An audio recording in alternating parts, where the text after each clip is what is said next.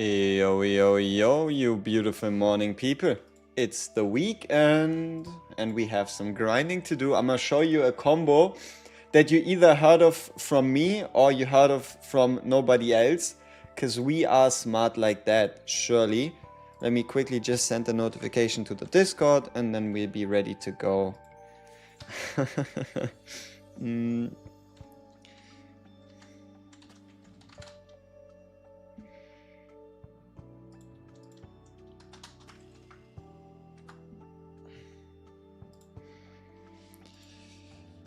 Let's see, who do we have? Who do we have already chilling with us? Let's see.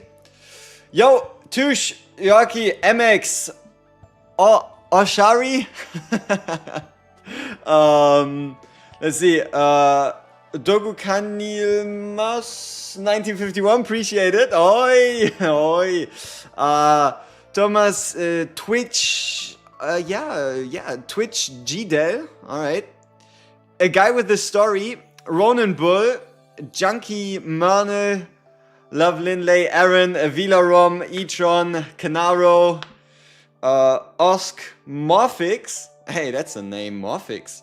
Azura Andro, is Tressa's last note affect her agony? I don't think it does. I don't think it affects her agony, actually.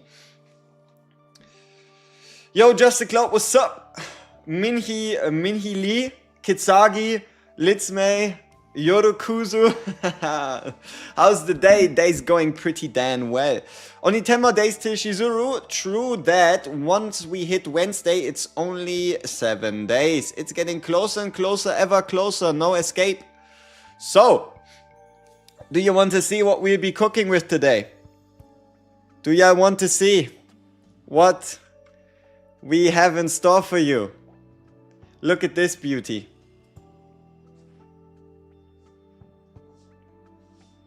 So, it was only theoretical. I made sure I confirmed it earlier this morning.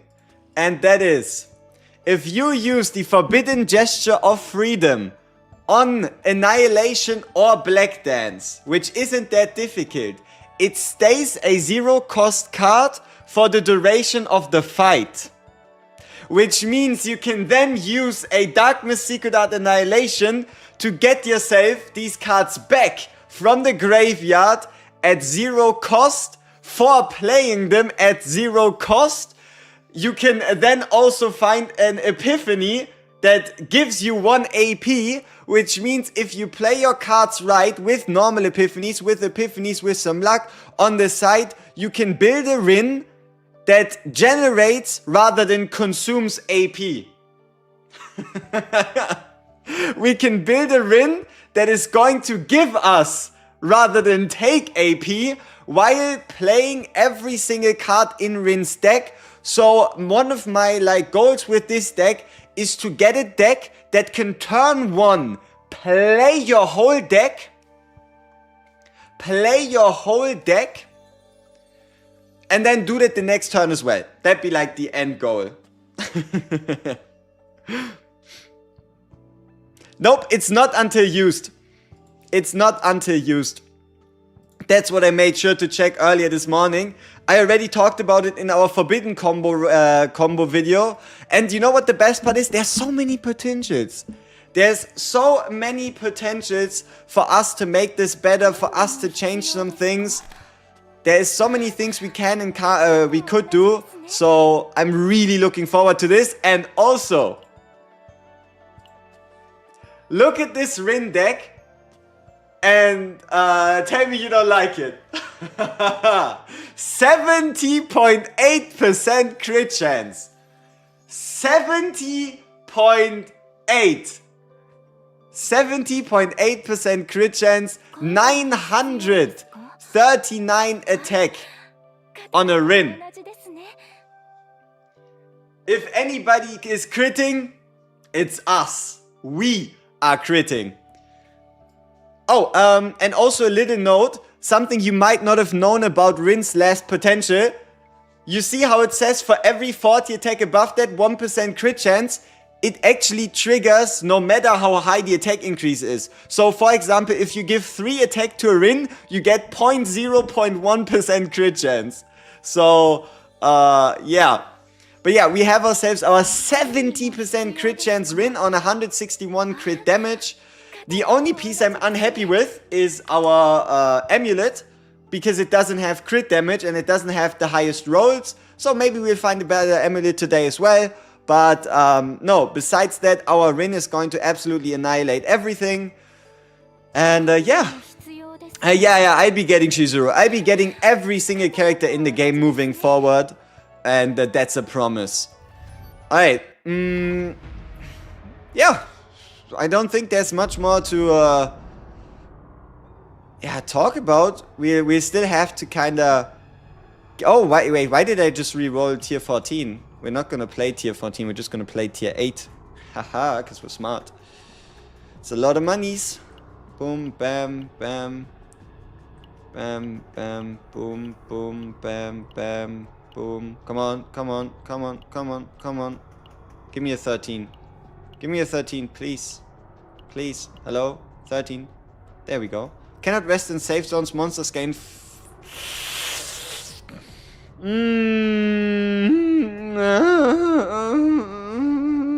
We'll be fine.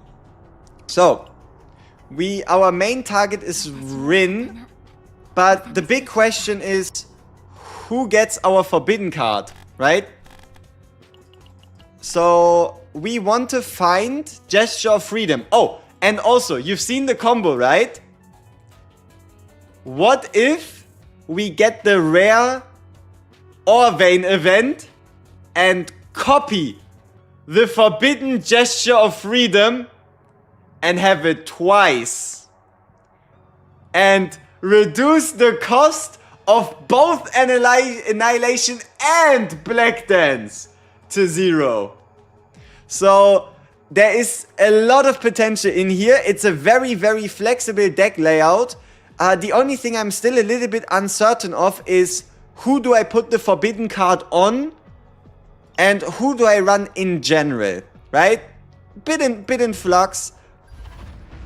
But yeah, I think we'll be just playing Mika, Rin, Ray, and then the combo card probably goes on Ray. I think probably goes on Ray.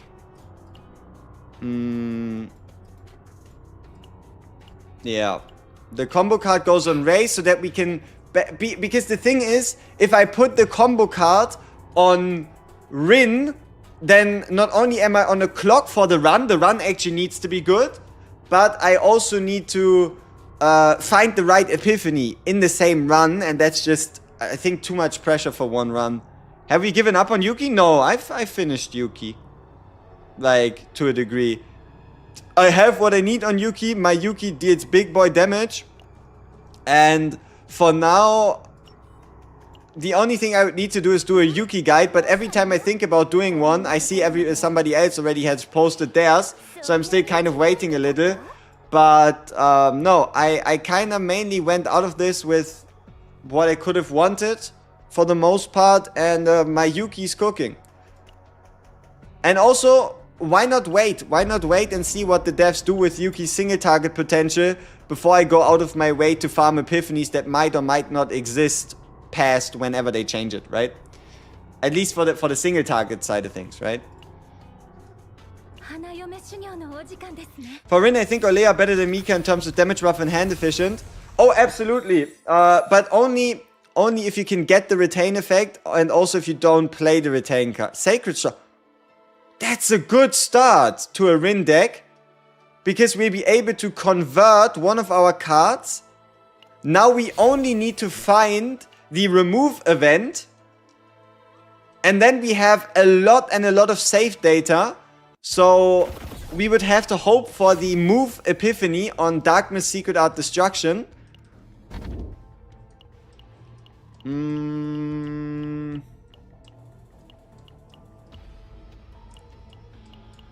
Sure, give me a random legendary piece. Psionic Combat Suit. Could have been better. Alright, so we do also look for Forbidden Tunnels, which we have at the top here. which means we just go top, down, down, down, down. No. Yeah, here, and then down here, and then here, here, here. Ah, but we don't make our way up fast enough. If we are here, we can break into here. We need to make our way to the top lane, so we need to run the top path. Alright, pretty straightforward, I guess. When do you think we're going to get any official news on Shizuru? I would say either on Wednesday with like a week in advance, or 3 to 4 days in advance with the current pacing of the devs. We might get like a little bit of a earlier sneak peek, but yeah, I would assume like 3 to 4 days or maybe like a week in advance. Veronica's Ballista does not remove Rin stance, no. Renoa main. For Renoa, you either want to run a Nia, you want to run a Cassius, or you want to run a Ray. Any of those three, and then you can kind of be a bit more free with the rest of the options. Yes, I am. I didn't even know what... I mean, I hope the guy that asked the question is knowing that I answered it. Is the Conqueror's aspect good on Rin? Outside of Chaos, absolutely. If you build a SaveData that is only playing with 1-cost cards, or if you're playing a bunch of 1-cost cards, but during the Chaos, most of the time you can't just guarantee always playing 1-cost cards, so you might just be better off going with a 2-piece. The Void set fragment good for Rin? No. I wouldn't run the Void set on Rin because you're not exhausting any cards. She doesn't have that capability. So unless you maybe run her with somebody that is exhausting cards, and you can make sure you're exhausting cards every turn to boost then your Rin's damage, don't really recommend the set much.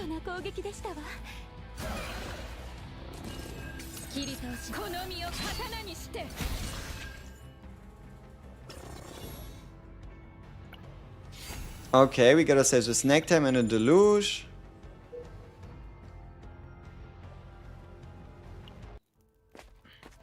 Is Magna good for being a full tank? Because I've been seeing her kit and it seems like she does a lot of damage rather than giving shields. It depends on which epiphanies you go for. Like, for example, she has this one card that punches really hard, and depending on how hard it hits, it actually provides you with a shield as well. Like, you can get really tanky with her, but what she's also really, really good at is at providing vulnerability, which is a damage buff.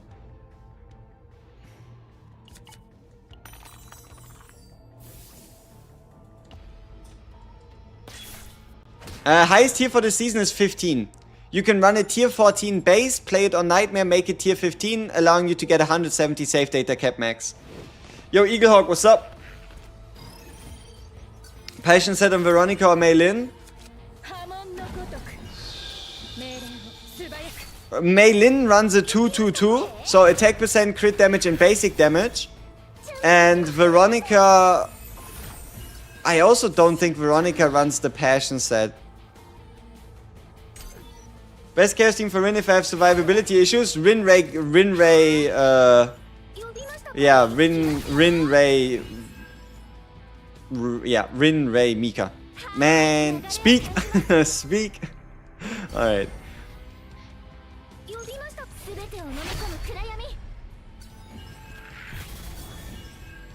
But tier 15 is too much debuff. Yeah, then tier 15 is just too much debuff, right? That's then just the reality of things, right? If tier 15 has too many debuffs for you, then just play tier 14.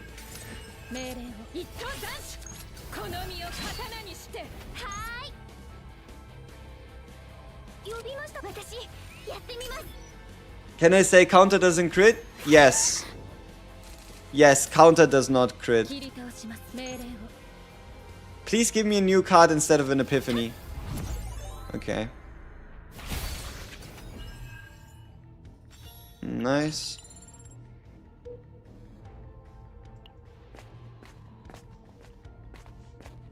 Have I checked the cost of promote and upgrade? Yeah, in my latest video. In the video from yesterday, you can check out the full details if you want to know them.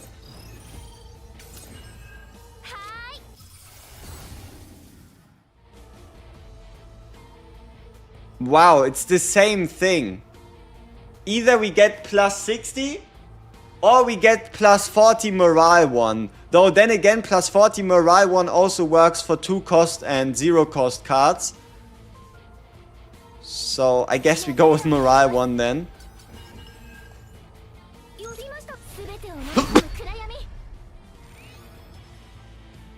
Was able to mute myself before you had to hear me sneeze. Hey bro, are you still enjoying the game now that we are out of honeymoon phase and we're starting to min-max? Ooh, I am having the time of my life still. And also, you don't always have to go into a run hoping to like do some kind of min-max shenanigans. You can always just play a challenge run and just actually take any cards you can to survive. You can take some harder debuffs just to see if you can beat them, right? You don't always have to go for like a super min-max deck or everything has to be perfect.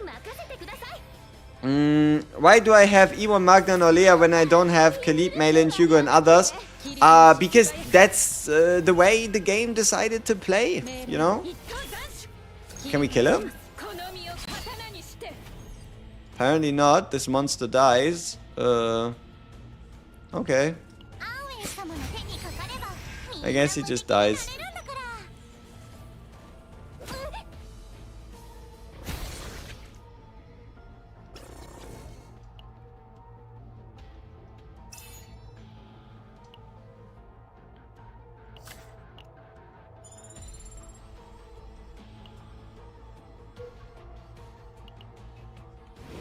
In general, which card to look for when building a Rin deck? Multi-copies, like multi-copies of this one. Dark Mist Secret Art Destruction is the card you always want to copy, and you're either looking for the draw 2 or the move variant of the card. Or you could even get the draw 1 50% damage bonus one. So she has like 3 epiphanies that are all pretty okay, pretty good in what they do. I can't get through Chaos 9 event. What should you do? Play 8. Just shoot in infinite AP when you say, how does that work? I'll show you quickly.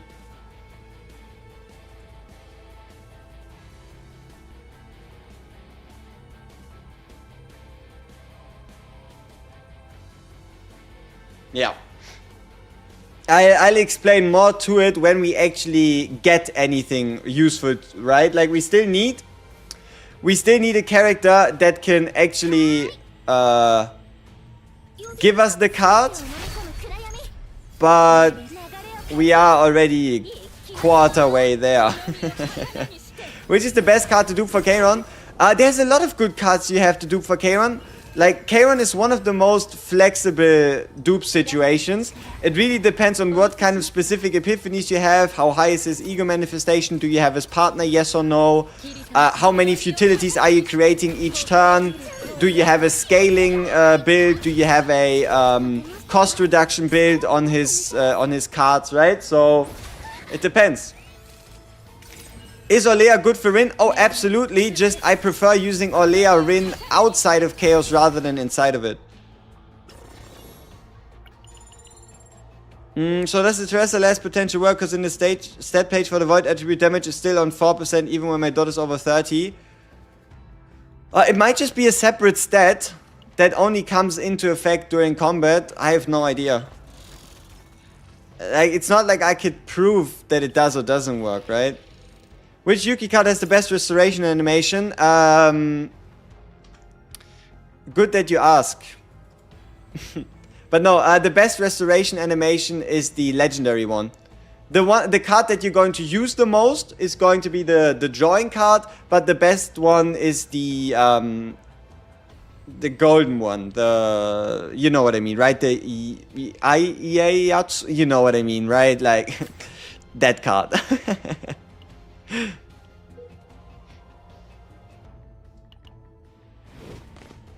I wish all characters had snack time. It'd be an easy choice. Seems about right.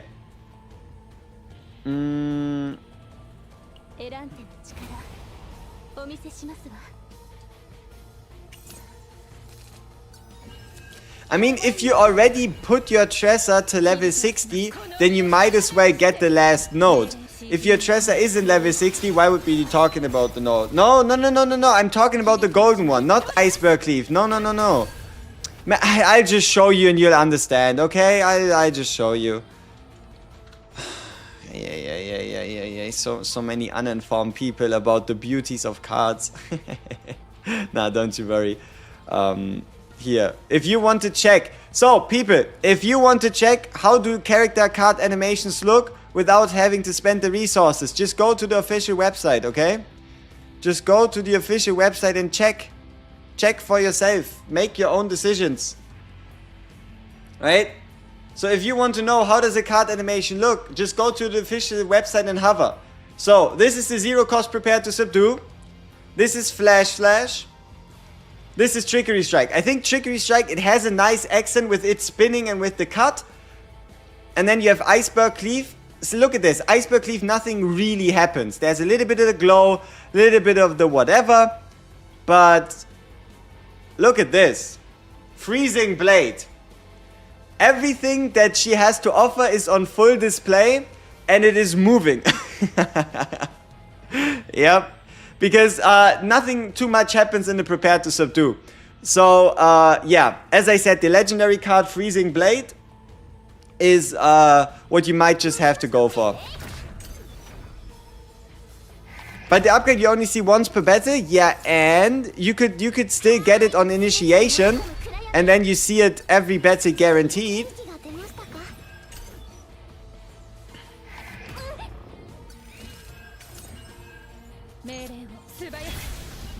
For the shield gain equipment, what's the difference between when the enemy is defeated and when defeating an enemy? This confuses me.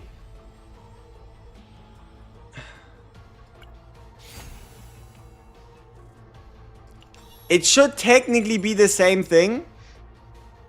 It should technically be the same thing, and usually before they actually changed the descriptions of cards around, it was when you break an enemy. Like, breaking an enemy was also counted as defeating an enemy. So, yeah.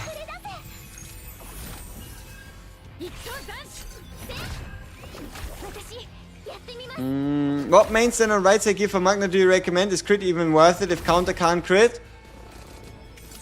It depends. Like, if you're fully playing defensively and most of your damage comes from counters, then don't go for it.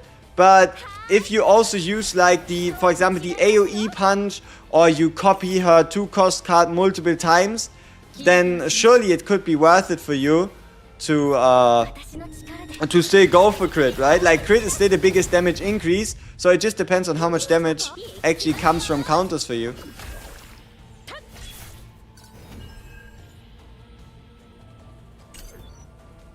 Is this a Rin run? Yes, this is a Rin run. Rin. So kind of these people to draw us cards, aren't they?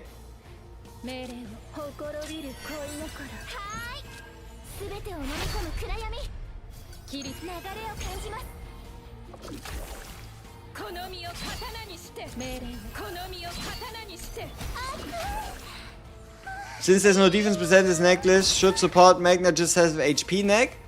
Yeah. Like, if you truly go... I mean, it depends. I mean, sure, if you go for like raw support, no intention to deal damage, then obviously you go for HP rather than justice.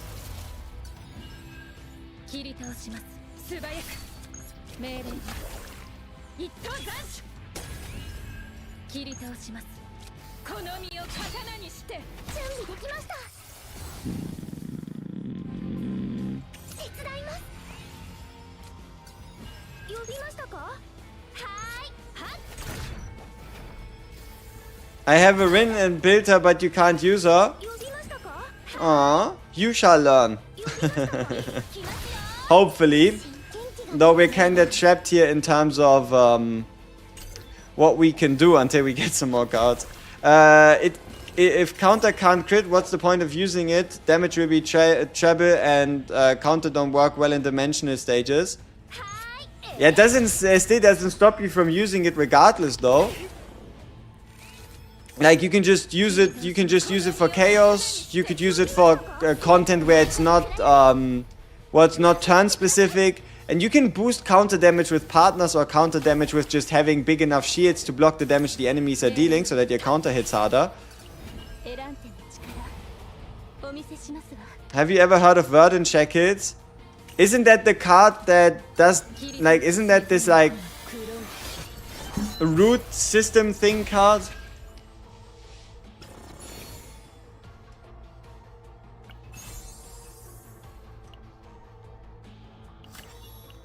Just got 50 already, feel the unit burden, can't wait for the update. Understandable. 60% crit chance, 200% crit damage, okay for Rin, should I try for more crit chance or crit damage?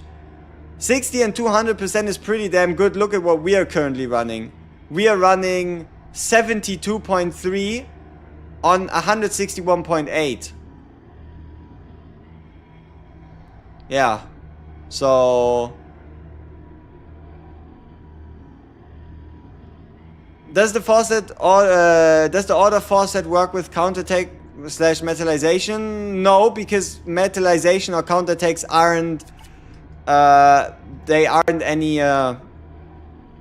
they aren't order cards, right? There are no cards because it says order card damage. So if it's not a card, then it can't get the bonus. At least that's I think how it works. Why every streamer play Rin? No, I've been playing Rin from the very beginning. Alright. Let's see, do we get rid of some fancy cards here? Alright, let's get rid of Mika's Blessing of the Waves. Just so we can keep all the doors open. What does counter damage scale from? No. Shouldn't it be defense? Isn't nah, counters defense based damage, so it should scale from defense and not attack, no?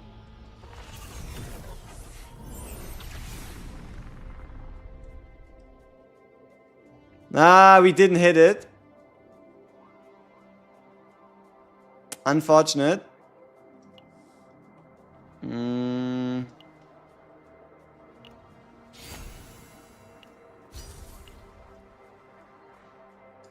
So it's a 2 in 7. Like, the odds of us finding the forbidden card we're looking for isn't that low, right?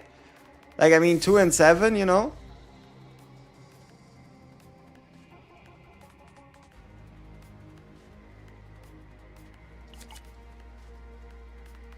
We could still get a funky Rin deck out of this.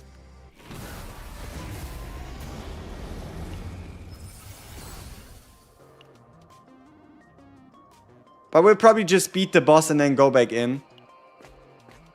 If I pull in Shizuru banner, will the pity carry over to the next banner? Yes. What are status ailment cards? Nah, it doesn't show here. I mean, cards like Burns and the like, or K-Ron's futilities before you transmute them.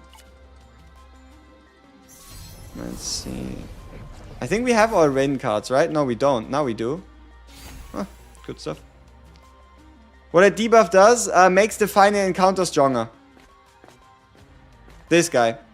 Here, let me show you some curse cards, or I guess status cards. Here you go, right? These cards are status ailments. They have this swirly swirl, and it says status ailment.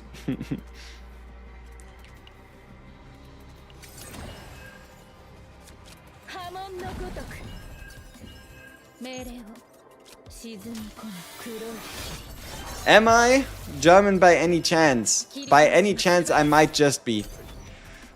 If you escape while inside the wormhole, you don't get the laziness perk. Yeah, but that's the reason why you don't get the laziness perk is not because you're in a wormhole, it's because you've made it past the halfway point. The moment you get past the halfway point of a stage is when you don't get the laziness perk. Like, the moment you hit the first waypoint that gives you like a gear piece, that's when you can quit. But you need to accept the gear piece though. When is Serenia dropping? Christmas. Which is, yeah, exactly a month from now.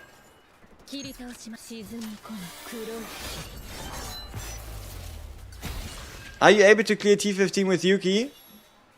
Depends on debuffs and I guess a bit of luck.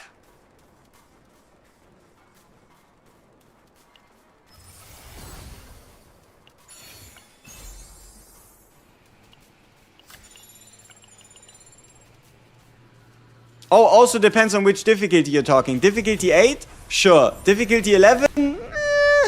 Is my Rin duped? Yes, she's E2 at the moment.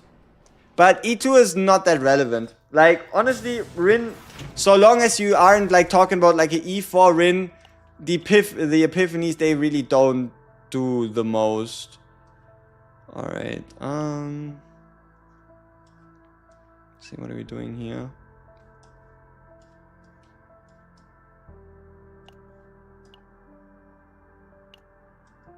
Yeah, I don't think there's anything for us to find in this run. So we might as well just beat the boss. We did, yeah, we played difficulty 11.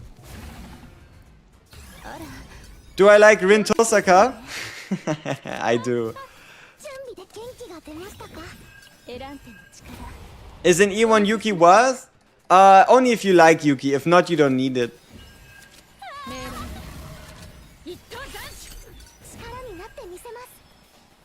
How would the infinite AP deck work?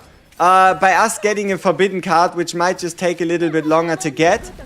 But I'll show you the breakdown again after we just quickly defeat this boss here. Who's the next banner after Yuki? Shizuru.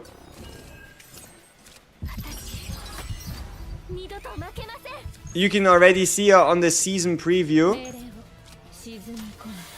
Are 4-star characters better at something like 5 stars or 0 dupe 5-star like Rin or Hugo?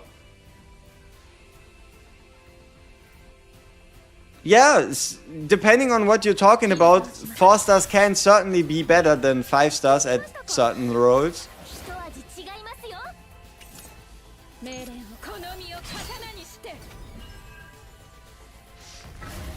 How to find the rare dupe event or even the base one?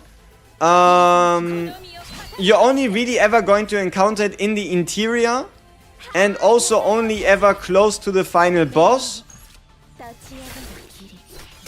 And I think you might be able to reliably find it more reliably. It's a bit hard to explain, but it's like 1 or 2 tiles away from the boss usually. Ooh, Divine. Ooh.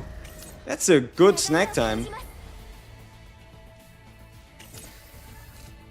But yeah, it's only in the interior. It's usually 1 or 2 tiles away from the boss. And there is some more shenanigans to it, but I can't prove it yet. What's the best epiphany for Rin's Annihilation? Do you mean you mean for this one? No, it's Destruction. For Annihilation, I like the base one. So it depends. If I have a lot of multiplicative damage bonuses, I like the base increase to 261 with the 1 hit. If I have a lot of multipliers, if I have a lot of additional, I like the 4-hitter or the crit damage boosted 2-hitter. Yeah. But for my AP bonus idea, the best one by far ends up being the reduce the cost of Rin cards in hand by 1. What's different doing between tier 8-13 and tier 11-13? Currently, to our knowledge, the only thing you're doing is playing harder content. Finally made a 3-move Meilin, you're unstoppable. Congrats.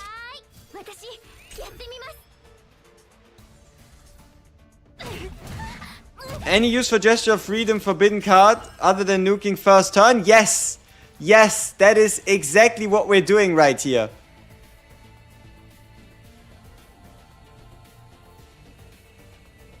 That is exactly what we're doing right here. We're doing a Gesture of Freedom combo because the Gesture of Freedom reduces the cost of a card by 1 permanently for the duration of the fight.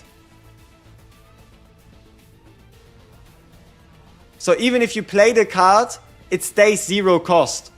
So the only character that can take advantage of this at the moment is Rin, because Rin has a move card that allows you to move the 0-cost card back into your hand even if you've already played it this turn. She's the only character in the game, not quite, where you might be able to pull this off with Anchor Shot as well, but I'm not quite sure how useful that would be. Yeah, maybe you could do some Haru Anchor Shot shenanigans as well, now that I think about it.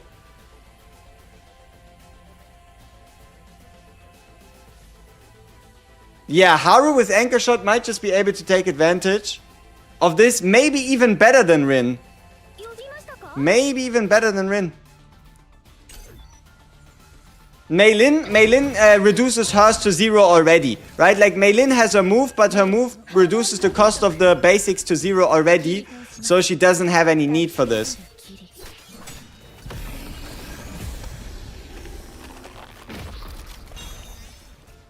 I mean, let's quickly have a look at Haru again and see how feasible that would be.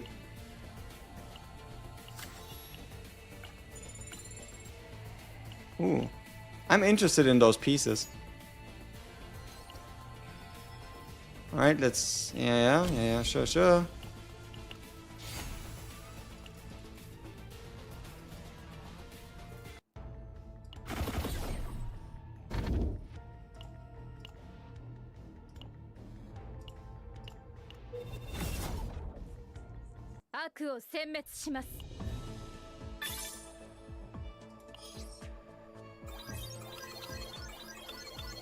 Barrel can take advantage with that card too, maybe? No, because Barrel creates rather than moves.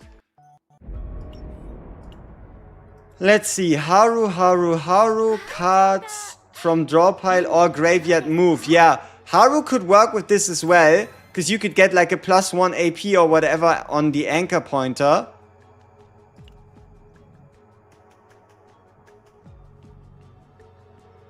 And then you could reduce the cost of Anchor Shot to 1 Ooh, you know what? Haru might be even better for the combo that we're currently working on than Rin.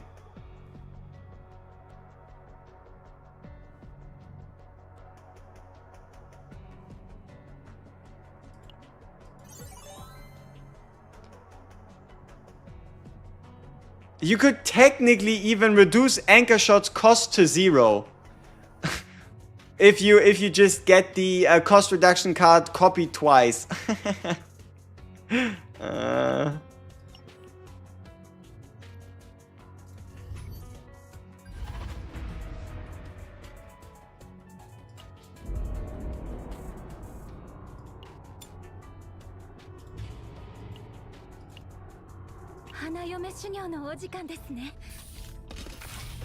Meta for triple duplication. I never seem to find a dupling event. I mean, I don't think there's any... Ooh, 20 stress but remove 2. I don't think there's any, like, you could say meta picks to it. But... Wait, what do I even want to do here? I mean, no. Wait, fuck, I need to focus. What is my goal with this run? I either build a Rin deck, or I build a Ray deck. I build a Ray deck if I get the Gesture of Freedom Forbidden card. I build a Rin deck depending on if I get the right epiphanies. I don't really see myself building a Mika deck, but getting rid of a Source of Water seems like a dumb idea. But it would increase our chances of getting our epiphany copies for a Rin deck.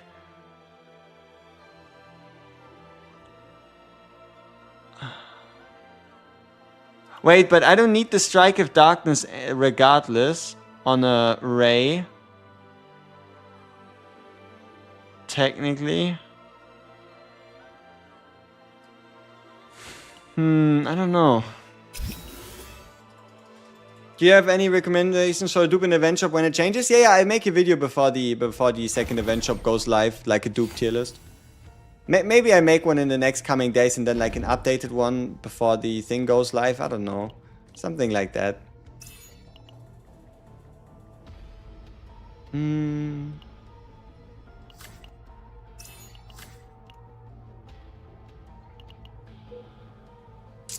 do we have a tunnel? We don't. Right? No clear tunnel.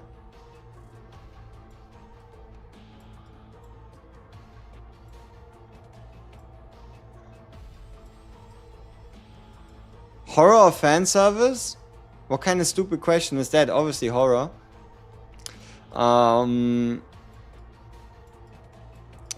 let's see. Because horror in this case would be a case of fan service regardless.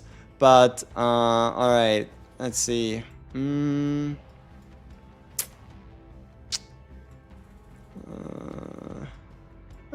I guess no forbidden card. Maybe we find the encounter anyway.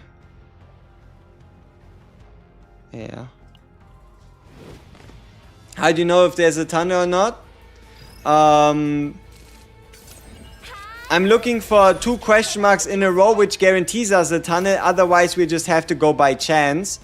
And going by chance is not as good as knowing that you're guaranteed something.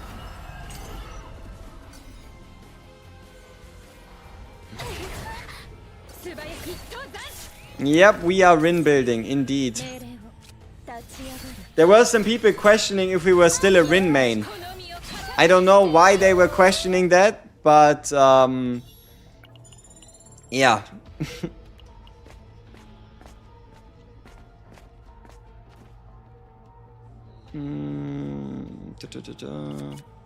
We're going to save our dice rolls for the remove event, should we encounter it.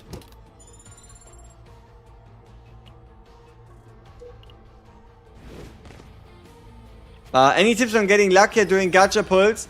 Yes, only do it at 5 in the morning after sacrificing your firstborn.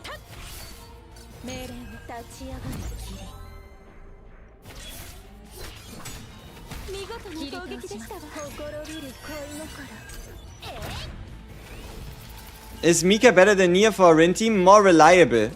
In chaos. Inside of the chaos, right? Like, outside of the chaos, you absolutely don't need a Mika, but just running a chaos, especially running on high difficulty or on weird multipliers, it's always better to just have a save line. 2 question marks separated by a rest stop also tends to be a tunnel. Do we have something like that? We'll have to check after.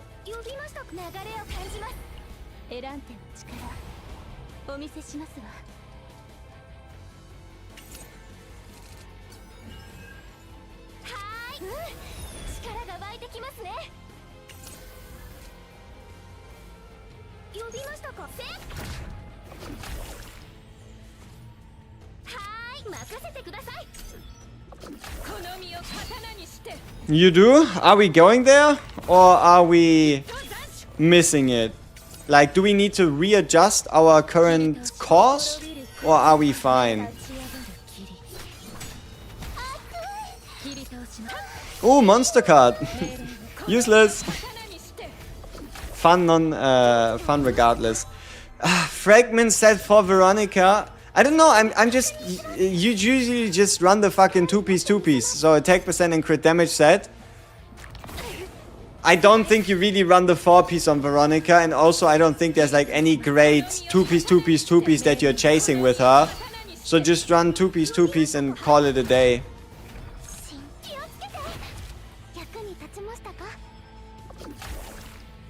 I think we are on the upper road.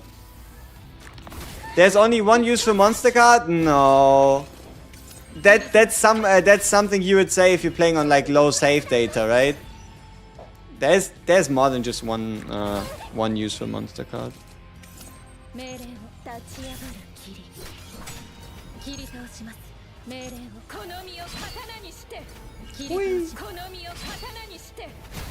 Attack crit damage build is universal for DPS? For the most part, yeah.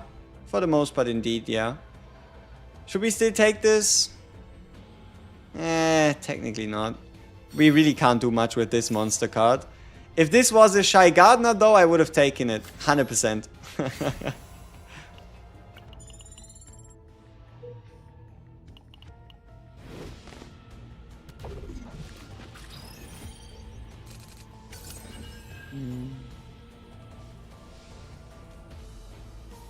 Check the question mark before an elite. Sometimes it's the tunnel. Yeah, but at that point I might as well be gambling, right? At that point I might as well be gambling.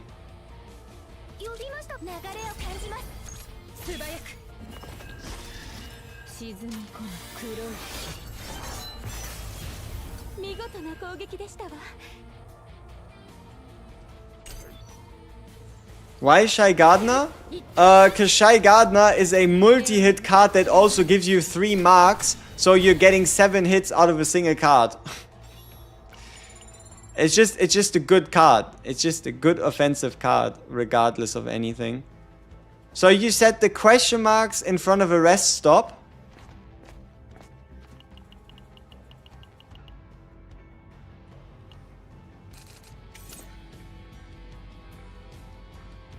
I keep you in my sight. I feel a little betrayed right now. But yeah, no, there obviously still is the chance for the thing to be after the rest stop, but then I didn't have to go to the rest stop. I could have just defeated the elite and gotten the same result, you know?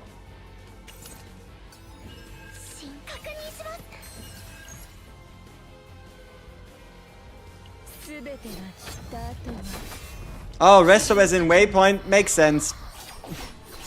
Why attack him? Because we get progress towards our next epiphanies.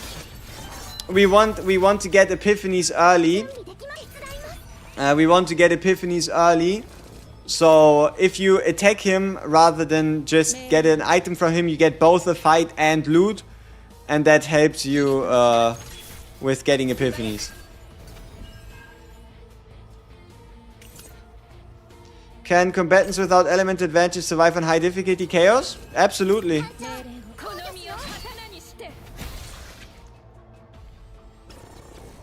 How good is snack time? It's exhaust, one time use only in battle. Yeah, but it's also really good at shortening, at thinning your deck, because it not only exhausts itself, but also something else. So it's draw and deck thinning, deck shortening, deck whatever you want to call it, right? I pulled and got my E1 Yuki, you're starting to regret? Pfft, then you never should have went for E1 Yuki. If you're now regretting E1 Yuki for whatever reason, then you shouldn't have pulled for Yuki, right? Like, E1 Yuki is not something you should be regretting usually. And you probably went into it with the wrong mindset or something, I don't know. What save level is this run? Tier 14. So, 160.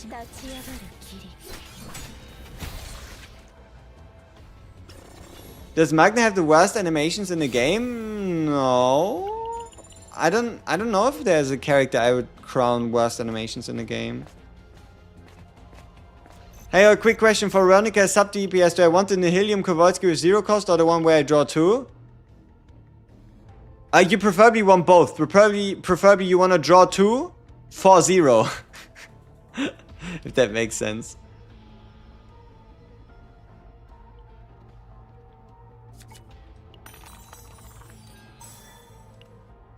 Is Shizuru DPS? Probably. John Bridge, appreciate it. Thank you very much. Love to you back. Magna is one of the best looking units. Best looking ultis. It's very visceral. Very bam bam bam. Now, somebody said the double question mark coming out of a waypoint. Which one? Which one, right? Top or bottom? Whoever said we were meant to get it from out of the waypoint, which one? Which one is the one that gives us the forbidden tunnel? Is it the top one or is it the middle one? Huh? Order. Will you make a video on which neutral / monster cards to look out for in deck building for each character? I've made a video about each monster card or about monster cards. I've made a video about neutral cards. But making a video about every single character and every single card for every single character might just be a 4-hour one. You say top? Alright. Tough times. Do I like Tressa Hugo Temp? If yes, why? I mean, Tressa Hugo is just, not only is Tressa easily available, but she's also really darn good at triggering, at Yeah, at triggering Hugo's follow-ups, right? It's just pretty straightforward. You use Tressa to get her daggers, you use the daggers, and then Hugo follows up on the daggers, and that's it. When is the next character coming out, and do we know what class it might be? I love Yuki purely character-wise and want to make her S2, but if somebody's stronger maybe coming out, I might just pass. Wait. Wait for Wednesday, or wait for in 4 to 5 days, and that's around the time when we should get more information about the next character, Shizuru, that is coming out on December 3rd.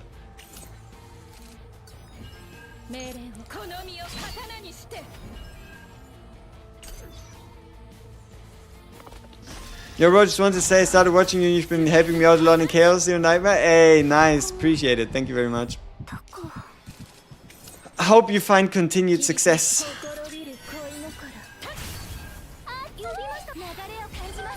Can we even pull a void card here that's useful? No. No.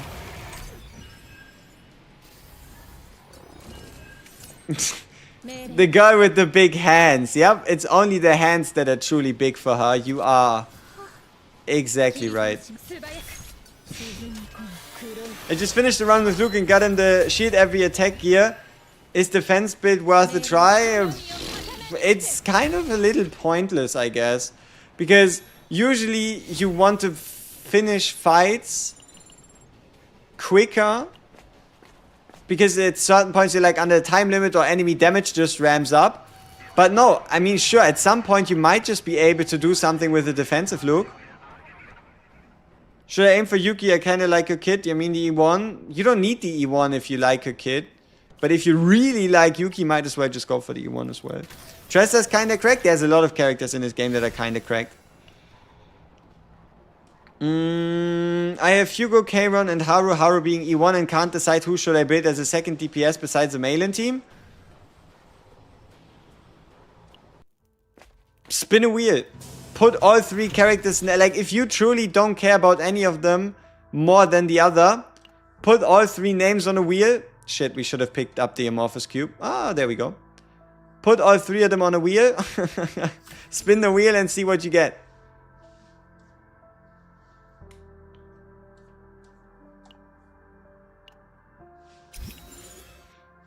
Is it true Tressa should be built full attack percent and 0 crit? Only if you just want to play Agony build, right? If your only goal, if she's your main DPS, then your only goal is to stack Agony, yes.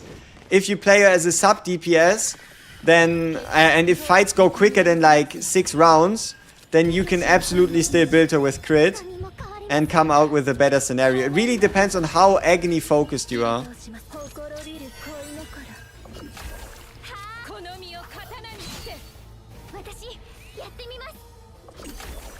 Is the difference between non-additive attack and damage multipliers, are they multiplicative?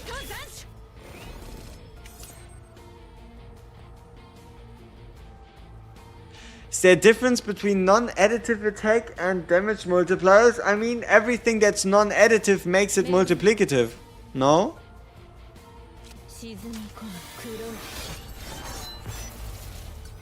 Will all new characters be standard banner after the banner ends? Not everyone, but all characters this season are projected to be non-limited characters. The only characters that are going to be limited are either collaborations or something like half-year anniversary characters and stuff like that. So you can pretty much expect, I don't know, I would say like maybe 70 to 80% of all characters to be going into the standard banner after their banner ends.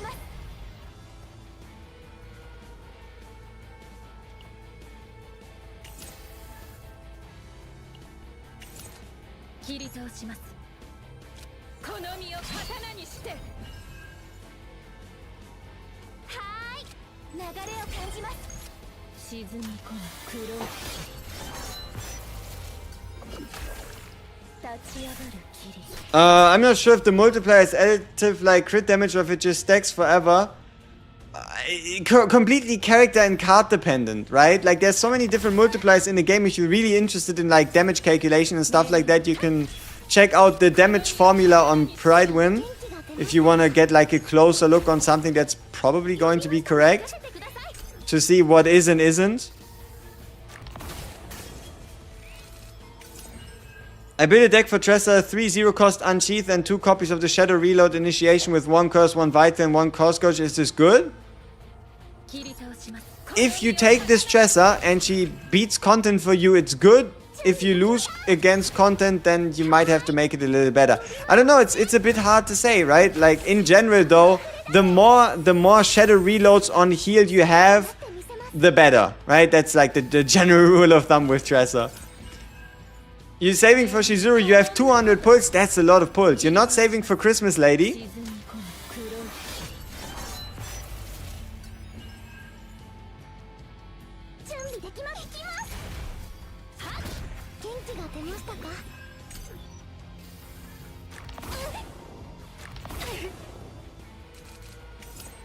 That's a lot of shock.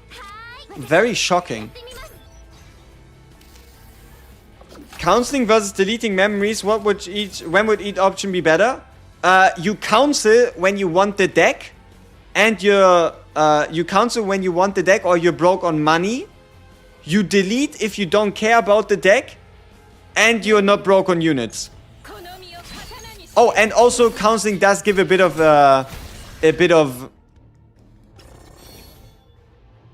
affinity. A bit of affinity. So if it's like your main DPS that you want to like push up a little higher, that can help as well. Hey, 20k is a lot if you're broke. Should you go for E2 Yuki? How about you wait until you know what Shizuru is all about? So rather than going for a duplicate of a character you already have, you could be going for a completely new character instead. Right? Like, especially with this game, why would you go for a duplicate of a character if you could just get a completely brand new character instead? Like, it's like E2 Yuki is quality of life, and that's it. E2 Yuki is pure quality of life. You don't need it. Struggling with Luke Lucas? Huh, you shouldn't be. Maybe, I don't know, maybe you need to up your builds, maybe you need to change the way you're playing your turns, maybe you need to pick different epiphanies, I don't know. But Luke Lucas is honestly good enough. But yeah, it might also just be you wait until you get Luke E2 and then you call it a day, you know?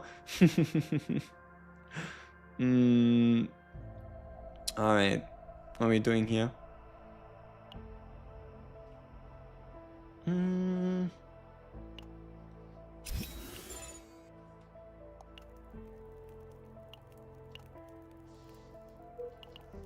From all the pull currency we got, I have Yuki at E5. My guy, I think you are, in fact, the exception rather than the rule. Alright? Just because we got some summons in the mail from Director Apology and stuff like that doesn't mean that all of a sudden everybody is going to be able to pull 6 Yukis. Yeah, that's not quite how it works, usually.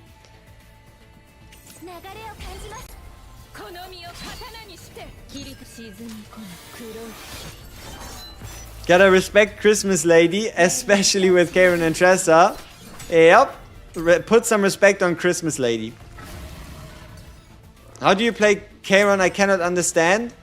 Okay, Karen is very simple. So with Karen you create futilities, and your only goal with futilities is to actually play the futilities. You want to play the futilities to exhaust them, or you want to exhaust them with other ways. You do not want the futilities to go into your deck, okay?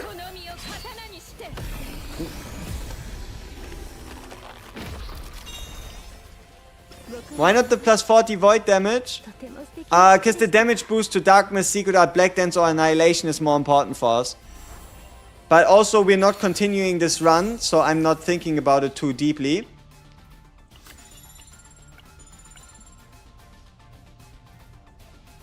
There could be some fun pieces in here.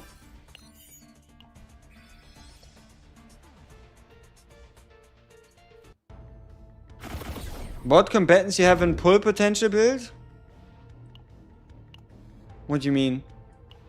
What is a pull potential build? Maybe you need to be a bit more specific. How's the grind?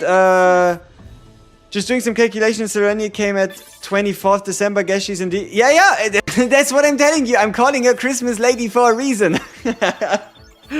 I'm calling her Christmas lady for a reason. She's 3 weeks after December 3rd. She is indeed Christmas lady. I'm not just pulling shit out of my ass, you know? Yeah, but I think it was the last week, or maybe... No, I think this one... There's one more. No, I think this might just be the last set of Director's Apology summons. I'm not quite sure. It might just be the last one. Maybe there's one more. There might just be one more.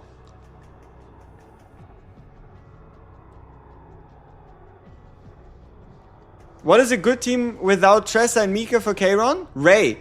Kayron Ray goes really well together. Kayron Ray, and then just you need to find a third. One more? Alright. One more then.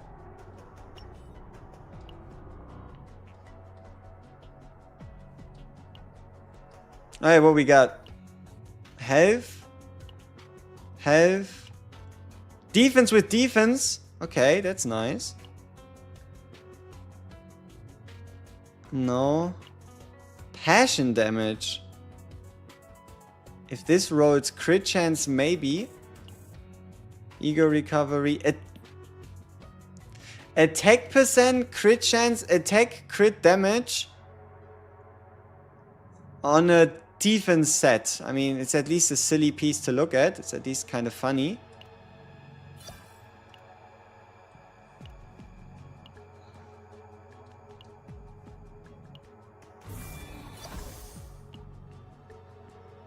Ooh, maybe. Even though it would only be a 2 stat. Still worth a shot. Okay. So long as everything rolls into either attack or crit damage, I'm happy.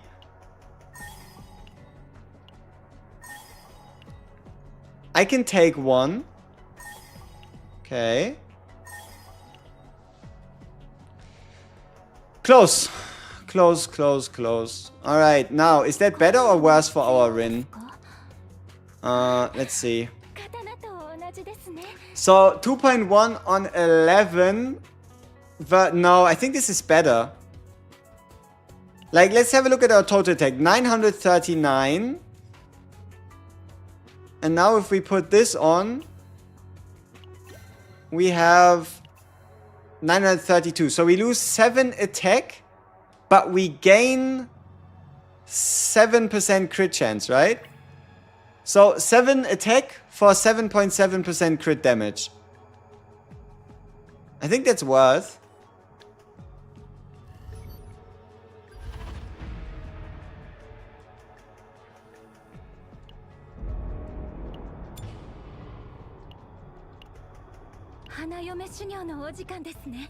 With so many Korean guys with no date, they will explode at the devs again if gifts not up to par.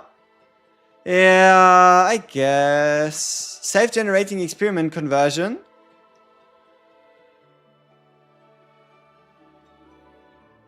Okay. That's a good conversion for Array.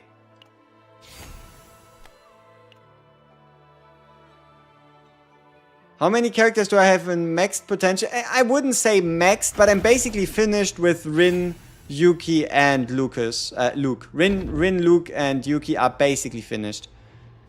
Give me a legendary equipment. Ah shit, we need to do an elite area, huh? Alright, double question mark. Can we find it somewhere? Yeah, we do. Right in the middle down here, which is okay. So how do we get the most amount of question marks while still taking advantage? Definitely here.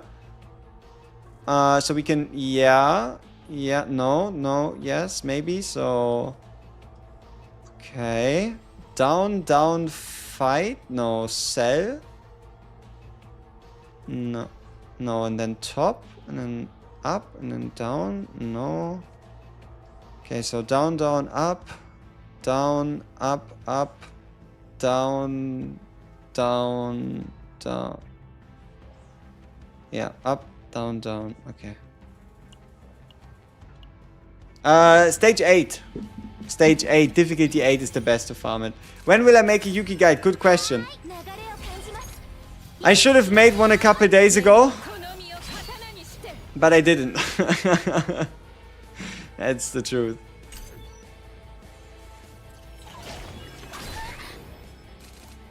What if we get combatants to level 51? Do we still get the rollback in future update? Yeah.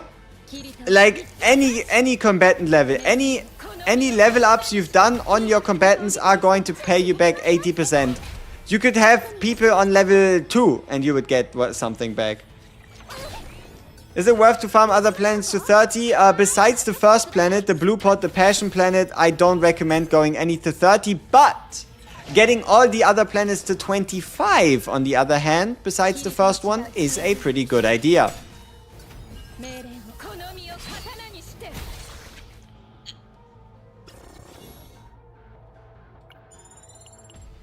Shizuru would be a dot void DPS, so Tressa can go hand in hand with her.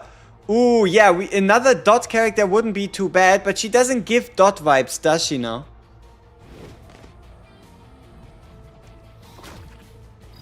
Oh yeah, no, I know Blinksies. I already did my calculations if you did or didn't watch the video.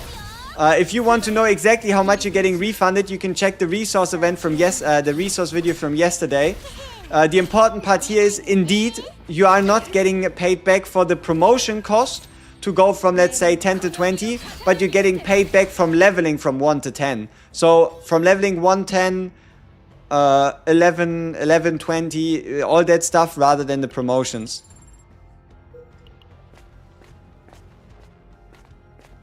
There's a leak? I don't care about leaks.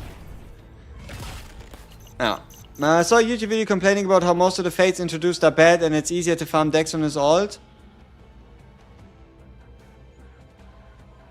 Fates aren't that relevant to farm decks.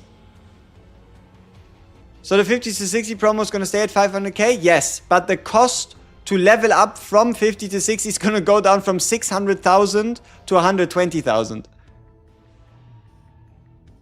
They're lowering everything from level 1 to level 60, the whole leveling process.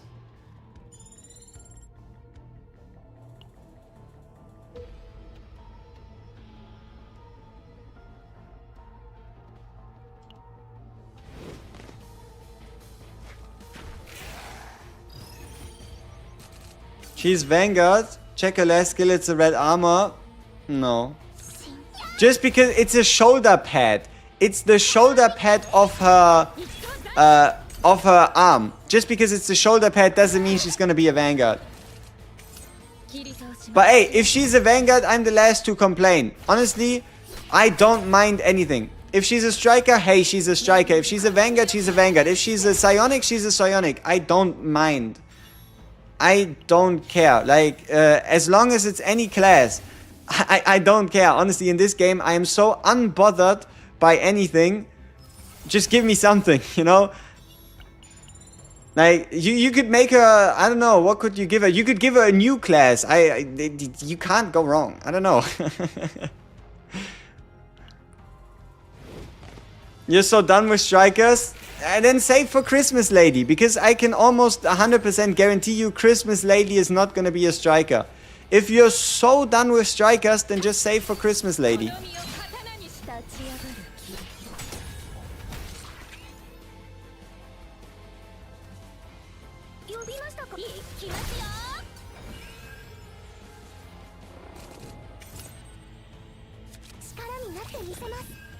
Fucking Whirlpool Epiphany? We didn't even have a chance to sell it. Yikes.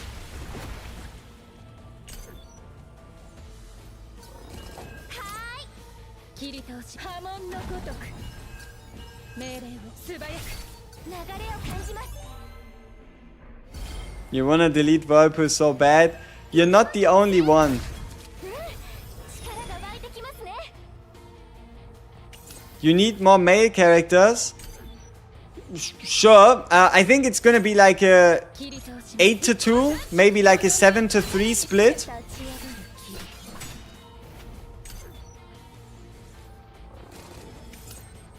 Khalid was strong in the start but falls off hard later cause shields don't help you survive enemy damage later on, need more damage. No, Khalid is still not a bad unit.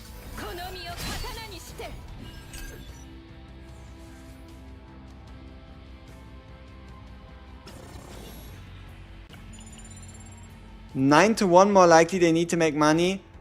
Nah, I think 8 to 2 seems about right. Yeah, I mean, sure, maybe it's 8 to 8.5 to 1.5. Or maybe, I mean, even if it's 9 to 1, then it is what it is, man. It is what it is.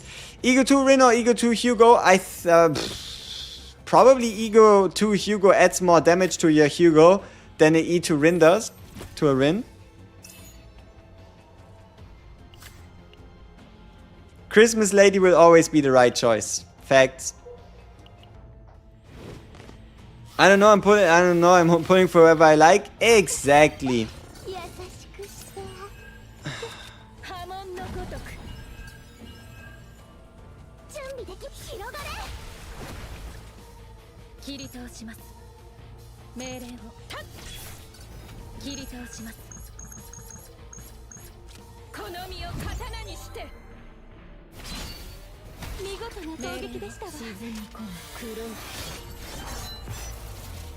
Who's the Christmas lady? Serenial. Serenial releases on Krisumasu, which is why I am referring to her as Christmas lady. Could you discuss leaks on the Discord? Only if you use the spoiler function on Discord. Otherwise, I'm going to be very disappointed in you. But yeah, no, outside of that, so long as you use the spoiler function on Discord, I don't mind.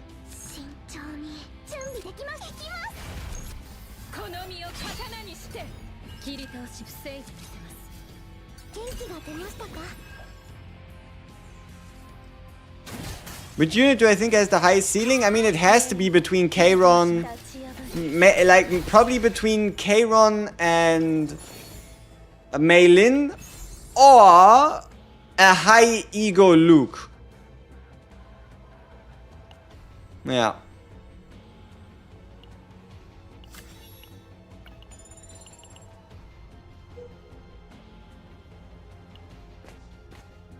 Can I make Olea like Mika?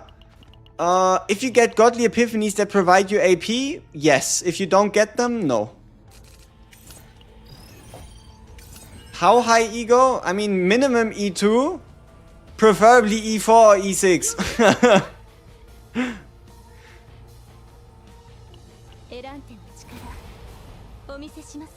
Max ego Haru with combi 2 times 4k plus damage. I don't know if that's enough. But yeah, now if you think about it, sure, with the combo we're currently trying to make work, sure, maybe even a high ego Haru is up there. But her E2 and her E2 and her E6 become a little more useless if what we're trying to pull off here we can actually successfully pull off. How good is the E3 copy power charge AoE Haru? It's okay. Like if you have, for example, the power charge that guarantees you type advantage, it's okay for AoE content, but it's not like anything super crazy. E6 Yuki, I don't know, it's a 45% damage multiplier, but if the content is an AoE, so like if we're talking high ceiling, we're not just talking specifically only AoE content, right? What's the best card for Ray to get? Multiple snack times.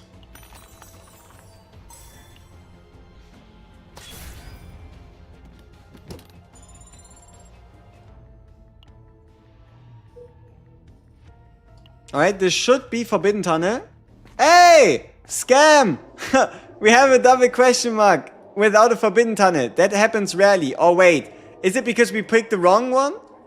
This was probably the Forbidden Tunnel, huh? This one? And we just picked the wrong one. It was kind of 50-50 if it's top or bottom. I guess I scammed myself then.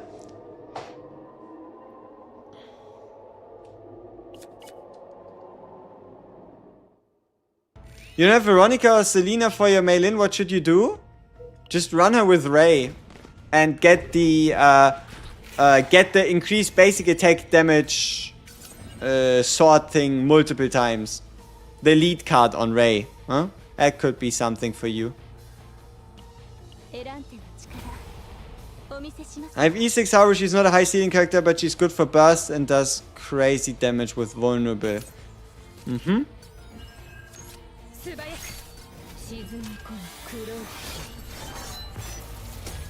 How do I know if something is double? Because it's 2 in a row. 1, 2, twice, double.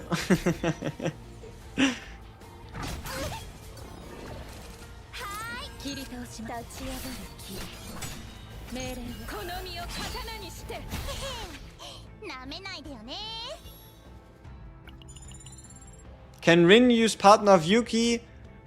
She can use it, but you might just be better off using Lillian on a Rin than a Westmacott on a Rin.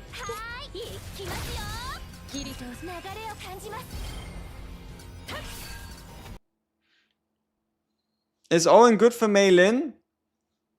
Not really. Owen is good to add vulnerability. Like, Owen is good to set up big damage hits. Because Owen can make other cards have multiple hits. Owen can apply vulnerabilities, but he doesn't apply like 100. He only applies a certain few. So Owen is better for burst damage.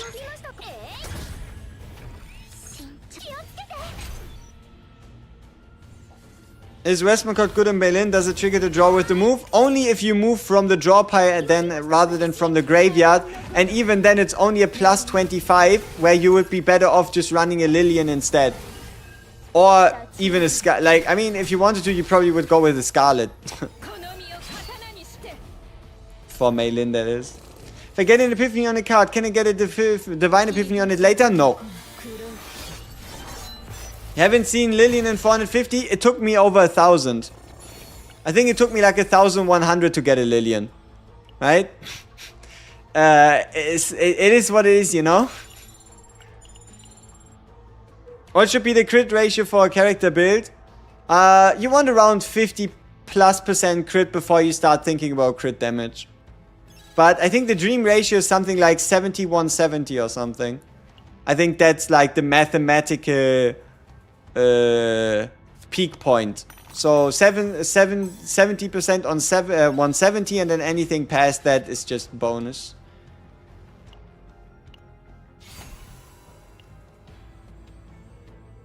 You have 8 copies of Lillian. Congratulations. I don't. Could you make a second team with a Magna? What would be the free-to-play options?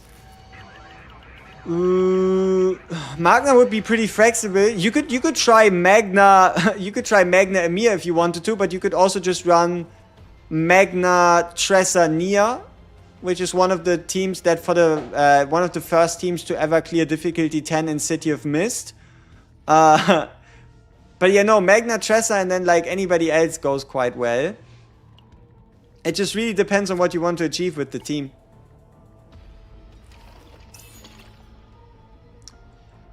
Could I share tips and tricks in regards to support deck building? Card draw and AP over everything. Right? Card draw and AP over everything is like the base rule, and then past that it would be yeah, past that it would be you obviously getting rid of the basics, right? So you only keep the high value cards. And then it would be you copying in a way that you get more. And yeah, let's see what else. I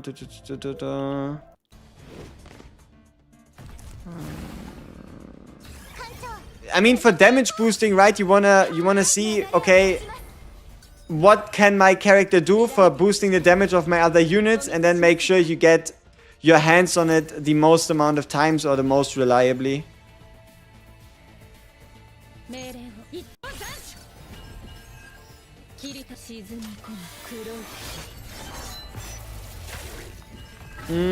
Magna can join any team. In that sense, she's kind of like Khalib. Magna isn't really limited to a specific team. You can just run her as a 3-man with almost everything.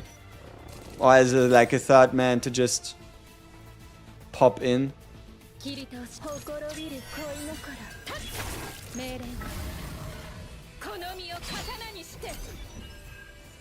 Weekly reset is coming.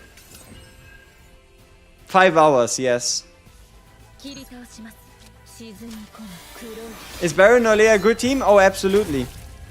What would be Yuki's best team at the moment? Just started the game and re-rolling for her teammates.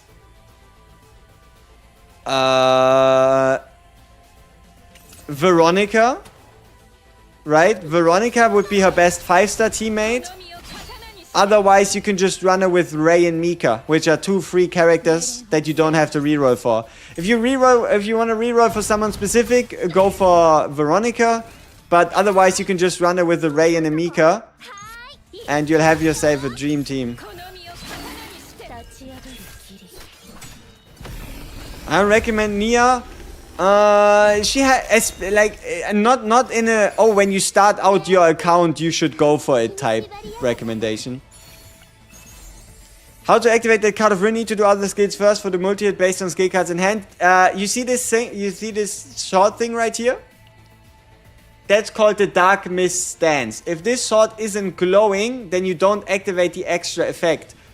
You have to enter into the stance by using cards that talk about obtaining the Dark Mist stance. This one puts you into the stance. This one puts you into the stance. This one puts you into the stance, right?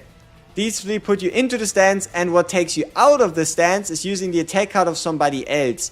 So you always want to make sure that you use somebody else's attack card before you go back into the stance, or you kind of like weigh, okay, is it like, do I even have a way to get back into the stance at all? Oh, and the 0 cost as well. Duh. Struggling on event chaos difficulty 9. Any team recommendations? Anything including a void character goes a long way. Make sure you level up your 0 system if you haven't yet. Luke does really well. Renoa does really well. Veronica does really well. Veronica is just overall straight up good. Rin does really well. Kairon does really well. Like anything more single target focused is better. How do you play Luke? You play Luke by getting the rapid fire 3-hit or rapid fire 2-hit and retrieve epiphany. And then you shoot a bunch of bullets, and then you use the Dance of the Demon to shoot even more bullets after you've shot your bullets. Why did I recall? Because there's no point for me to continue the run. I don't have any highlight pieces that want me or make me want to finish the run. And I'm looking for something very specific at the moment. I'm looking for either multi-copies of a Rin card, or I'm looking for a Forbidden card. That's kind of what we're keeping our eyes peeled for the moment. Defense, okay. Ego recovery. Man, look at this. Imagine if this wasn't ego recovery. Tough. Tough.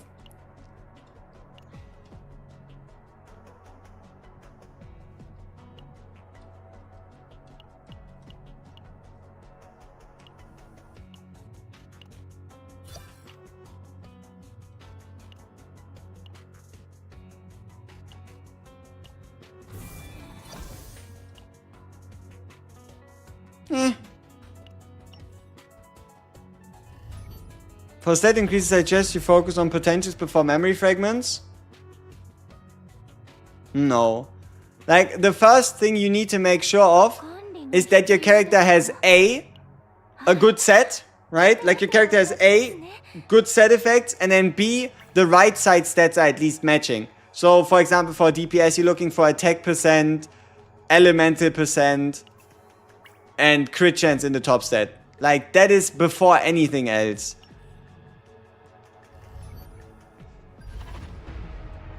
Forby said, good for raid to support Rin? No, because it doesn't, it only works on the character rather than for other characters. So you would put the void set on Rin and then trigger the exhaust with Ray to get the void damage bonus for Rin. Yes, the amorphous cube percentage increase lasts throughout the whole battle. Potential is giving half of a good set. Potential is motherfucking expensive.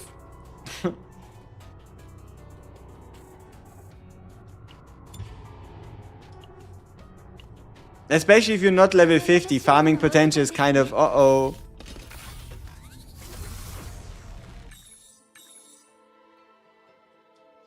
What set does Renoa use? Good question.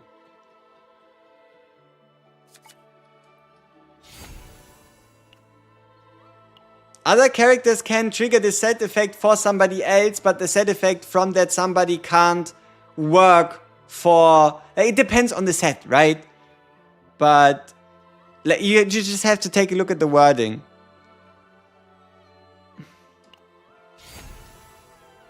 Currently I level 26 and I have a Rin SaveData with 3 copies of a last card and the one where you use it then turns all cards cost -1. Is that decent? It's okay. It's okay, but in general, there's one very specific epiphany that you're mainly going for on a Rin, and that is the, what you really want to do is you want as many of these as possible. Card draw is everything. You want as many Darkness, Secret Art, Destructions as you can get, and then there's one epiphany that allows you to either move or one that allows you to draw 2. Those are like your main targets. Alright. But also, you don't really have to worry about building SaveData being level 26. You can do whatever the hell you want and you'll be fine. Like, don't put any pressure on yourself. It is truly not that big. Do you reckon Serenia is a charm or a daze? Very important question for pull value.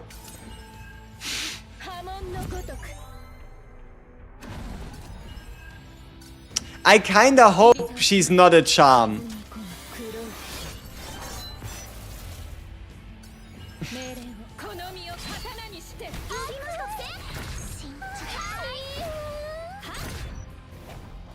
Best memory fragment set for Rin? If you can build a SaveData that only has 1 cost cards, it's the 1 cost set. Otherwise, I would just go 2-piece, 2-piece and call it a day. That's bad. When in hand, at the end of the turn, increase stress of all allies by 2. That's bad. It's a terrible curse. Could you show me your Rin SaveData and I let you know how it looks?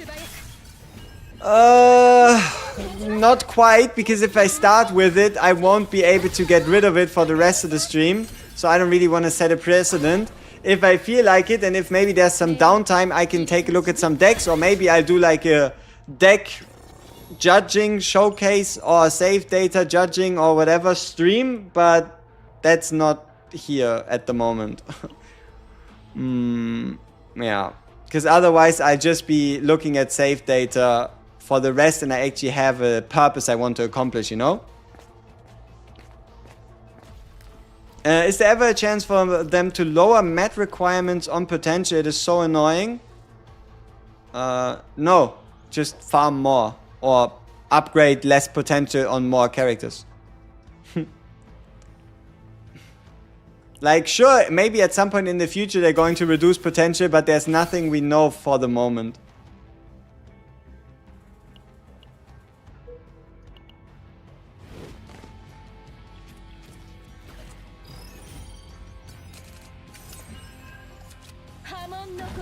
How long?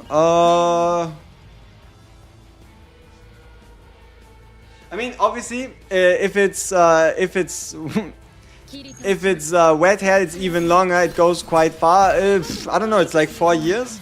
My hair grows like I don't know, like something that grows very fast. Like from buzz cut to this is like 4 years or something.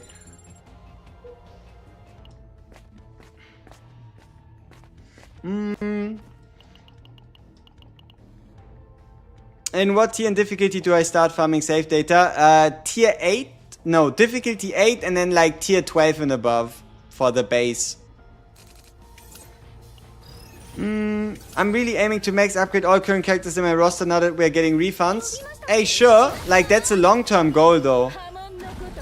Who would I be using my dupes on? At the moment, nobody. I might just hold on to them until we get limited characters and use them on them. Or I go for E6 Luke. That's like my 2 thought processes. Yo, 479 Monkey D. Luffy 8, what's up?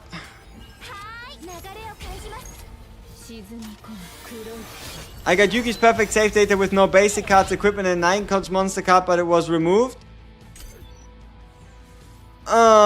He went above the save data limit, huh? Why E6 Luke? Because E6 Luke is fucking broken. Like, E4 and E6 for Luke are a 40 or 60% bullet damage increase respectively on top of the E6 giving you a special bullet that has weakness, guaranteed crit, like guaranteed attack weakness, guaranteed crit, 240% base damage every 12 bullets.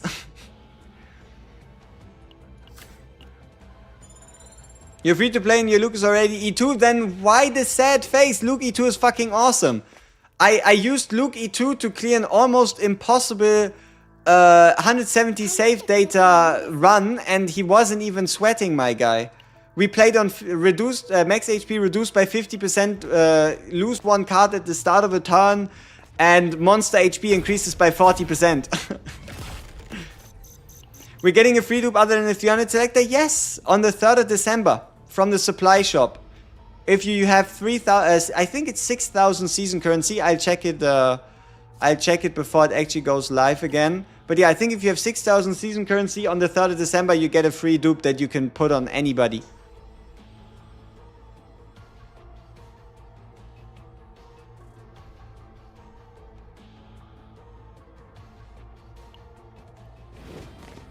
Is it me or Yuki feels underwhelming running in chaos? I can't get good epiphanies. It depends. Like, if you really want to have fun with Yuki in chaos, you better get that zero system level up.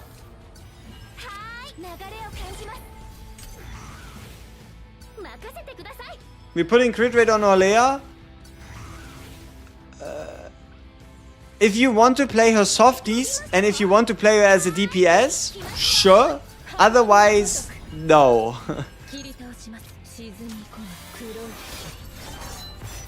What do you mean, what dupe? There's a guarantee. There's no point. You don't need to save your currency for the free dupe. You get enough currency. You get more quests. You get a new game mode. You don't have to save your currency. Like, okay, sure, you might not be able to buy it day 1, but you buy it day 2. Who cares? Right? Like, the free dupe, it's not gonna go anywhere. It's not gonna go anywhere.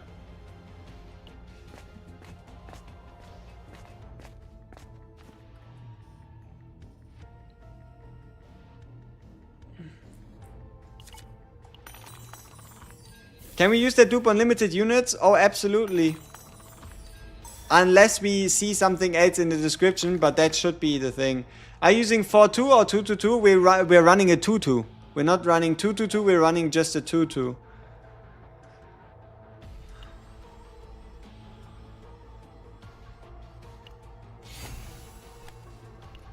What about Rin? She's crying, she wants your dupes? No, she doesn't. Like, Rin is perfect at E2 and she doesn't need any dupes. Unless I want to be super lazy or unless I want big quality of life, I'm not going for E4. And E6, yes, it's a 40% plus 40% damage increase every turn. But there is more, right? Like, you should be able to get something better than a 2 morale. I don't know, I'm not the craziest fan of Rin's epiphanies. Do we get 1 dupe every 9 weeks? At minimum.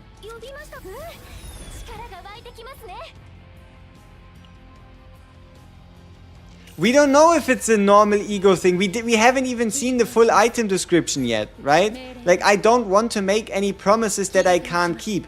I don't want to be here like, oh yeah, so you can use the dupe on a limited unit, and then day comes around, right? The item releases, and it says only usable for non-limited combatants, right? So there's no point in me being like, oh yeah, I know how it works. Nobody has seen the item description yet.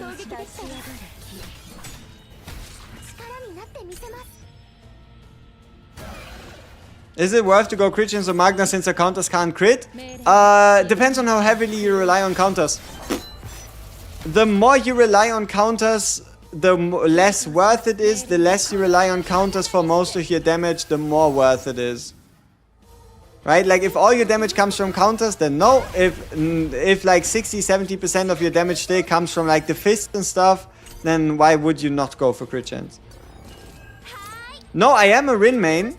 But just because I'm a Rin main doesn't mean I need to glaze her epiphanies, her ego manifestations. Right? Like, just because I'm a Rin main doesn't mean I have to glaze things that aren't good. Or aren't crazy. You just hit level 40. Should I grind the Zero System or Season Chaos? Currently Season Chaos. It's just more time relevant.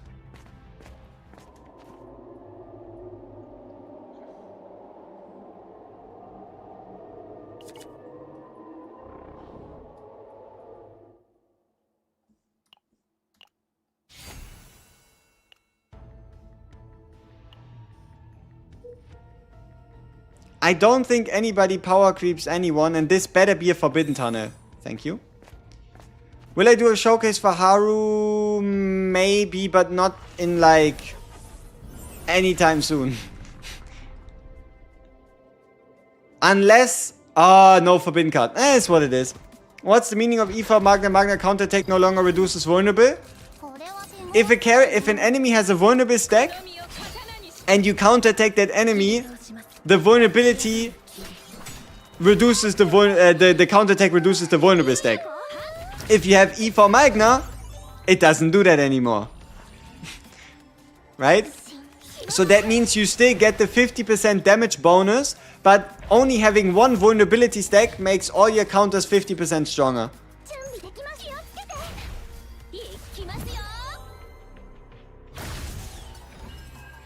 You used to regret getting E2 Haru, but now you know better. Sweet.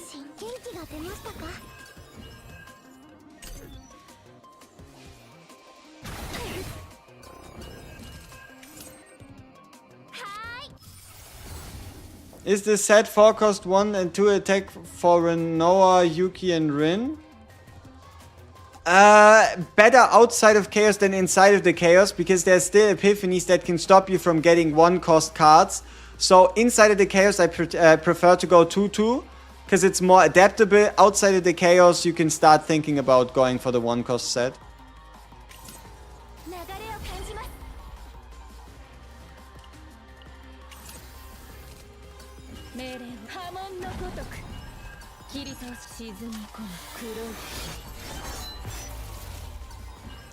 Why would counter not use vulnerability if counter reduces vulnerability stacks? Right? Like, why would that be the case? Why would Magna's E4 exist if counters don't use vulnerability in the first place? Make it make sense.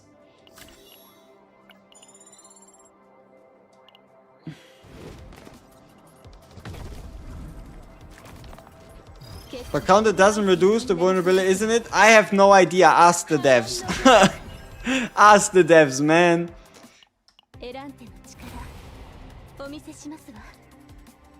Don't ask me. I'm not a dev. This is not a me problem.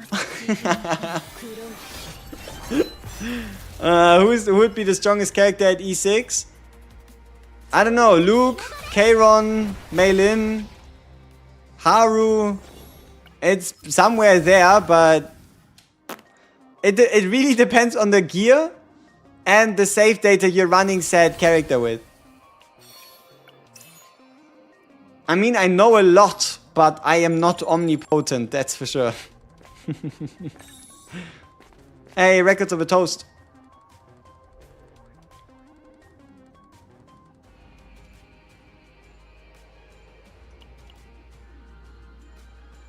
Everybody's strong at E0. Selena builds? Probably something revolving around Mark.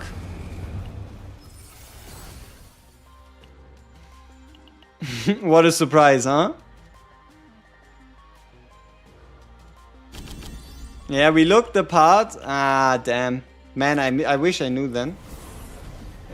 If I could have any E6 character right now, I'd pick Lucas. I'd pick Luke. Yeah, if I could have any character E6 right now, I'd pick Luke.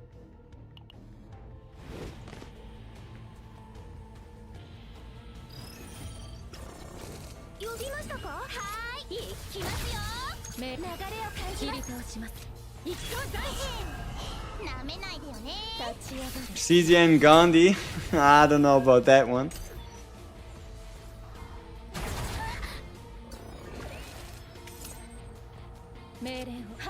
I'm trying to get Hugo E6 because I'm an avid Hugo enjoyer. Hey, enjoy what you enjoy, build who you want to build, right? Is Rin good with Veronica? Yes, Rin and Veronica go well together because you can draw Rin cards, you can deck search Rin cards, and ballistas don't take Rin out of her stance. So, about as good as it's going to get. The only complaint would be that you don't have any damage boosts for Rin in there.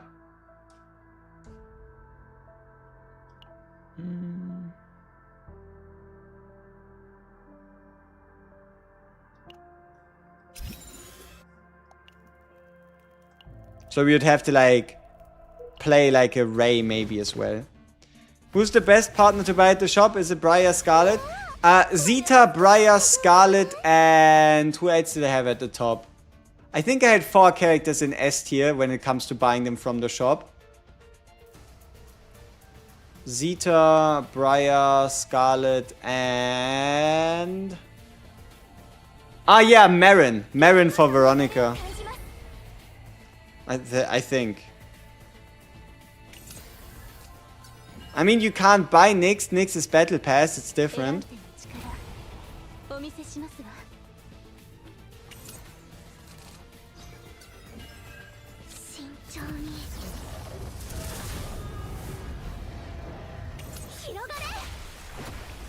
Divine Whirlpool.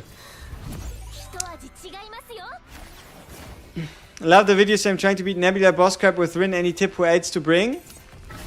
You probably want to bring a Ray to get the most out of your Rin. Or you bring Orlea if you have her. Orlea with a vulnerability and damage increase build.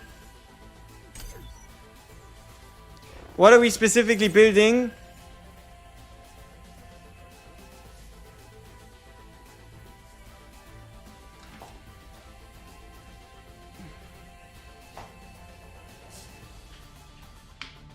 Could I try my Rin with crap 9 buffs? No, because I don't have good seasonal data on my Rin.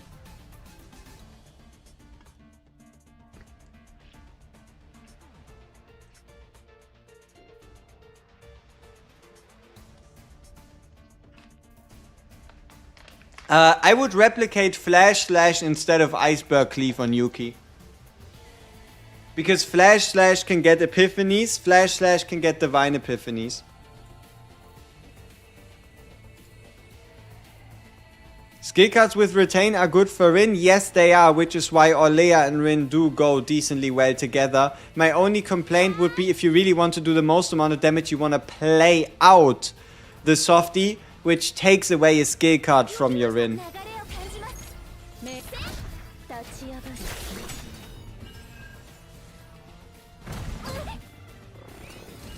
Does the draw gun weapon work on characters like Kairon?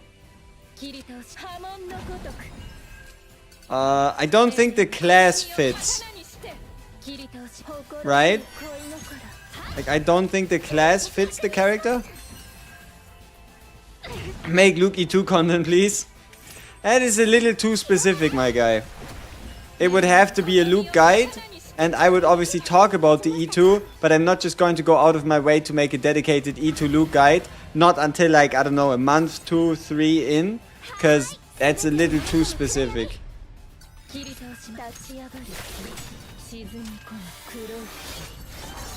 I think Karen got a lot of nice items this season. I wonder how he plays out right now. He has some okay items. I feel like Karen can get better items out of the City of Mist. So just the standard Void planet rather than the seasonal Void.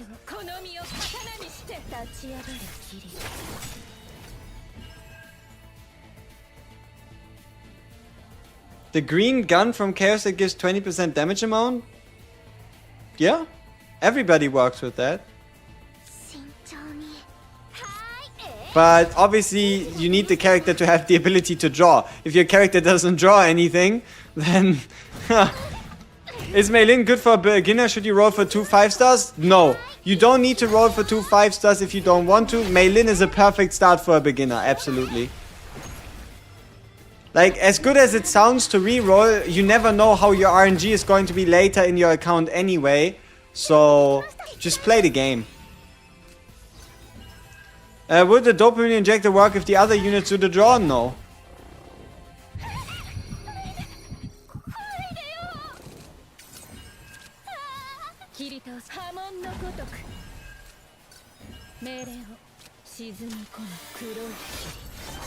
Antea partner buff can't stack as far as I know.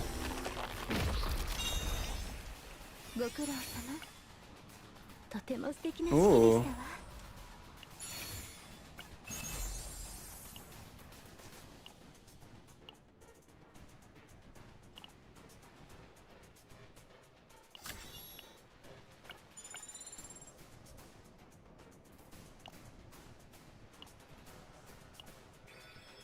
We go until we get an epiphany, okay?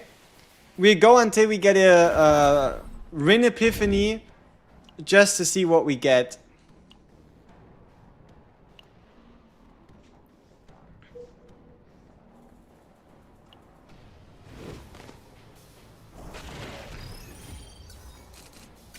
Anyone knows the Popper quest stack? No, you can't stack quests. Every time you get a new quest, it takes away the old one. Can you actually use ether to get good chaos loot? Yes. You can pay 60 ether to get to change it into a you know the thing, right? The loot card. Eh?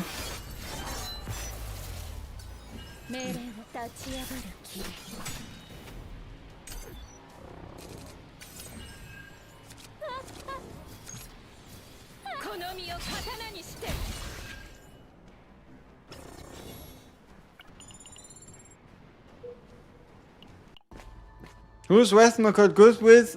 Only Yuki, really. Ooh, battle test. That's not bad. It's not bad for our Rin.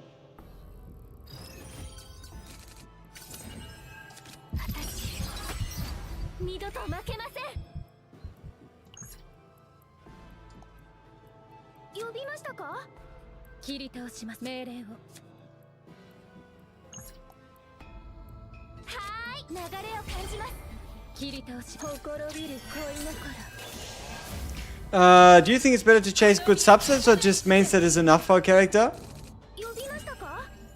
In the beginning, obviously just main stat is enough, but after that you're going to be starting to chase subs. Right? Like, you always focus on the area where you have the greatest chance of improvement. So for example, you do gear first, so you get set effects, so you get main stats. Then you do potential, then you do character level ups, then you go back to gear, and then instead of having just a good main stat and just a good set effect, you go for a good main stat and like 2 good subs, 3 good subs, and then at the end of the day you're looking for 4 good subs. But that's not something that happens in a day, that's something you do over time.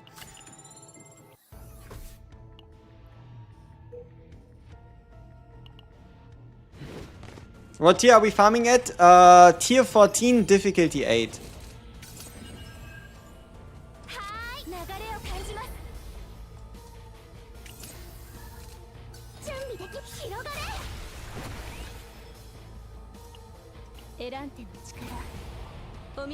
Is it good to farm on the Chaos event? Yes, it is, because it's the most relevant save data you can get, and we get a new game mode on December 3rd, which also uses season save data. So, yes, it is a good idea.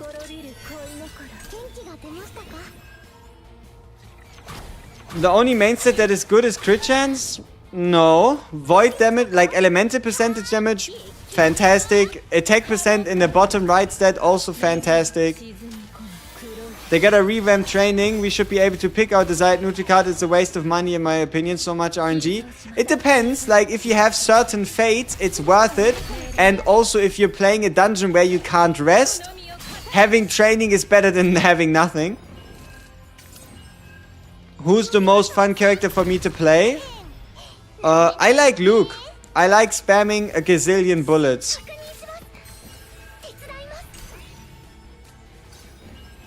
Is difficulty 8 and is difficulty 7 and 8 on tier 14 give the same deck value? Yes, they give the same deck value. Are forbidden cards the same as common as faint cards? Forbidden cards cost you 20 save data for forbidden memory, yes. What potential nodes are priority for Rin? Oh, another forbidden tunnel. Crit chance? Right, like the crit chance node, the unique potential node, and the top right unique stat node. We need more bullets. Yes. What does it mean when you use a Rin's inner art card and retain your stance for 1 turn? That means you can play other characters' attack cards without losing stance. That's what it means.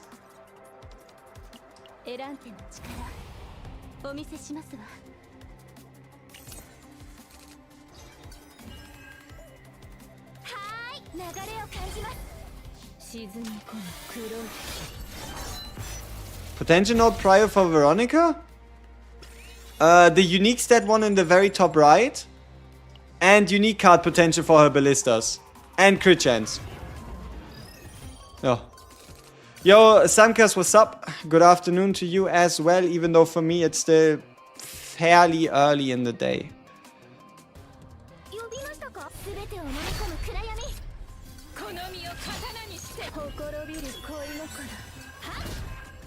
Do you think Haru is going to be added to the selector December 3rd? Hell no. If Haru is already in the normal pool but she's not part of the selector, why would that change on December 3rd? Oh, wait. You're confusing me in two different things. Because the dupe, you can obviously use on a Haru, but the selector that you get for 300 pulls is going to be the same thing. Rin hits like a truck? Yes, she annihilates people for funsies. Any other cards to remove from Rin besides the shield card? Yes, both basics. Both basics to be removed is the dream, or you keep at you kind of keep the 1 cost. It really depends on how many ways do you have to enter into the stance again, right?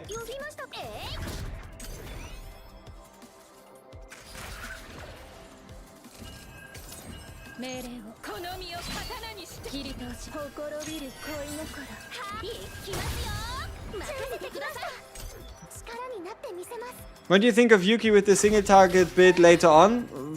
I don't know. I haven't seen it yet. I'm already still a big fan, big defender of Yuki. Everybody that says she's trash hasn't played her enough. And yeah, I don't know. Anything they do change just seems to be going in a good direction. How many gearbags is a good Mika? One or more?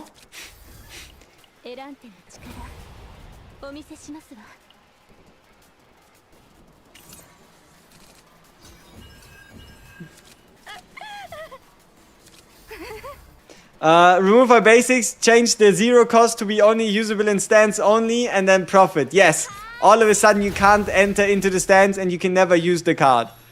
That's only what smart people do.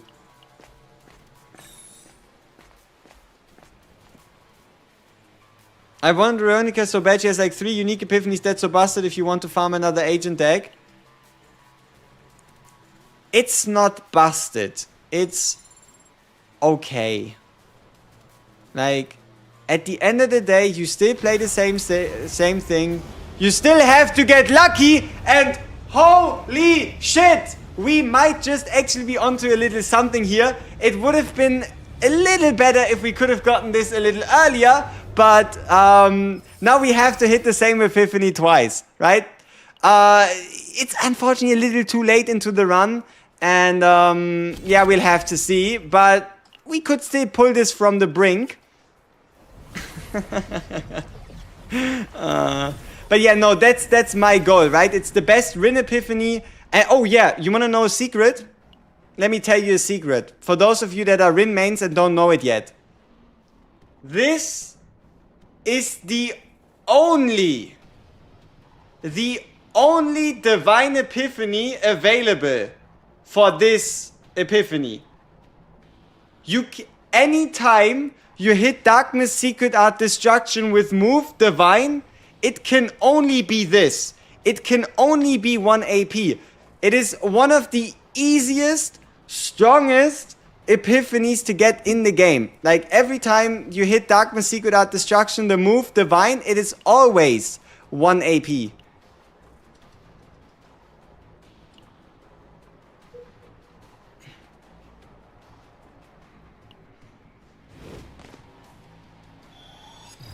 Why is that? I have no idea. It might just be due to the card itself being a skill cost card at 0 cost that draws cards. So there's only like a certain variety of epiphanies that are available for it, and due to certain circumstances, no idea, it can only be that. Shy Gardener. Yeah, maybe we get a Shy Gardener, but I don't even think I would take it. Why are you farming on difficulty 8, by the way? Is it more efficient? It's the best trade-off on highest save data versus lowest difficulty. Yeah. Pretty much.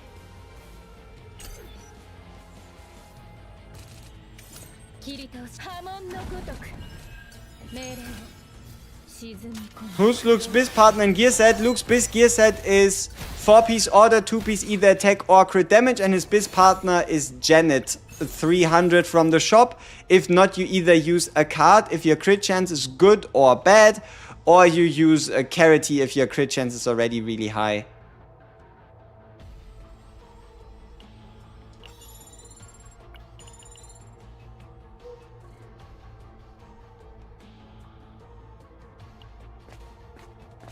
Is Replica the best weapon for Rin? No, Chimera Knight's actually better. Alright, people. Chimera Knight would be the best Rin weapon, but we could also... Alright, what are the odds? Do I even need to know the odds? So, we want to hit Darkness Secret Art, the Divine one. Anything else doesn't really make a difference. Shit. Alright. Scam. Mega scam.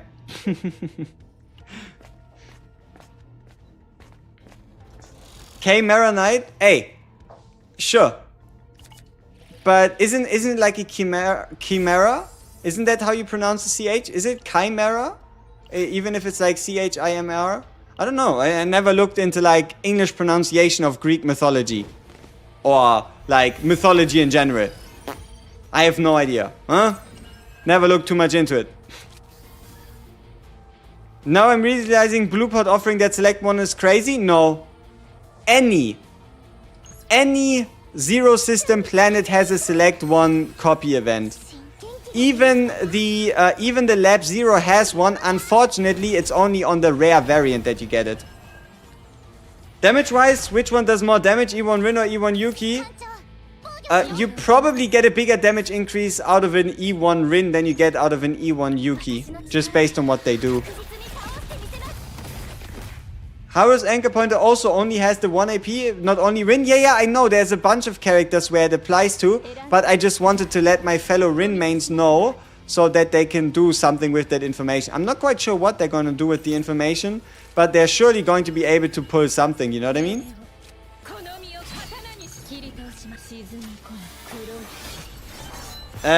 Does every planet have a remove card event as well? Yes. As far as I know, they all do. Yeah, Haru's Anchor Pointer could get draw as well. Huh.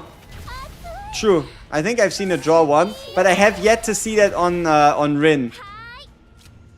Like, I think the 1 AP should be the only thing to be existed until somebody proves me wrong. Hear me out, more Chaos Exploration progress, more Bad Fate can pop at the start of the run.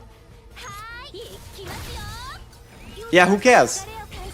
There's better cards to be unlocked with which you can build better decks, so who cares if you can get if you get a better Fate at the start of the run? Fate doesn't even carry over for the for your deck, right?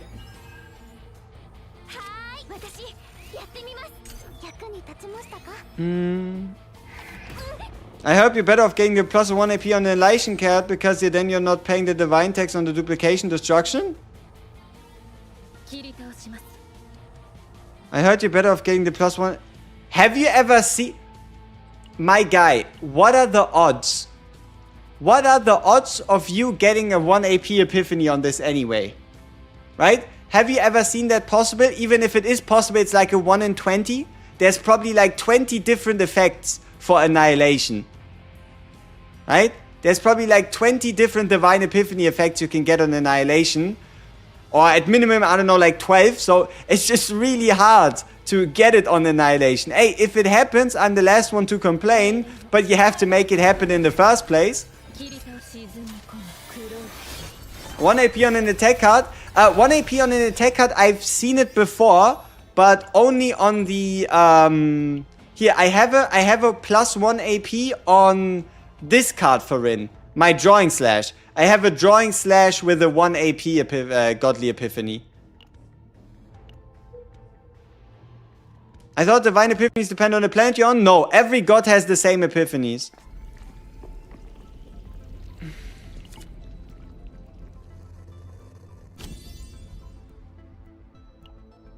Never seen it always get the stats and damage increase. Exactly. Right? Like, I've yet to see an Annihilation with a 1 AP. But hey, if it exists, it exists, right? What combatants have I built well? Okay. What combatants have I built well? Where do we start? Rin, Luke, Yuki... Oh. One sec. Rin, Luke, Yuki... Mika, Ray, Cassius, Nia, Kayron, Renoa,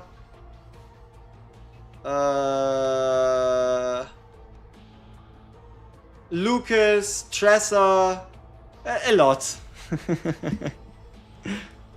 Wait, the gods on different epiphanies that it's a lie? Yes, your life is a lie. It's all been pie. So everyone, no, I think I have like 14. 14 people built total. Or 15. I mean, I have 12 characters to level 50 and 3 characters to level 60. Alright. Didn't I just do that? Oh yeah, no, it's just looked similar enough card effect wise. Alright, does the brother die? No. But brother needs to die, so see if we can kill him. Could a Cassie sustain a team? Yes. Is Rin E2 worth it? It's like anywhere between 200 to 400 additional damage for your turn. You either take it or you don't. It doesn't truly make too much of a difference.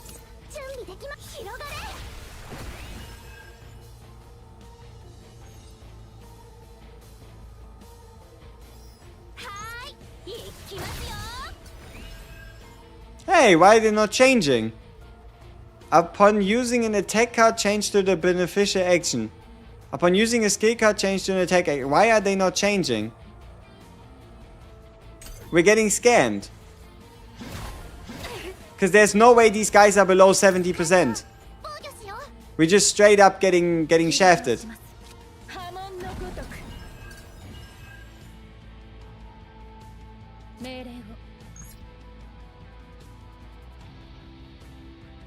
Once per turn? No. See, now he changed. It just didn't work the turn before for no reason. Do you recommend one chaos run to focus on one character only if you want to build a good deck? Yeah, you don't have the time during a chaos run to build more than one character. Shit. And we didn't get a good epiphany here as well. That's what it is. Is there a point in hitting the guy? I guess. No damage.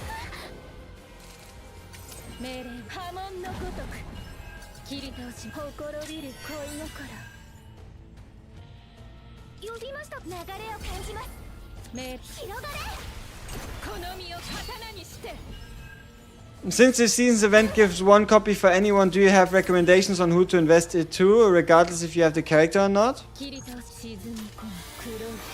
I'll make it dedicated, like dupe tier list, whatever, like a day or two before the dupe becomes available.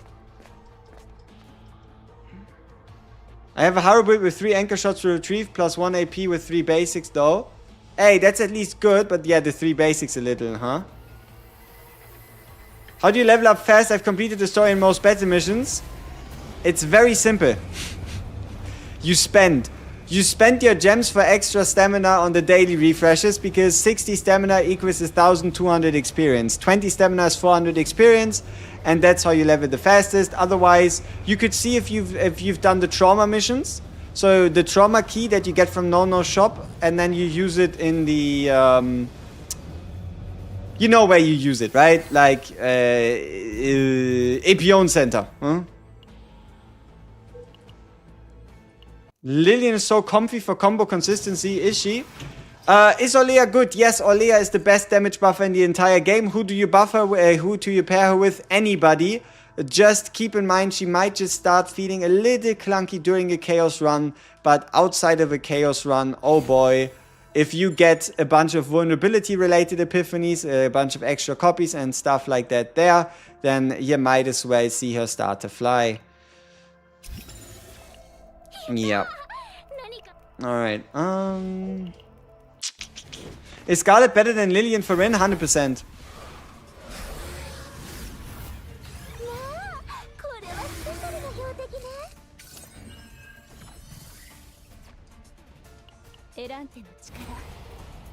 Does anyone know what Magna C4 actually does? It probably does just that, and the devs didn't pay attention. It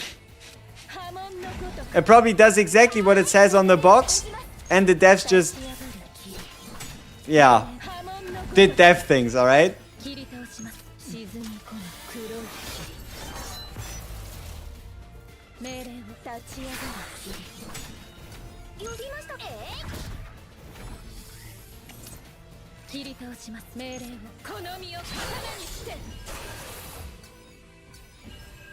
Isn't Veronica better for farming builds with her unique cards that can't be copied? Yeah, but I don't want to use Veronica.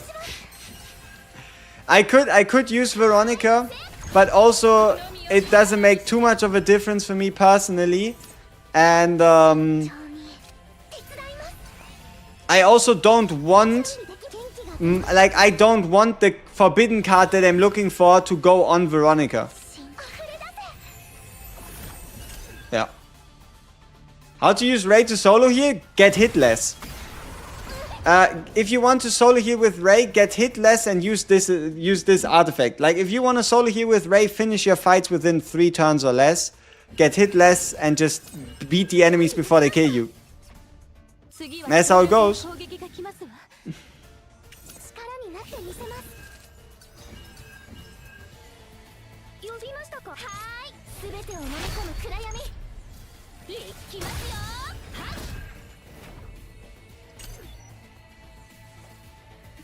How do you get the extra refreshes at the shop? You play either the seasonal chaos or the zero system chaos, and that one provides you with an upgrade that allows you to refresh multiple times for free. I think it's on the 4th. What does the WG stand for? It's an abbreviation of my first channel here on YouTube that was getting way too long and too cumbersome to pronounce. So that's what we ended up with. Alright. So we didn't get a deck, which is a little tough, but that's life. Sometimes you get a deck, sometimes you don't. I have 3 shadow reloads on my presser, but your basic cards aren't removed. Is that still good? Yeah, that's still better than only having 1 or 2 shadow reloads. What you could also do is, for example, put in somebody like a rated exhaust cards or something. Worcestershire Gaming? Yeah, probably. What's the combo we're going for?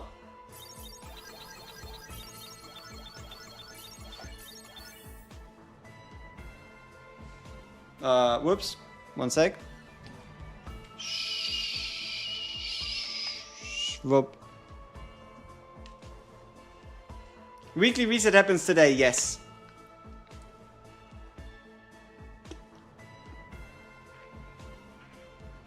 How the hell are you doing so much damage on Rin? We have good gear.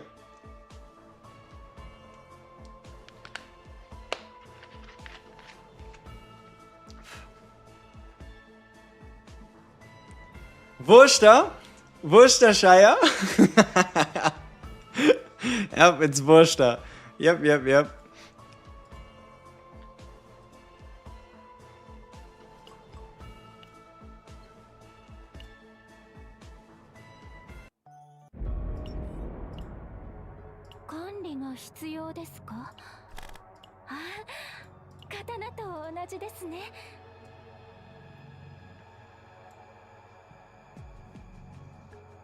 Yep, apparently.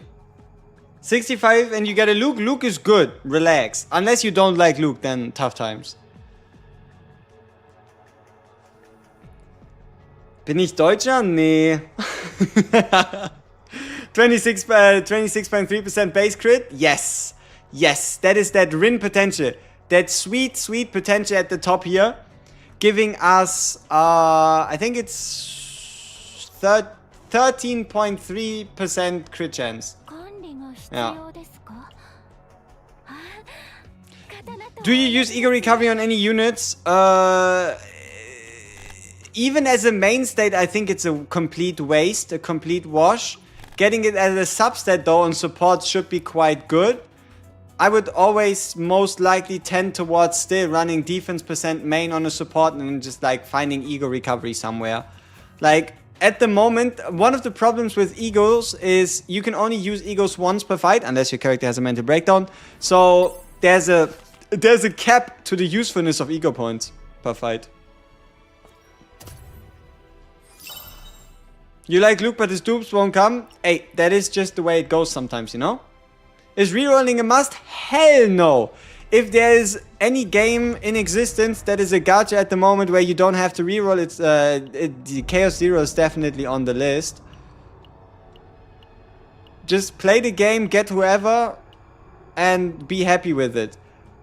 But seeing as how you're spending a lot of time playing, finding a character you like visually, at least, can be quite useful. But if you're just like, you just want to play the game, you like the mechanics, you don't really care who you're playing, you just want to play, then you also don't have to reroll whatsoever.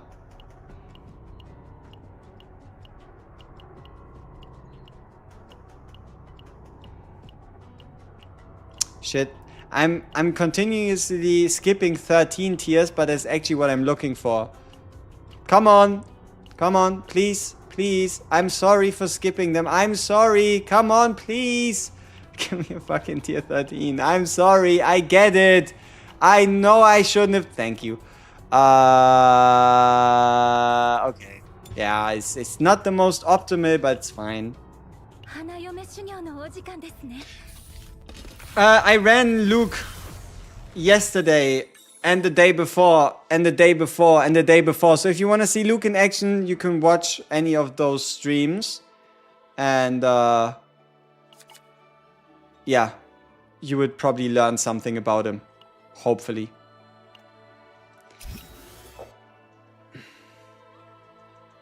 Is Nick's support card will be available in next patch? Because I'm not sure yet to spend on this game. Yeah. The battle pass ends after the next patch. Like, I think a little after that. And then the pass comes back and you could still buy it and then still get a Nix.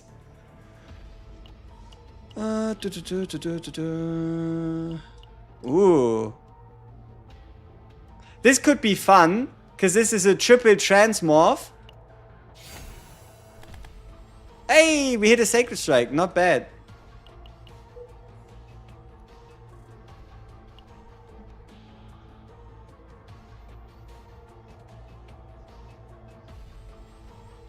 Okay, here's our tunnel, which means we need to hit the middle.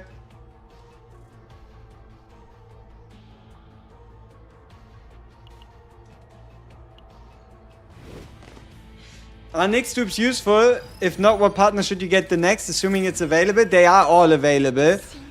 How about you ask yourself that question in like, what, 30 days? Should be the next time you have to make that selection. Because it all depends on... See, like the better... It kind of goes like this, okay? You have your 3-star partners, you have your 4-star partners, then you have your Battle Pass partners, and then you have your dedicated partners. So the only time you go for a Battle Pass character is if you have no intention to get the dedicated partner. So, for example, if by the time you really want to make your Veronica better, but you never intend to buy the Veronica partner, you go for Solaya.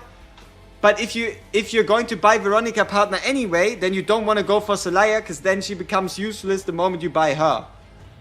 That's kind of the easiest way you can think about it.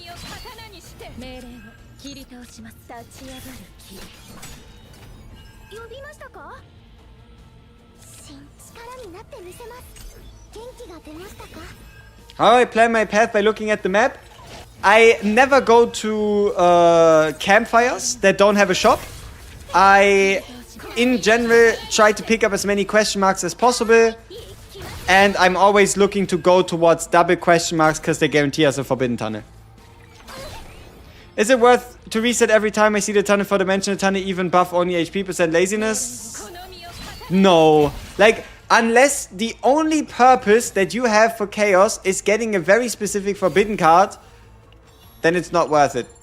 Because you could always still just build somebody else. You could always still just find a combo, do some shenanigan. Alright, let's see if we go here, there, and then up. Or down, up. That would work as well. So this could be fun. So we go down, down, down, up, down, through, and then up. Alright.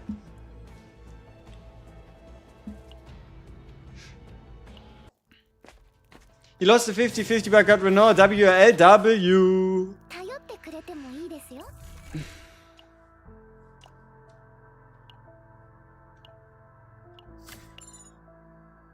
Maybe I should have removed the card. Maybe it would have been too early. It's so hard to say. Best battle partner, battle pass partner, Nyx, no doubt about it.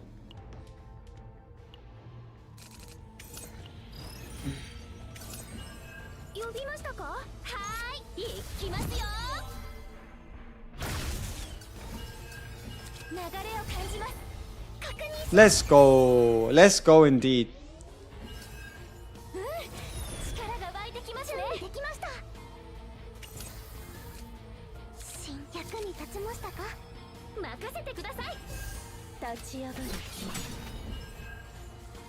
If I don't get a specific epiphany that I want on a character I want to build, is it worth resetting the run? If you don't have anything else worth it to build for in the run and you've made it past the first checkpoint, sure. Saves you time. Items that proc when enemies are defeated, like the vulnerability they get, do they have to be on unit killing? I think now they do. Before they changed wording and how it works, it was on break, because on defeat meant to break someone.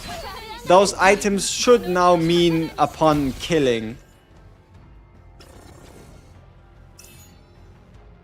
Nyx is a secret Mika signature. A little harder to use on Mika because you have to get draw cards from the outside in to trigger the second part of a passive. But yes, pretty much.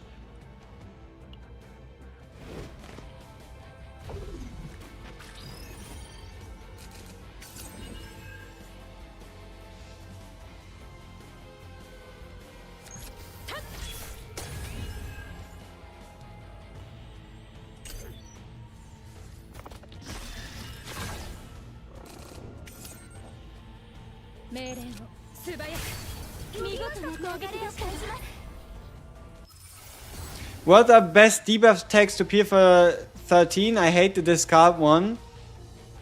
Then don't pick the discard one. Like, try to avoid the discard one, try to avoid the negative max HP one, and then with the rest you just have to live. What stats for ideal imagination and desire for Ray? HP, and defense.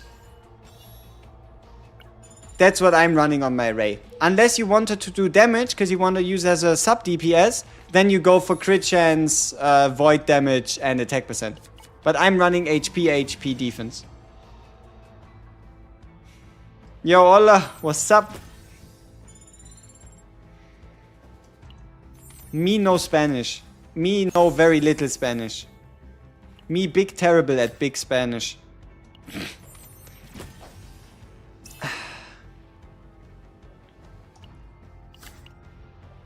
I was meant to have had Spanish for 2 or 3 years. Probably 3.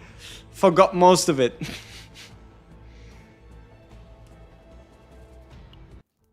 Do two set stack? No.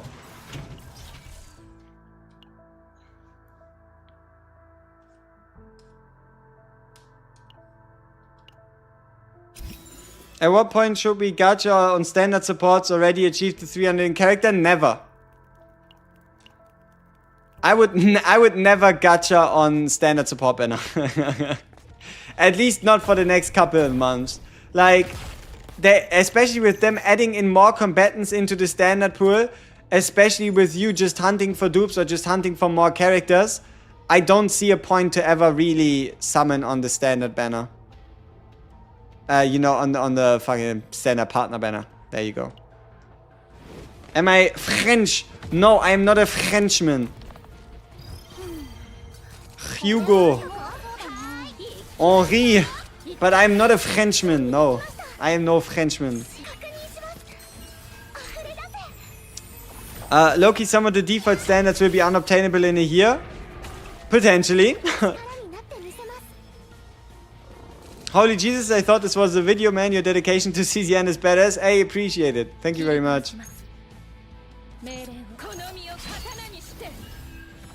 What's a good support character for Khalib in Chaos?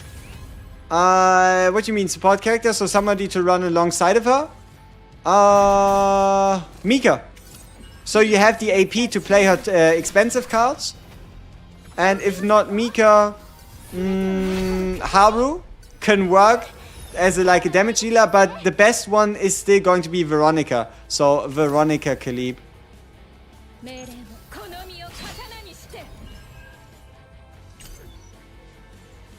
Is Ami underrated?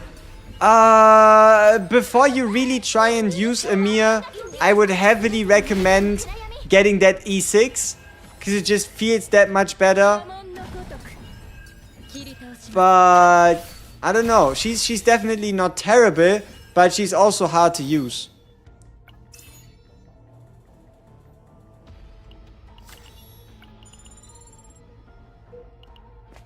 Best team for Veronica? Veronica, Mika, legit anybody else.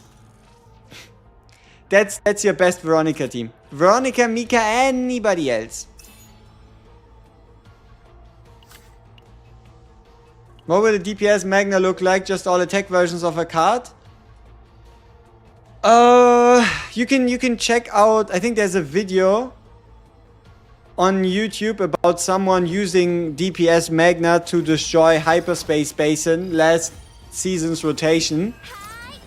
You can check that out and see if that gives you some inspiration. I'm beautiful. I wouldn't go so far.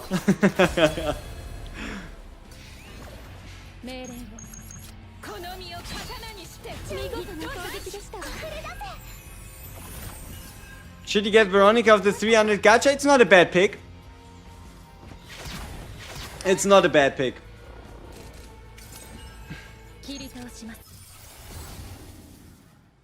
Ooh, too vulnerable is kind of sweet.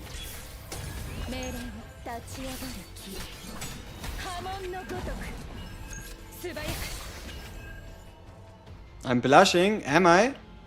That's crazy. Might just be the lighting. How would be a Magna, Karen, or Leia? You'd probably be struggling for AP for dear life to play anything.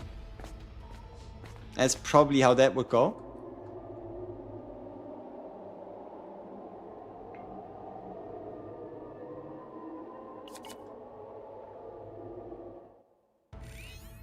I hope I get you 0 early so I can save for OP support Serenial Parade. Hey, best of luck.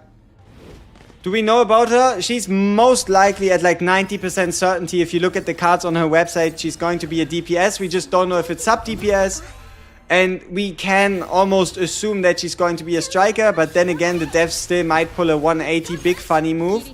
And have changed her kit from what's known. Right? But besides that, we basically know nothing.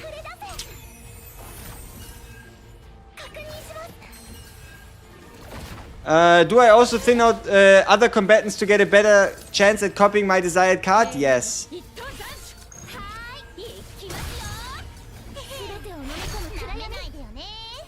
Why the fuck? Why would I want the Wanderer of the Void Divine Epiphany?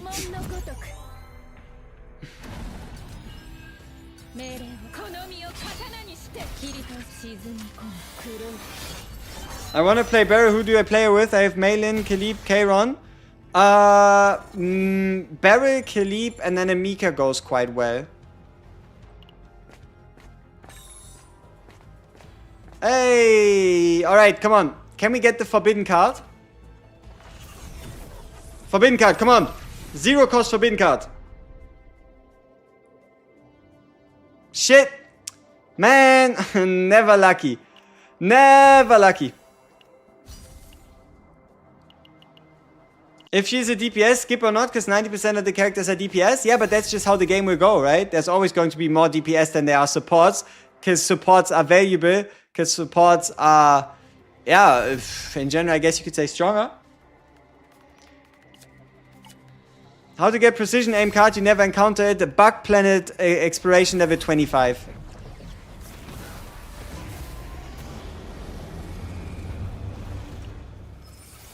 Is a 9 cost Forbidden card not good on Rin?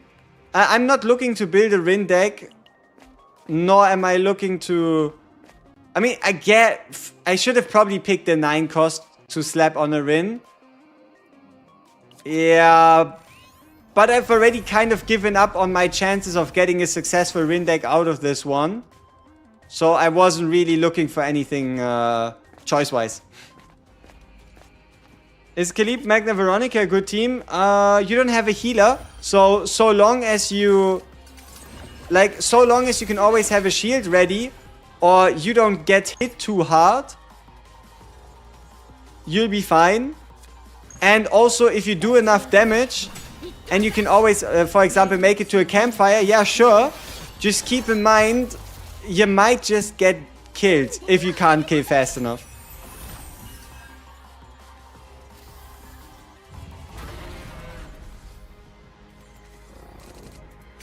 You won't be as broke anymore by December 3rd, at least when it comes to in-game.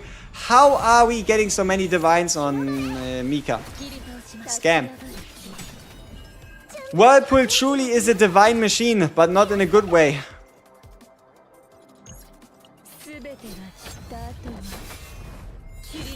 Where can you find the leaks? Telegram. You can go on Twitter, you can search for a guy and then you can find it. Or you look into the Discord, or you ask in the general Discord, or you do, I don't know, something else, or you look on YouTube, I don't know.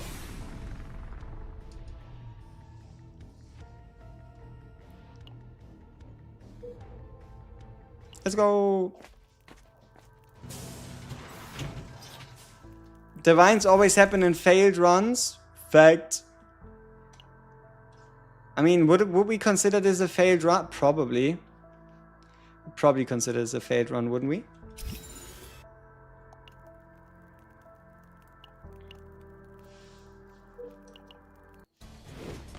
Mika's divine finale with the draw one. Yes, that's amazing. What happens on the you get a stimulus check in for every character that you've leveled up. You're going to get 80% of the units spent on that character back. So for example, me myself, I will be getting 9.552 million credits on December 3rd.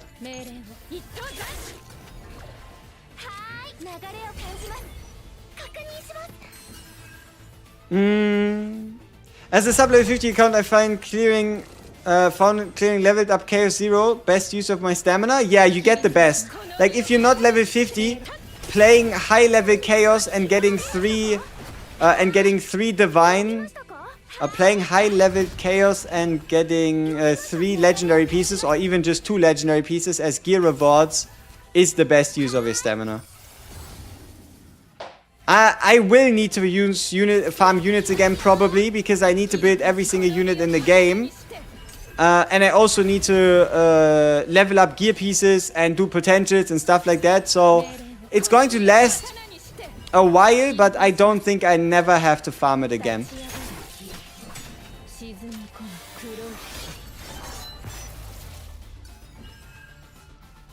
I mean, we obviously get more, like, we get a new event story for more gems, for more resources, we get a new supply shop for more character upgrade materials, we get new battle missions, we get a new game mode with new rewards. Like, I don't think I should be too worried about getting resources. Whereas Luke's been left in the yesterday. Cassius run, I think we played Cassius 2 days ago. We did hit the right Dark Mist secret art, but we didn't actually manage to epiphany it before hitting it, which is a little sad. So do I still want to continue this run?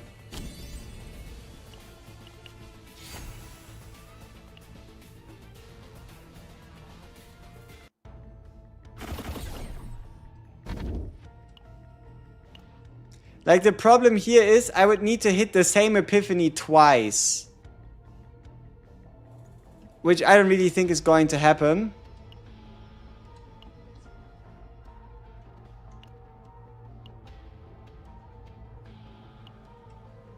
Whoop. Should you level up raid to level 50 for your win? Yeah, I think supports, any support in the game, any controller in the game can justifiably go to 50. Do you know what the second boss in Nebula Distortion is based on silhouette? Yeah, it's the guy you're facing the whole time. It's the first boss, it's the exterior boss of Laboratory Zero.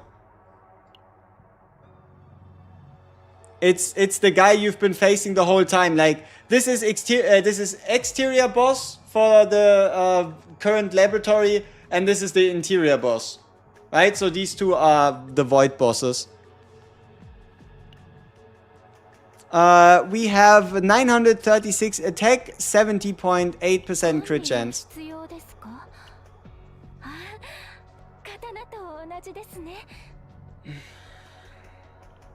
Do you think spending partner banner is worth it? No, spending on a partner banner is trash. Unless you are happy with whatever you get.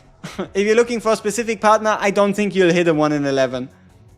Will the previous boss, the crab, disappear? No. They could have designed a new boss. I mean, it's not going to be the same fight.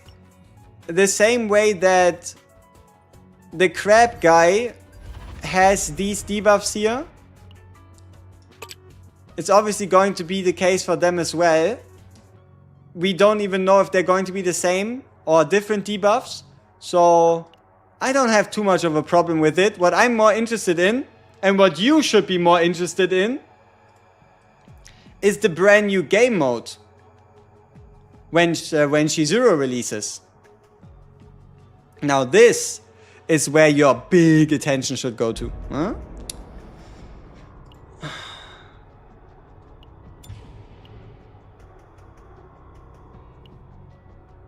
No, don't summon on the partner banner, please. Thank you.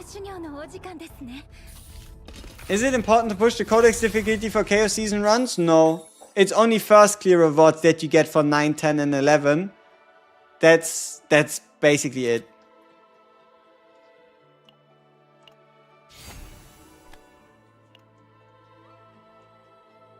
How do you have 900 plus attack on Rin? Good substats.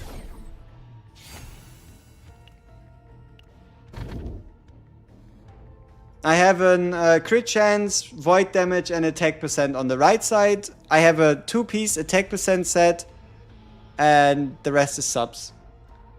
How much have I spent? Good question.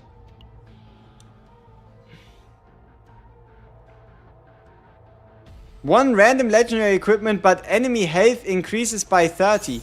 Okay. Sure, why not?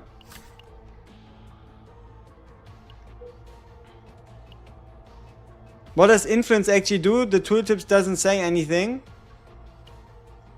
What do you mean influence? What? I need more information. What is influence?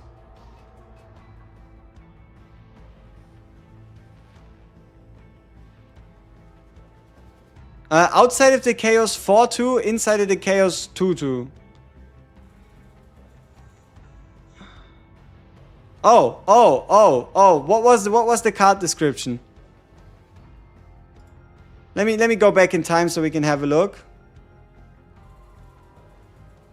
Influence. Oh, ego manifestation. So if you ever wanted to play, like let's say you have E1 Yuki and you want to see how it feels to play E2 Yuki, influence. It just increases your dupe level by 1. So if you have like, let's say E3 Kron, all of a sudden you have E4 Kron.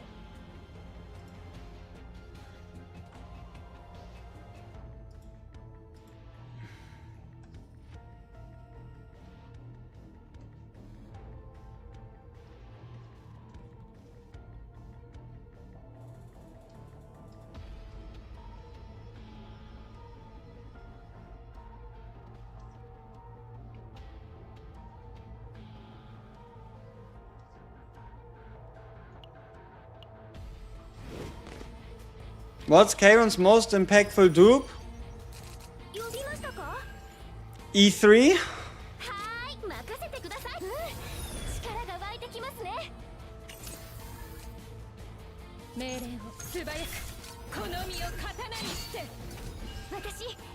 The new update better have tons of character experience because we're dry. See, how about you pre-farm character experience? Huh? Then you don't have to be dry. I tested 4-piece crit damage set for Renoir yesterday, although it doesn't increase Dirge Bullet, this card extra damage. It works great with all the other attack cards, especially the 3-hit ones. That still doesn't make it good then, so it looks like Renoir 4-piece is no more a good suggestion.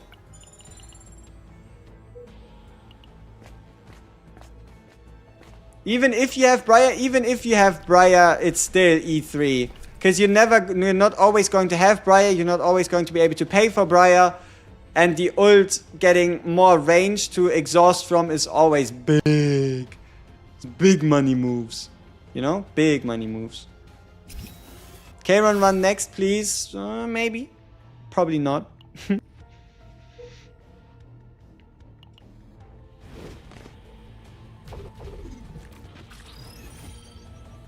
What do you mean absolutely not terrible use of stamina? Yeah, but hey, if you don't have any character experience and you want to level a character, unless you want to go for like RNG and hope you get it from the policies, what else are you going to do? Like, right? Like, if you don't have the resource and you want to get the resource because you want to level more characters than you should based on the resources you have, then you just have to farm it that way. Doesn't matter if it's efficient or inefficient. That's at that point out of the question. Friendly reminder that all of the starter units will be obsolete in 3 months. Hey, sure, if you want to. I'll still play Luke and Rin even in 3 months' time. I have 2 Ego Manifestation cards. Who should I use them on? Yuki, Rin, or Mei Lin?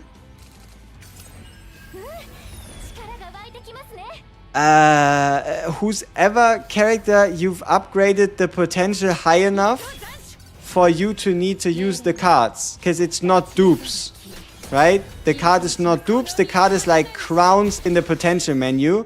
So if you've upgraded, I don't know, Rin to 8 out of 10 on crit chance, like 8% crit chance, want to go to 10% and use it on Rin. Want to do that on Mei Lin, do it on Mei Lin, right? Like whoever you want to upgrade potential wise.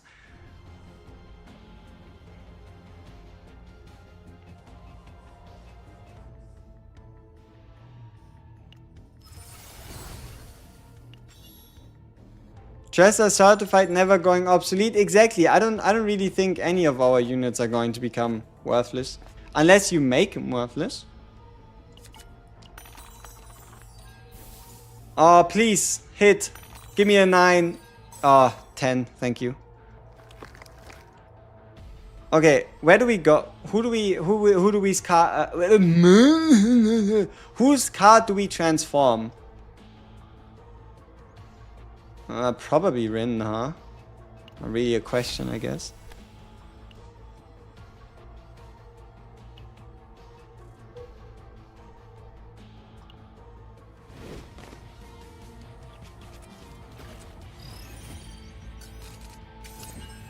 Just had a stroke? Yep, he did. Brother's getting old. Priority card dupe for Rin is... Do I have the card already? I don't. It's the draw card. You want to dupe Rin's draw card. Luke, unique and neutral potential maxed out. They are to be maxed out if you want to play Luke. Yeah.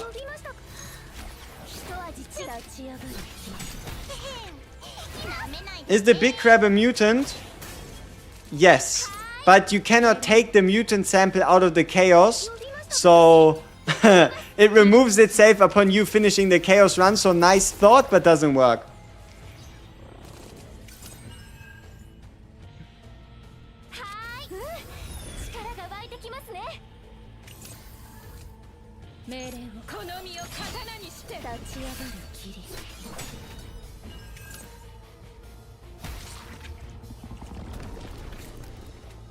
Cthulhu!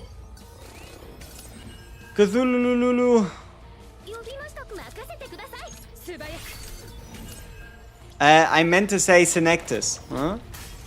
Are mutants the void creatures? No, mutants are the passion creatures. Void are called nihiliums, and passion are called mutants.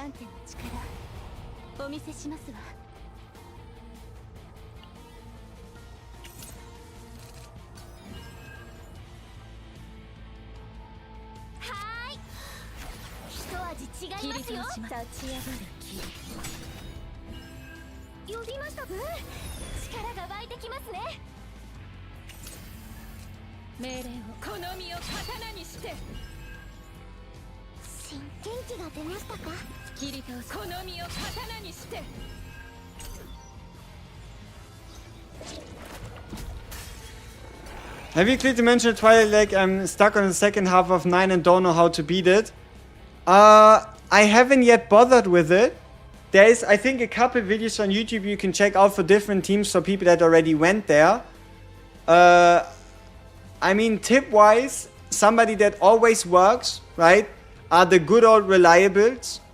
And obviously Yuki, right? If you have a Yuki, you should be able to deal with at least the first team better, and then for the second team you have to see. But in general, bringing somebody like an Orlea with the vulnerability damage buff, bringing characters that work for you last season, seeing as how you can still use the same last season save data, should yield better results. But also, it really depends on who you have built and how you have them built. So I guess it's a little bit more...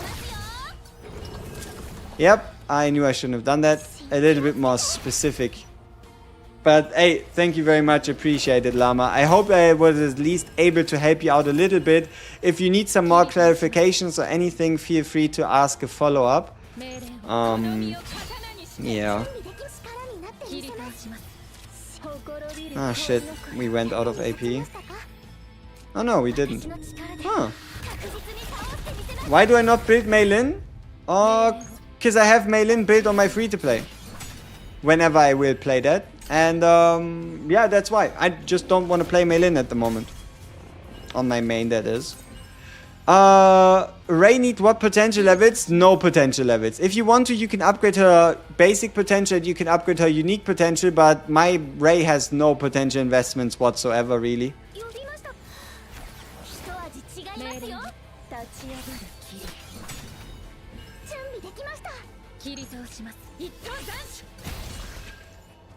What's Hugo's best fragment set? 2-piece, 2-piece, 2-piece, 2-piece. So, nice weapon. So, best set for Hugo should come out to be attack percent, crit damage, and agony. Not even a major potentials? Yeah. I don't have anything upgraded for her.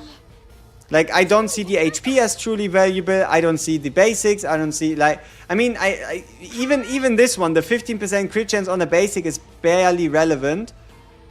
So, yeah. Not even those. Give me morale.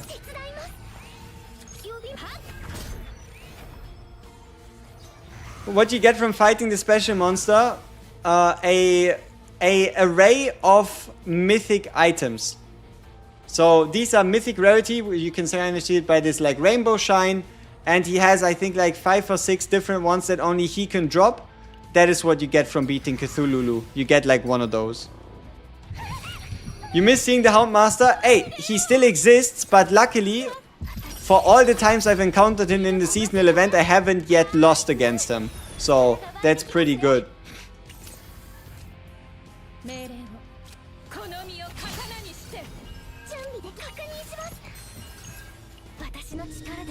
Yoko Leap user there. Is it necessary to get the 700 attack plus 300 defense and what's main set of memory fragments for it? I don't think it's necessary to get it. I think you can kind of pick between either. Like, I think you just go for as much defense as possible because it also makes your shield stronger. I don't think there's too much allure to you getting both stat thresholds. But if you wanted to try to get both, you would probably have to go crit chance, attack percent, and then defense percent. Or maybe attack percent, and defense percent. But I don't think it's worth it.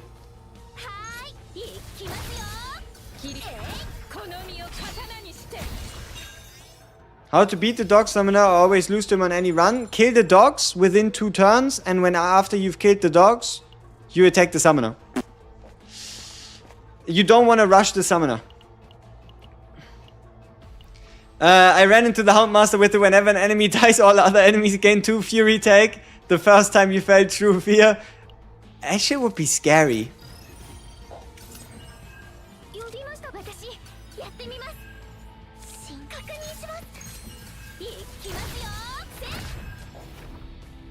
I have no idea what he's talking about. Oh, wait. I think he means the guy that gives himself 9 stacks of morale. So, multi-hitters. Multi-hitters and damage dealing is what you do against the guy. Also, I hope you don't continue to call him that, because the name is kinda ass. Like, the name is kinda ass, but at least you made your point in who he is. Ay.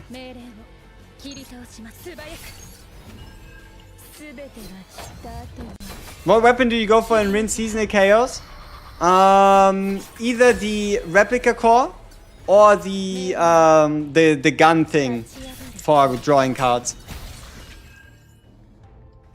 But if you run to him when you use a slow team, it's fucked. True. I agree. How do I know which encounter the special monster is? You only play on Nightmare mode and then it's completely random. Keep getting stuck at lab 0 difficulty 9 is upgrading memory fragments needed to clear that stage. It depends on the kind of team you're playing. Some teams might need better memory gear. Some teams need less.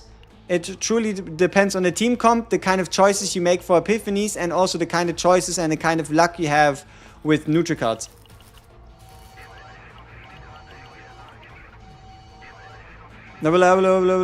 Alright.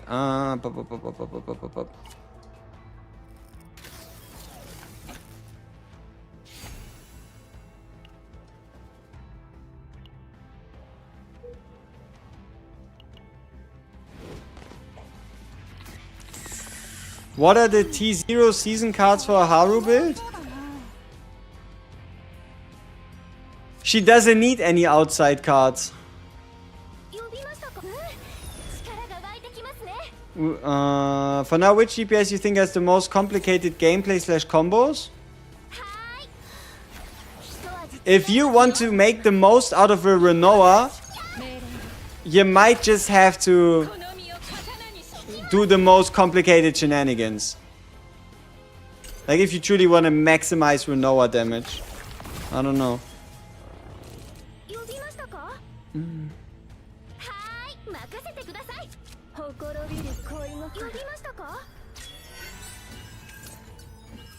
Ooh, epiphany.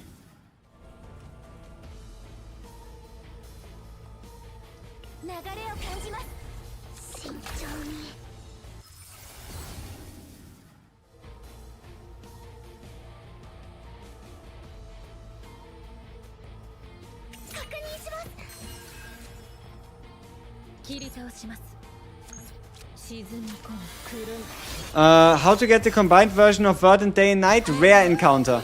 You need the rare encounter for the event. Thoughts on the Prism Lens economy? It's pretty brutal. It might just get more common around holidays and every time a new season launches and stuff. And maybe even with the next supply, we might get another set of 5. So, yeah, it's a little tough at the moment, I guess. Do Forbidden Tonnage show in the exterior? Yes, they do. That's also the only way you can get a Forbidden card is by getting a counter, by getting a Forbidden Tunnel encounter in the exterior rather than the interior.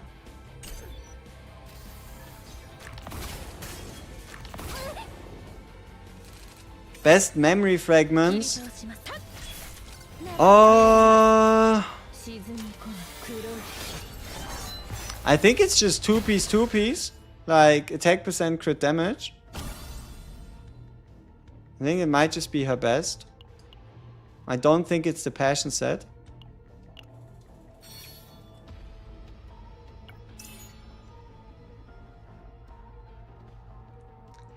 A fire extinguisher is a handheld active fire protection device usually filled with a dry or wet chemical used to extinguish or control small fires, often in emergency. It is not intended for use on. That seems about right.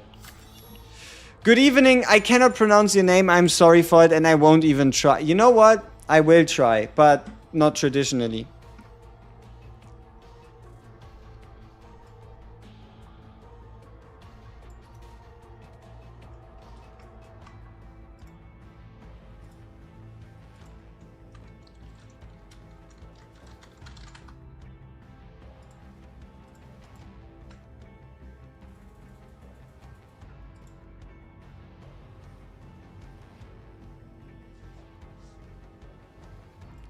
Alright, Mr. Fat Tiger is a gaming genius. I hope Google didn't butcher your name too bad. And that is a pretty sweet one. And no, I won't under any circumstances whatsoever attempt to pronounce whatever this is. Pang, whatever, right? But hey, fancy name, my guy.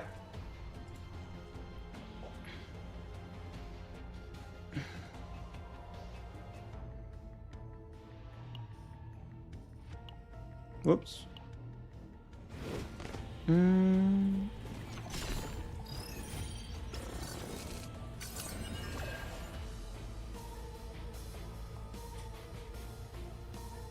Yo, emoji translate.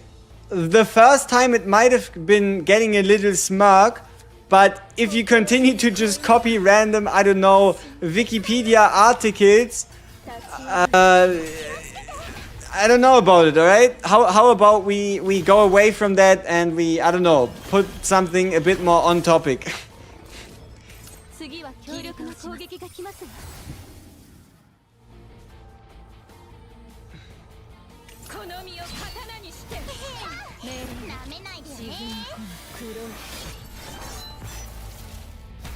At what level should I start farming for memory fragments? Is it worth going for purple grade?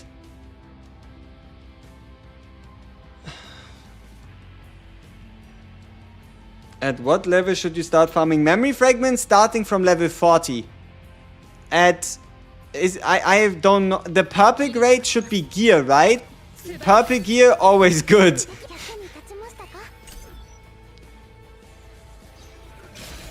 Yo, Shafir Tiger, I appreciate it, but you know, how about we let it be? How about we let it be? I don't really need to know any like random facts about Cola.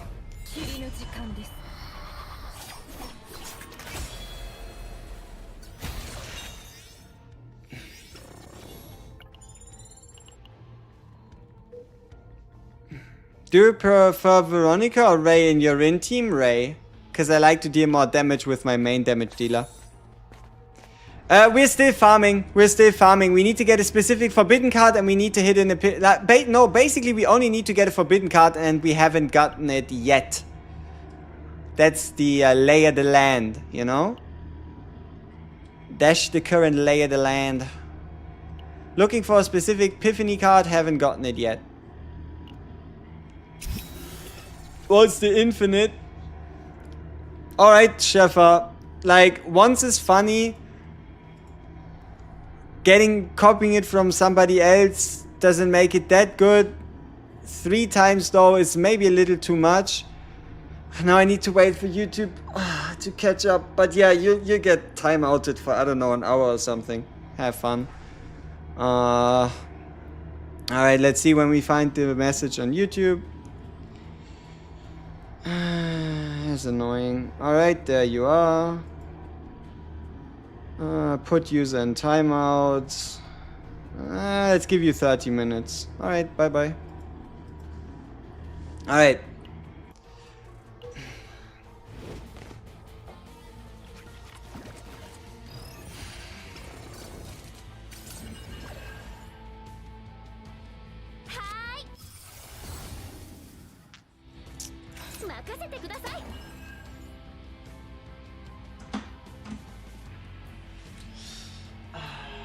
Alright people, apologies.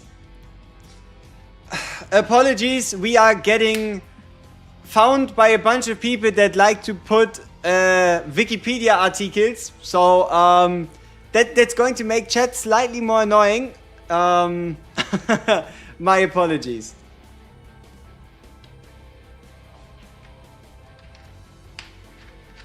Yes, it's a flat plus 30 admin. Should you focus on a level up on the characters or build some weapons? You focus on character first and then partner after. You just wrote a Reddit post for an Infinite Rin team? Nice. Is there a really good epiphany for forced learning you recommend? Whatever happens, like godly epiphanies on forced learning tend to be better. I really like the morale one. Maybe if you could get something like vulnerability or I don't know, additional card draw could be fine, but no. Like something like 2 morale is pretty darn good on forced learning.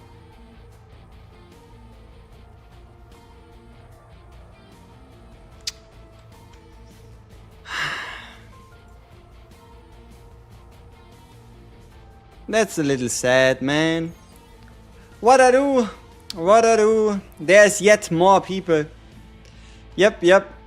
There's more people that don't have anything else better to do. Ew, Mika with the mark. If forced learning gave plus 1 AP, it's worth, yes, but less worth. Overall, you could see it as a cost reduction epiphany for the card. But due to it being an upgrade card, you're not getting as much value. Ban it all? Yeah, maybe. We used to ban it all.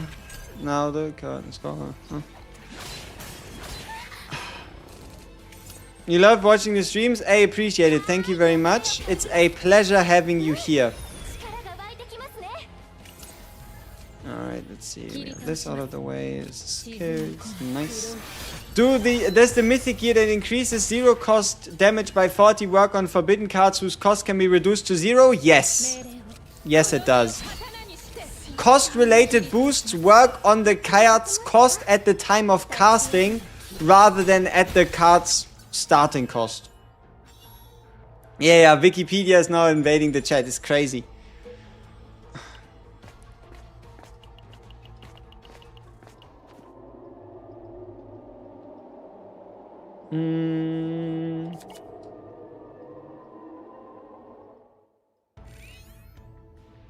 Scorp? Appreciate it, thank you. I don't think... Hey, please, if anybody has some... Like, if you have so much free time that you're thinking about making a Wikipedia article about me, please don't, alright? I don't need that. you have better things to do. I don't know, read a book, go outside. I don't need to see a Wikipedia article about myself, alright? Yeah. It seems about appropriate. Hey, shout out to Australia! Inky Kakor? Is that how you pronounce it? I don't even know. But yeah, thank you.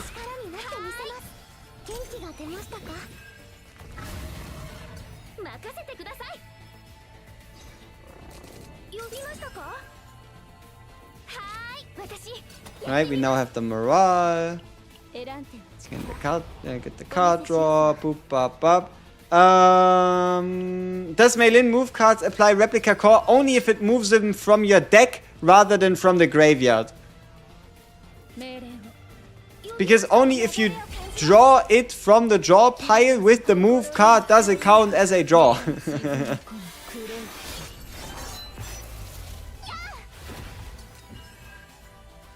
What? They ban YouTube in Australia? That's crazy. How dare they?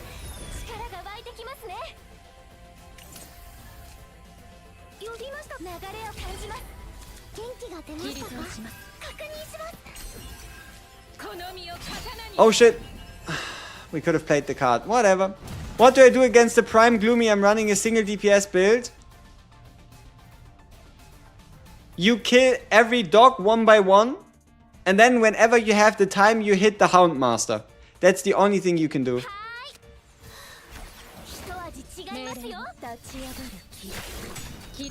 Like, still make sure you still want to kill every single dog within 2 turns. And then whenever you have extra, that's when you hit the Houndmaster.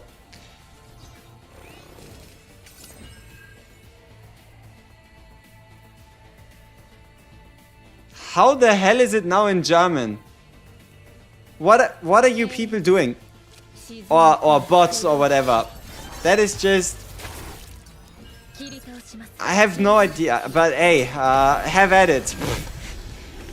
You just beat 9-9 Kentress with Veronica or Leia Rin so OP? Nice.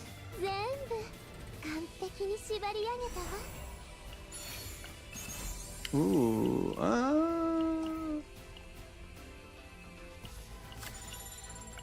Should my stats look? How should your stats look on Yuki? You currently got 945, 57, 192. Should those stats be higher or is this fine? This is absolutely fine. That is already really damn good. So congrats on the stats, my guy.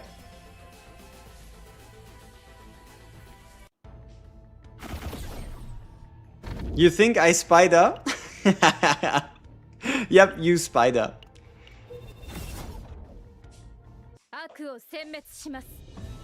6-9 Kentress. 6-9 Kentress, huh? With Baron, Mika and Kalib and saving the retain cards for 28 turns and still didn't one-shot? Ah, not the 28 turn retain card save.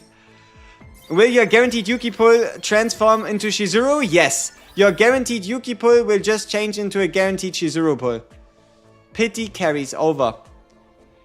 Does gear on runs work on all units regardless of who they place it to? No. They only work for the character themselves and only affect your other teammates when they mention allies in the description of the gear piece.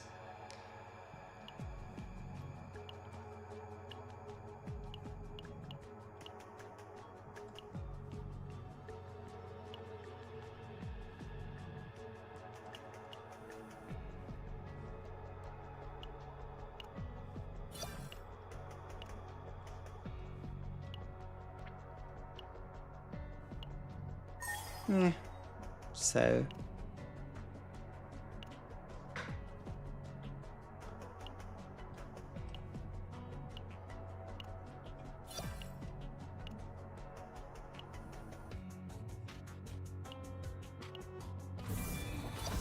what even is Ravage? I've never triggered it. Ravage is if you break the bar below a unit, the tenacity bar.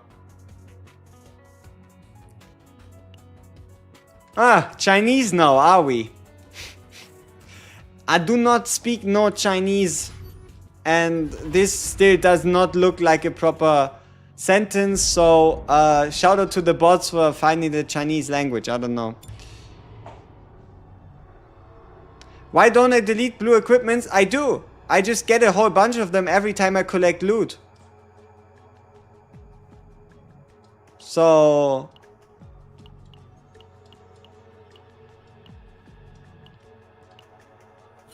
yeah. I just have a whole bunch of them. Ah, shit. I think I just sold my +4s, which is... a little sad. Should have paid more attention. Stage 8 or difficulty 8 is indeed the best to farm when you want to go for like safe data builds.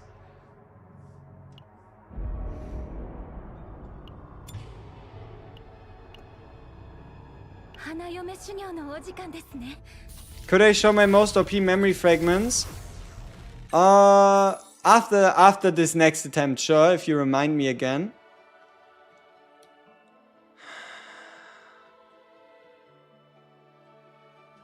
Can I skip? What is the advisable level to stop leveling memory fragments to check if they're good? 1.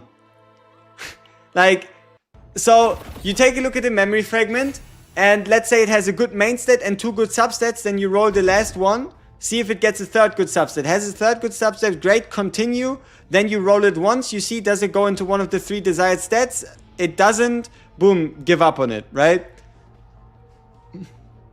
Legendary neutral ever worth it? If you want to beat a run, just beat a run and you're not specifically deck farming, yes, but not if you want to, not if you're losing 20% max HP.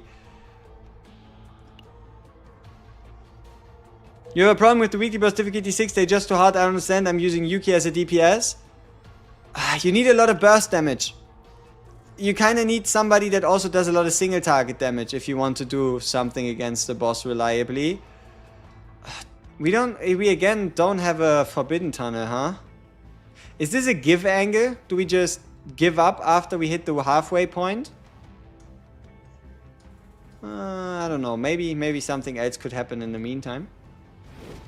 Where are there 4 tiers in the dismantle but 3 tiers of items? Because they never bothered introducing common items. I don't know, maybe at some point it was planned for them to have common items and then they were like, okay, how about we don't do that? And then they didn't do it.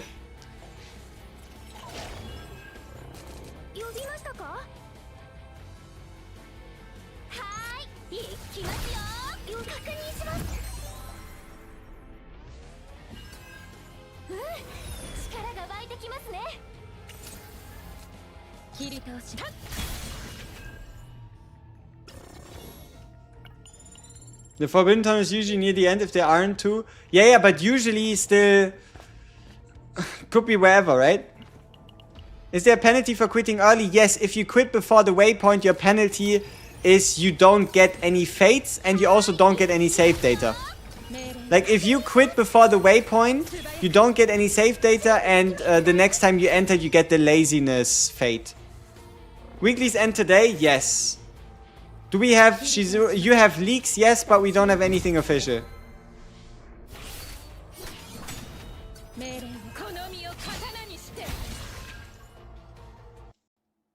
I have gotten 2 forbidden dimensions in a row, but I've never gotten 2 times the option to pick a forbidden card. I've only ever seen and only ever heard of somebody getting 1 forbidden card option and then not getting it the second time they encounter the tunnel.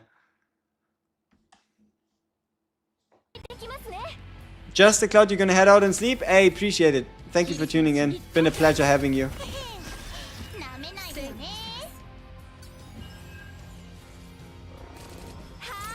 You think she'll be a gimmicky unit that's only made for the season?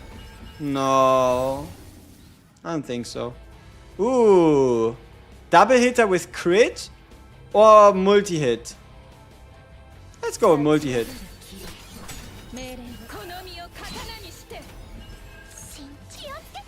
Pew. Build Owen, please. Don't have the resources.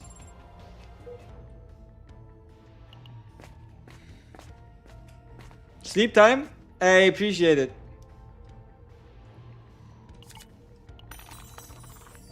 Hey, 12. Nice.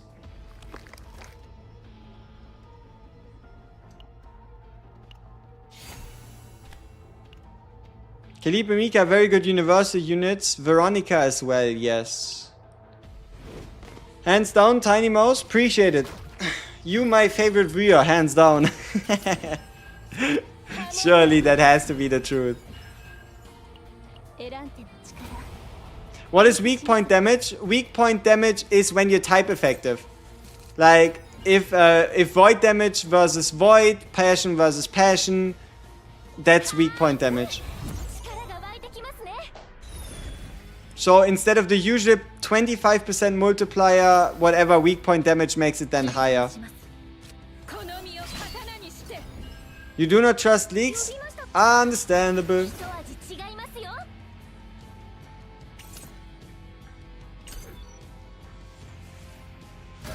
Honestly, after learning about deck building strat, I have less fun playing. See, that's also what I'm thinking. I might just go back to just playing chaos runs and just taking as many neutral cards as I want.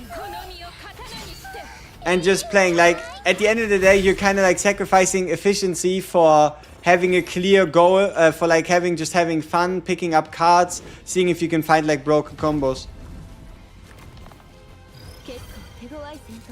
I mean, the devs did say that they were going to reevaluate and check out Chaos and see what they could be doing differently there.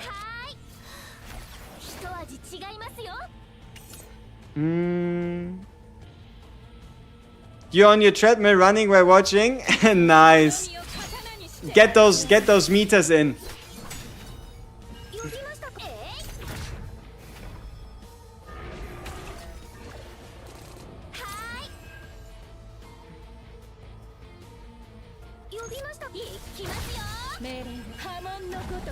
You don't understand the mutant sample card. Yeah, as somebody else also explained, the mutant sample card is pretty much the ability to remove a card out of your deck at 0 save data cost. That is what mutant sample does.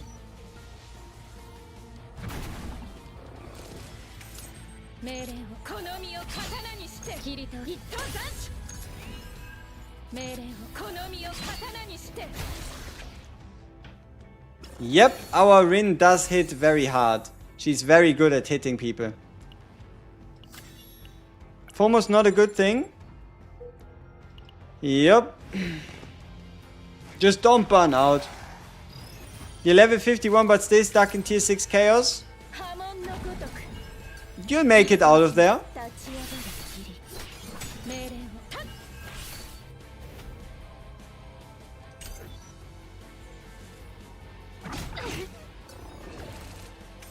So at the end of the run, a card can be removed for free. Any card? Yes, you can transform any card with the monster card, allowing you to remove any card you want.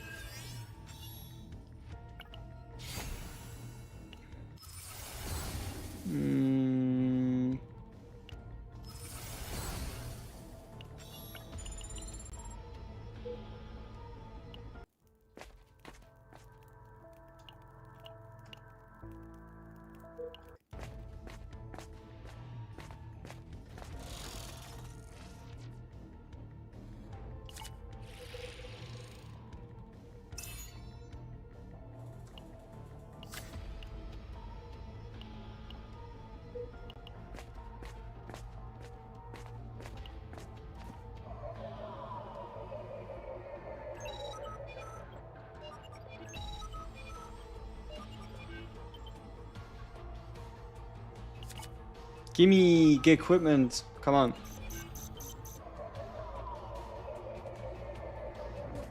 A wasp is an insect, you don't say.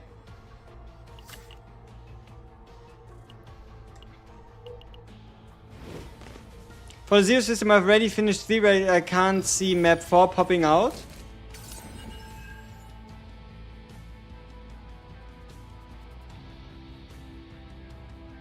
Yeah, you have to craft one. You have to craft map 4. You either have to pay credits or... yeah, you have to either pay credits or seasonal currency. You hope they drop the price of monster cards? I mean, it depends. There are some monster cards that shouldn't be. Like, they should differentiate monster cards... Monster card price, maybe. And then like put like a sticker at the top that tells you how much the monster card costs. You just rerolled past the tier 14 Chaos 8? Aww, but maybe it would have been too difficult for you. Maybe it wouldn't have. So many questions whose answers we shall never know.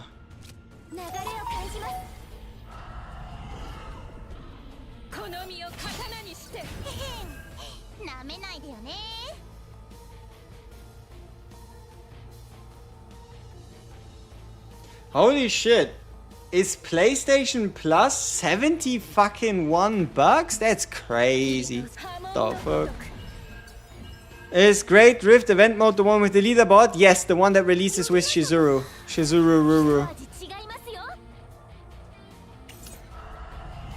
2,500 fragments for tier 14? That's not worth it. But hey, I tried refreshing 400 times and I never got it once, so you got away a little easier than I did.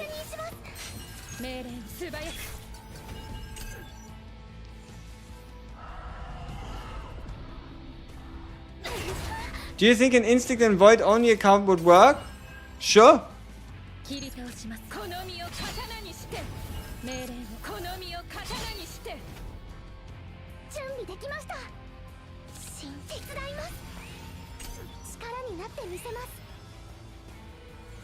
Man, imagine competing with JP/CM people who got God Stack. I don't think there's any rewards for the leaderboards. It's just for people to flex and for you to get some inspirations for decks that you could chase in Chaos. 300 selector is near for you. Which Manifest Ego do I think is best to invest?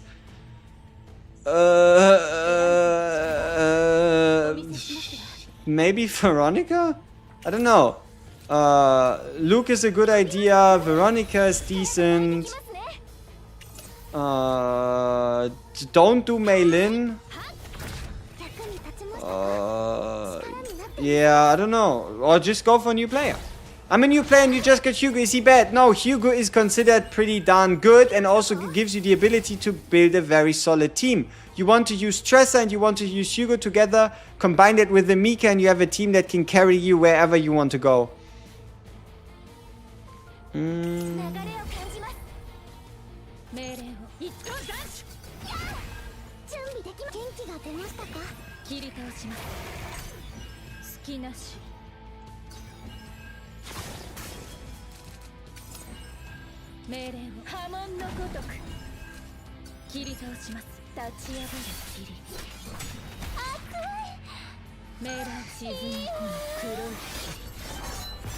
Does Haru need any of her Manifest Egos to be useful? No, you can absolutely run Haru at E0.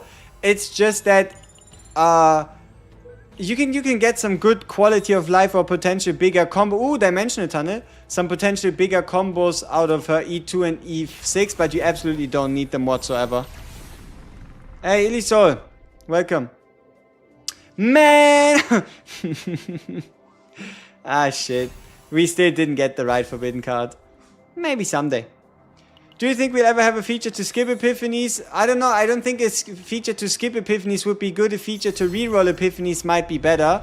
Because skipping an epiphany would mean you lose out on the accumulated points to get the epiphany. Oh, to a selected card, a godly epiphany? Okay. Come on. Come on. Give me the move card with AP. Give me the move card with AP or just the move card. Come on. Shit. Draw 1, Dark Mist Dance, 1 Resolve, 1 AP. Or the draw 2. Sad. We tried.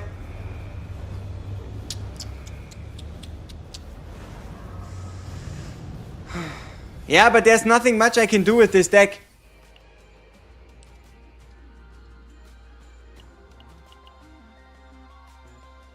Wait, I think we just escaped, right? We've made it far enough in the chaos. I don't care about the forbidden card. Ah.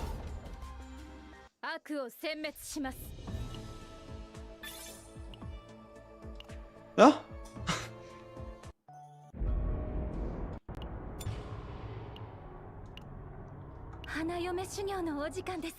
Early stream? Yes, early stream.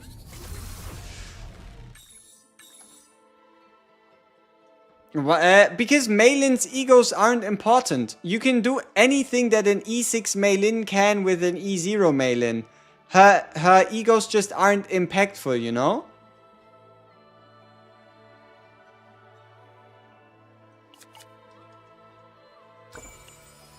Do you think we're getting a new Foster with Shizuru? The devs didn't give us any signs yet to assume so. So unless they drop like a trailer, unless they drop like an announcement, why would I randomly assume that there's going to be a Foster with Shizuru? Like, sure, in the trailer with Yuri, in the trailer with Yuki, there was a unit that we don't know anything about. It's the one that kind of looks like a Russian lady.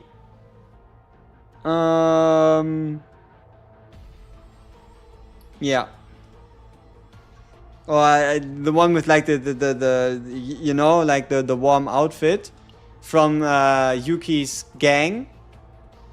Alright.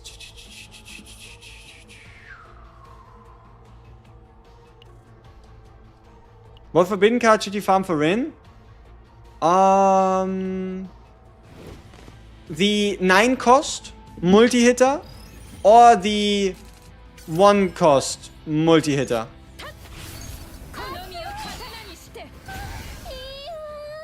Brainwash is permanent for the entire run, it's OP? That'd be crazy. So I'd probably pick it if I was playing difficulty 11, but I don't think I need it for this difficulty.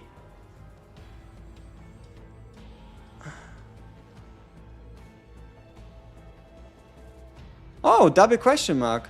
Oh, help. Which double question mark leads to the dimensional tunnel? Which one is it? If it is any of those, which one is it? Why is it 3 potential triple question marks? You think it's the middle one?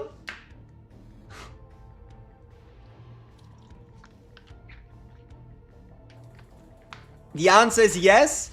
The second one? Let's make a poll. Let's make a poll. Which question mark is the tunnel?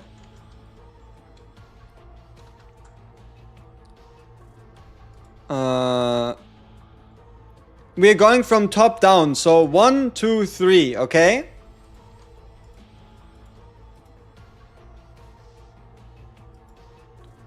One, two, three. Alright, people? 1, 2, 3.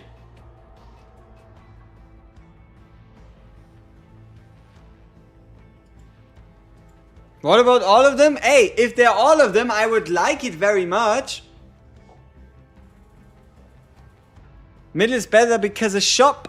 But what if I want to fight instead of a shop? None, it's the one after them. You sure? It's the thing before the boss. Where's the forbidden tunnel going to lead? You know? Where's the forbidden tunnel going to lead? Behind the boss? Like the forbidden tunnel has to start somewhere and then end somewhere. No? Like it has that minimum skip one area. Wait, that doesn't even make any sense. Is there even a fucking forbidden tunnel in here? I have no idea. What's chat saying? The number 1? Okay. We go number 1 then.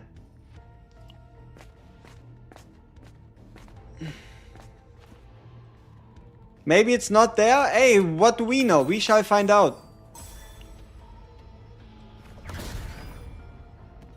I am fought Yuki and used up all the pulses is a bad decision. No. If you like Yuki, then be happy with your E4. It is a strong ego manifestation. Congratulations.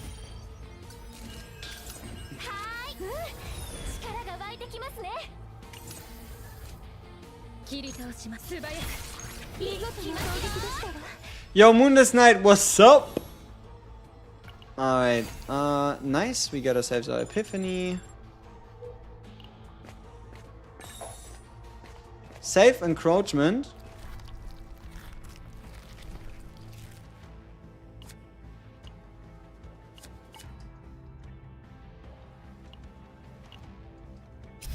Morning. Alright, let's see, where do we go? We did say top, right? So top we go.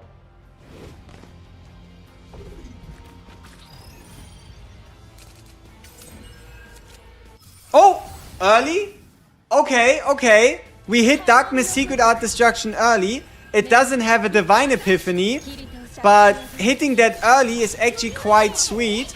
Because now we have a chance to get a 4 copy run. How many bottles of Coke do I drink a day? I don't know, maybe like half? It depends. Like, it just depends on what's closer to me, right? Sometimes it's water and sometimes it ain't, you know?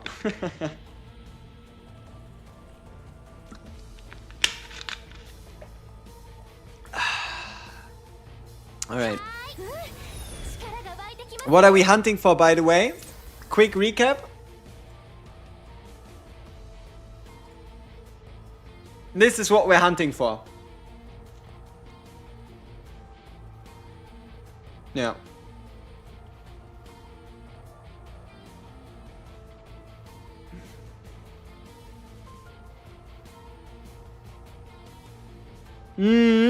Exactly, I also can't wait for any upcoming characters. So the whole point is infinite AP in the sense that we should be able to make a deck that allows us to spend the whole deck in a turn and then do that the turn after as well.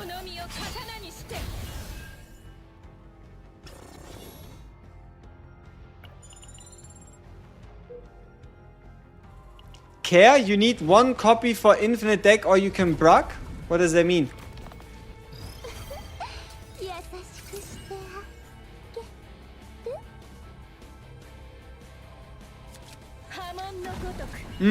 Because now technically I could get 2 removes. 1 remove at the event and 1 remove at the shop. Why do you always stop before interior? Because the first copy at the boss already decides if I want to spend the time to continue the run. It's like, what do? Do I either play one exterior and one interior and come up with a mediocre build, or do I rather play 2 exteriors to find a good build to then take into the interior to finish? It's just about saving time, I guess. Give me AP.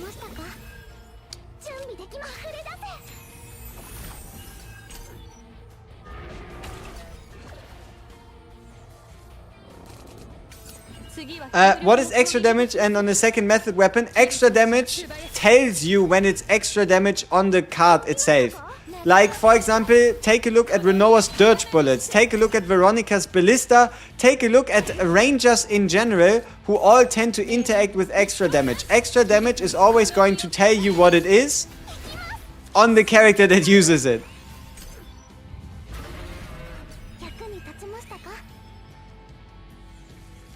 I will be pulling for every single character in the game just to see if they're good or bad. Exactly, Hugo is a ranger, isn't he?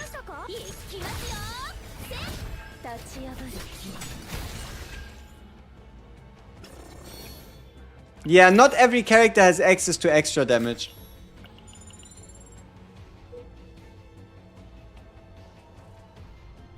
So we said top, right?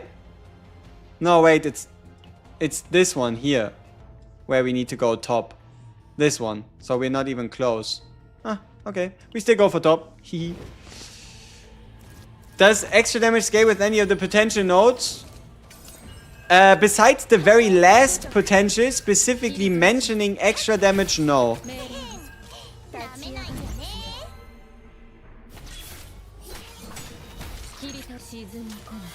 Is dot extra damage too or no? No. Dot is fixed damage based on Tressa's or the character that applies the dot, the agony themselves. Dot is dot damage, right? That's why there's a damage over time substat. By the way, there's an elation dividend that reduces all attack cost cards by 1 and reduces by 1 through the epiphany, so it turns to the 0 cost that reduces the attack card in hand by 1. there's an Annihilation Divine Epiphany that reduces all attack card cost in hand by 1 and reduces its cost by 1 through the Epiphany, so it turns into a 0 cost that reduces the attack card in hand by 1. Yes, but that's only for Rin cards, right? It's only for Rin cards, but that is one of those epiphanies that I am thinking about picking.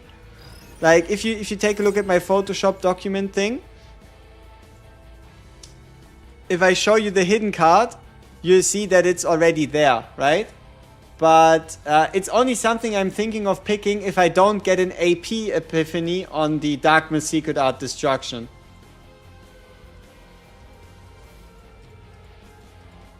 Yeah.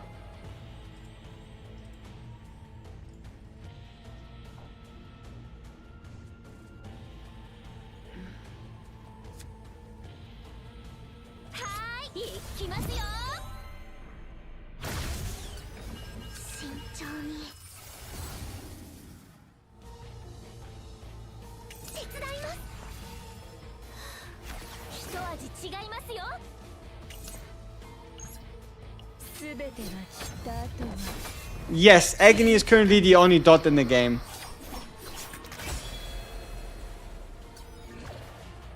If the extra damage on your card, on your character is dealt by a card that you spawn, like on Veronica, yeah, then unique card potential. Obviously, if the extra attack multiplier is on a card of a character that is unique to the character, then yes, unique potential is going to boost the extra damage on that card. What a sentence.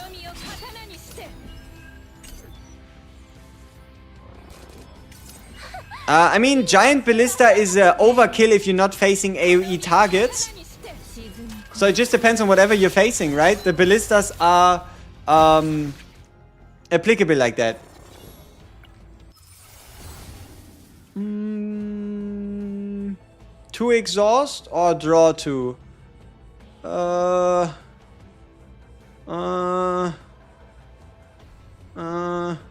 Shit.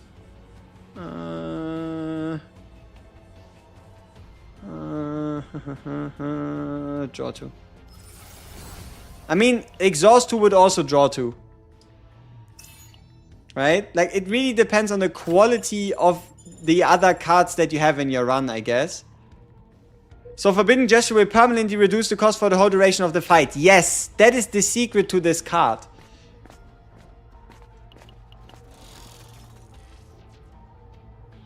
That means Hugo technically doesn't need potential. Yes, Hugo is the premier example of a character in the game that doesn't need potential, besides maybe the potential node in the top right for level 60. You have a Haru M1. Do you think it's worth it buying her M2 for 400 instead of a partner?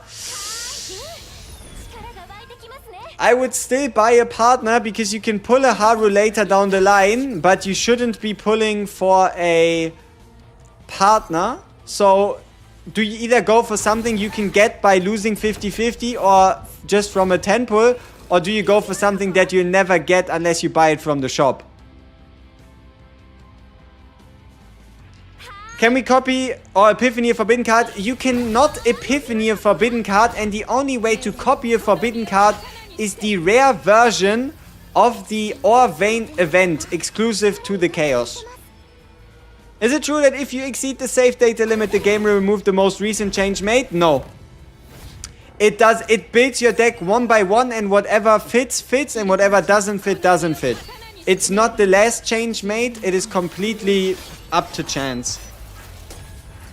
Malin doesn't need egos to be good.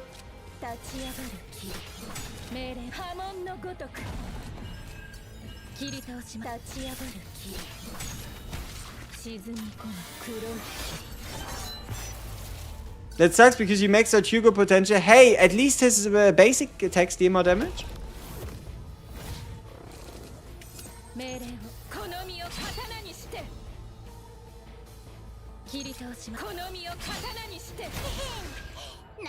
It doesn't feel like any character needs egos. Yeah, I mean, they're helpful, right? That's just to take your favorite to that next level, you know?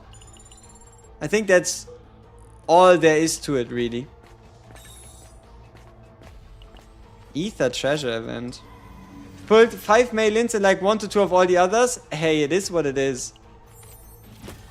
You don't need epiphanies on Yuki for Yuki to be good. The first one, you can just copy Flash Slash instead. The E2, it's pure quality of life that you don't need. And Luke, you can also do whatever you want on a Luke. Obviously, it's going to get a little bit more efficient with the E2. But it is, at the end of the day, only 2 more bullets that you gain once per turn. So the only thing you're losing out on is 2 handgun bullets.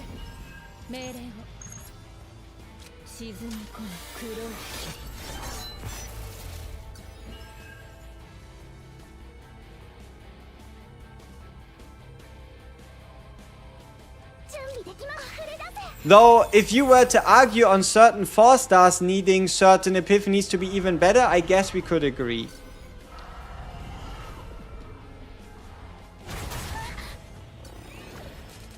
Why the fuck would you need E3 Yuki for Yuki to be good?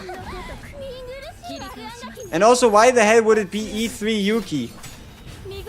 The fuck? Do you think Hugo and Chester level 4 with good gear can clear difficulty 8? Tier 12, I can't level them to 50 yet.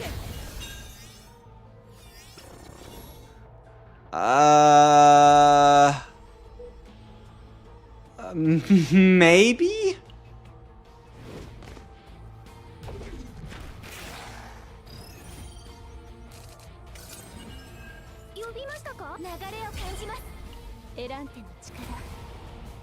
I mean, yeah, but we are talking about level 40 Hugo, level 40 Tressa, with like without going to level 50 promotion, so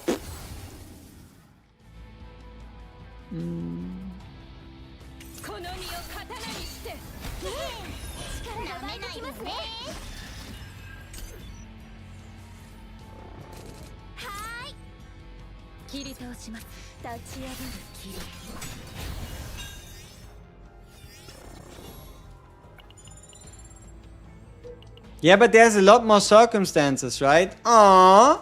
People, you said we were gonna get a Forbidden Tunnel. Where's my Forbidden Tunnel? Huh? Where's my top lane Forbidden Tunnel? Where's my... Is it here? No. Where's my Forbidden Tunnel? Scam! Scam! Y'all lied to me! Y'all betrayed me! I asked the chat and the wisdom of the masses once again has fallen off. The wisdom of the masses has run into a tactical error.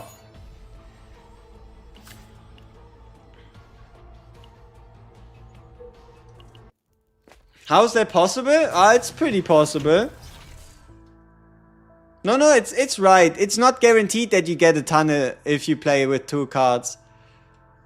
Now, what do? Do we increase our chances of getting a Darkness Seek without destruction, or do we get rid of a basic?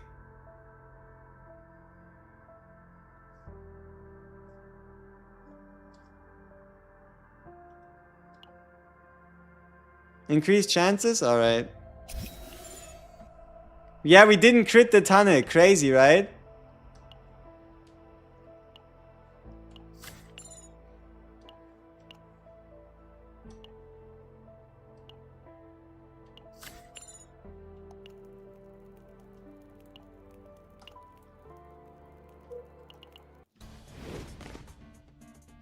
I wish they refund the cost of promotions. Women, relax, bro. It's enough.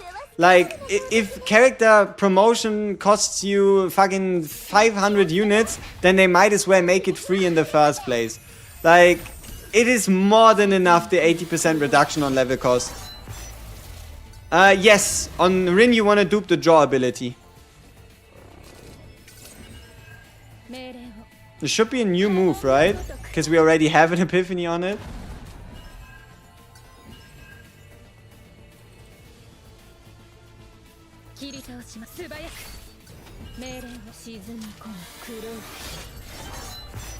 What mode is this and what difficulty? We are playing the seasonal game mode on difficulty...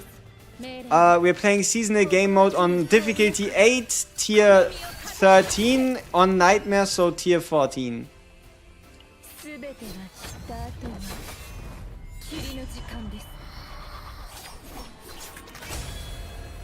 For Yuki, you want to copy the draw card once or twice, and then you want a copy of either Iceberg or Flash Slash.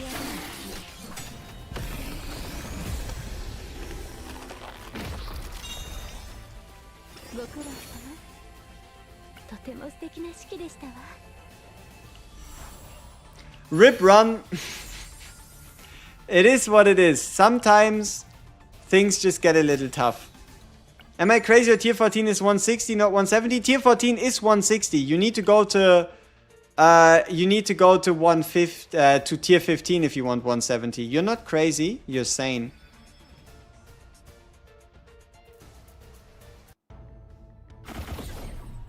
The seasonal weekly before reset? I guess.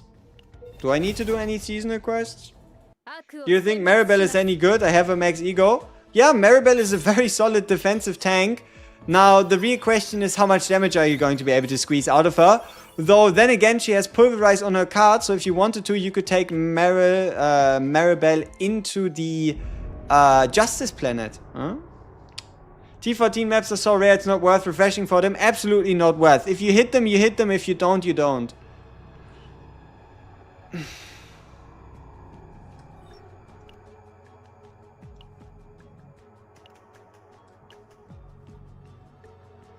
Yeah, we have the weekly progress. Wait, 2 hours? Holy shit, we're down to 2 hours? How long have I been doing this already again? Fuck me. Damn. Holy shit. Holy shit. Okay, I guess we have to do weekly, boss.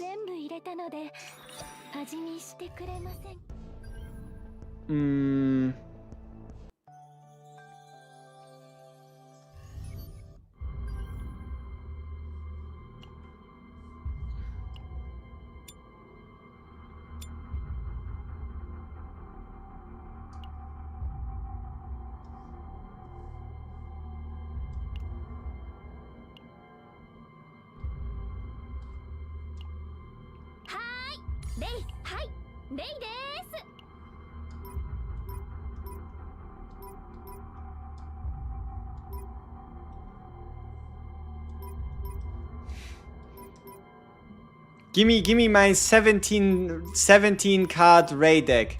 Where is it? There we go. 17 card Ray deck.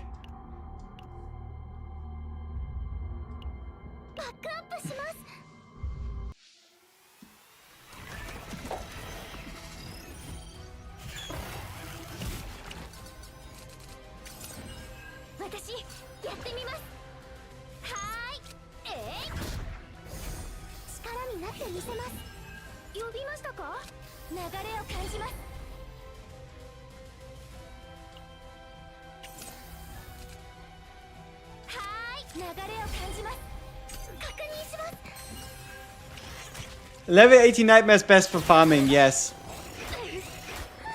I have a Mika deck with 100k save data. Yeah, that's because it's a glitch deck. Its days will be numbered, but I hope you enjoy it while it lasts.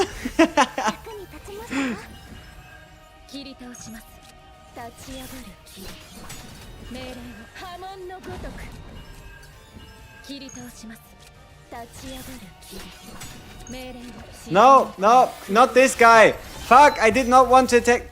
Man. Scam, and I can't even undo it.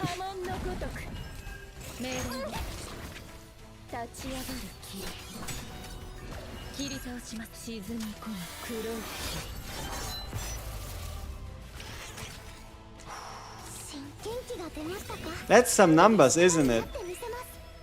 You never seen the boss? You don't usually encounter him outside of the story and as a weekly.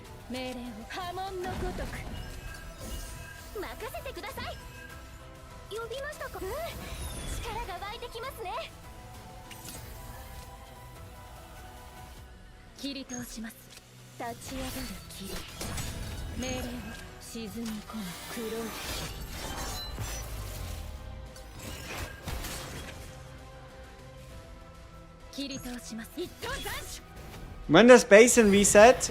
I think with the release of Shizuru, so the December 3rd.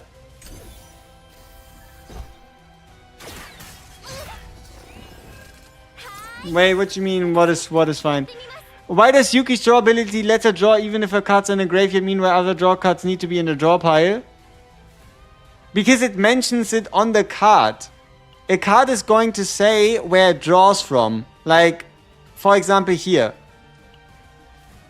From draw pile or graveyard to hand, right? Like a card always tells you from where it's able to draw. And if it just says draw, it only draws from the draw pile. But there's a distinction between the discard and the graveyard pile. Move and draw is not the same thing. The reason why is a move.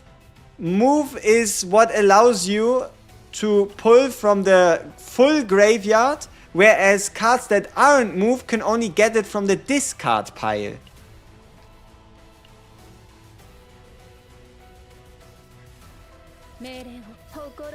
Alright. How do we get rid of this problem so we can use this? I guess here. Draw me some cards.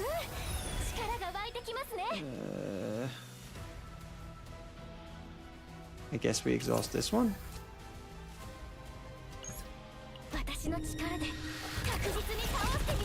More combo we're grinding. I'll show you after we have our weekly boss finished. But we're looking for a very specific forbidden card. In the long run, isn't Deluge good? Oh, it is. But it was the best target to be taken away out of all the available targets.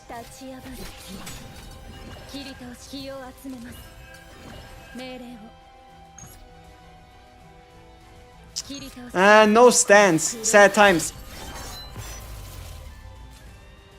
What is my favorite E2?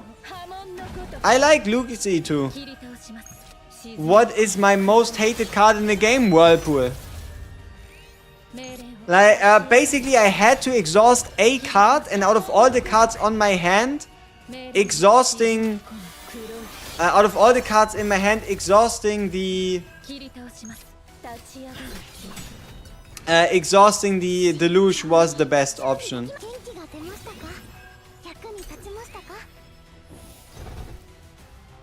Whirlpool catching strays, it always does. But it earned them. Every single one of them strays.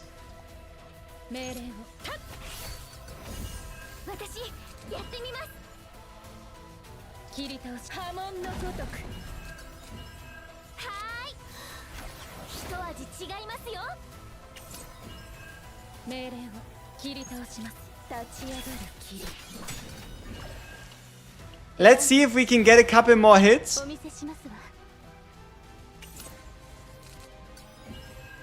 One more hit. Ha! Big damage! Good stuff. Alright. Bye-bye, Mr. Weekly Boss. Do I want to do another one? Maybe? I mean, we did get 2. No, I think we're fine. We can do another one of these for the maximum potential. Yeah, it's not bad, but just because it's not bad doesn't mean it's good, right? Like, good and not bad aren't the same thing, unfortunately. I don't think you can ever have too many DPS. Yeah, we'll fight Judas after.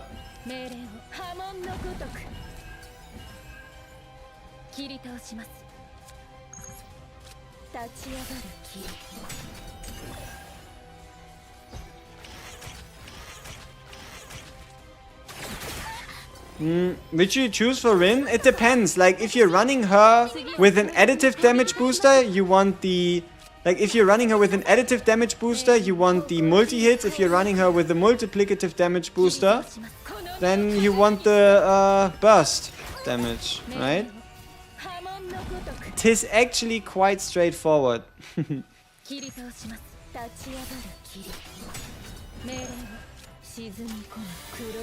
Yo, Kreno, hi!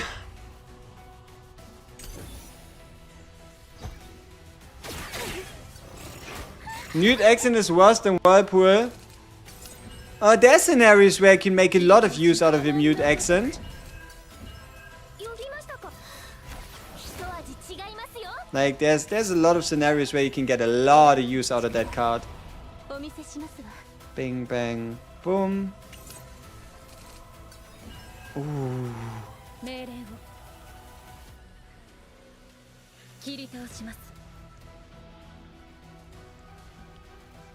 Who else is counting more than 3 skill cards in my hand right now? Am I the only one that thinks that we might have a little bit more than 3 in our hand?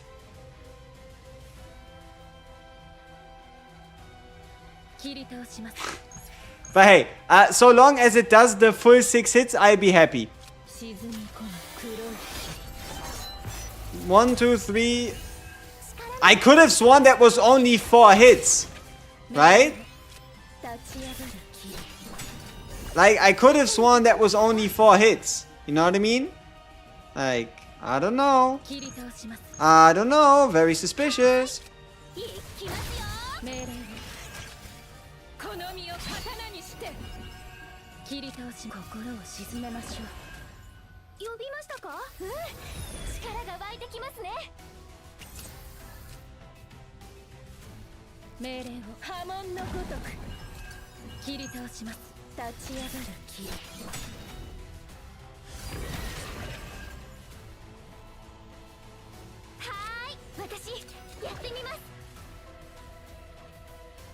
One, two, three, four, 5. Should be fine.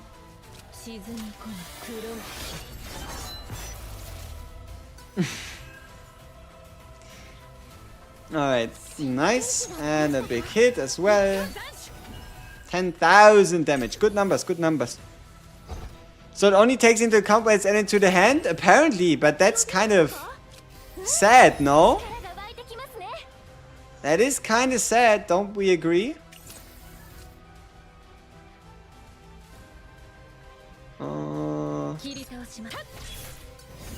Right, nice. What was this? Exhaust 2. Let's get rid of these 2. Throw one. She saw it.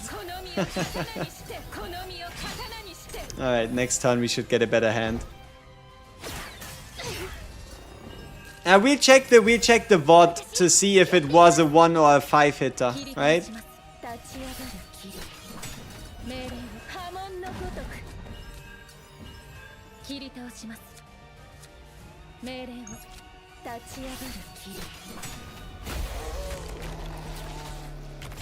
Alright, time to go slow-mo and see if it was or wasn't.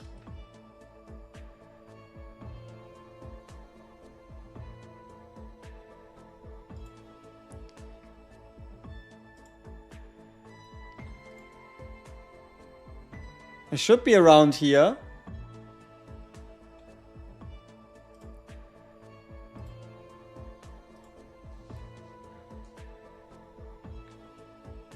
That Detective WG is on the case. Detective WG is on the case. Let's see.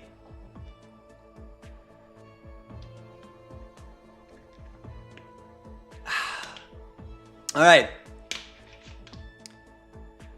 1, 2, 3, 4, 5, 6. Is that 6? Even at 25% speed, I don't know. 1, 2, 3, 4, 5, 5. But why 5? But why 5? Yeah, but why 5? How is it 5? What? We clearly have more than 5 skill cards on hand. The card itself says 3, so why is it 5? Huh? Yeah, but max 5 times, isn't it +1 max 5? Is it a 6 hitter or is it a 5 hitter? So do you only need 4 skill cards in hand then? Right? Because I'm quite sure you can get an additional 5 hits from the Dark Mist stance. No?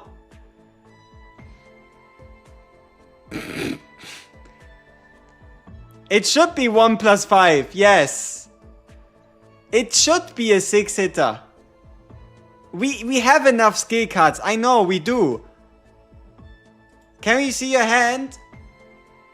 Yes, you can. Look. 1, 2, 3, 4, 5. We have 5 skill cards on hand.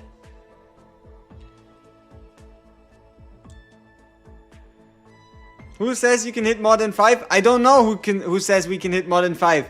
We're just going by what the description says. Yes, default is 1, but this says +1, and the blue +1 should clearly be referring to this one. And also, usually, the highest number of this is 5. Like, usually it doesn't count more than 5.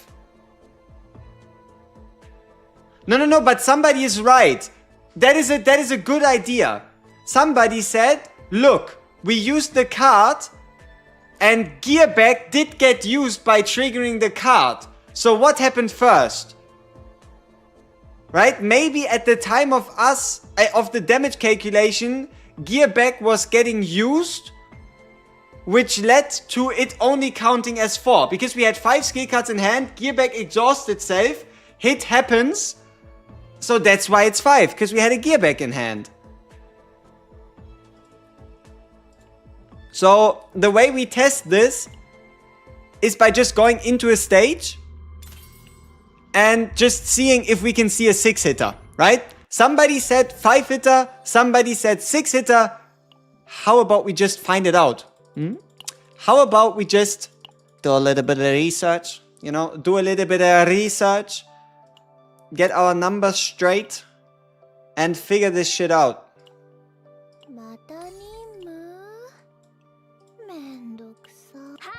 So, we don't want any gearbacks. Let's see.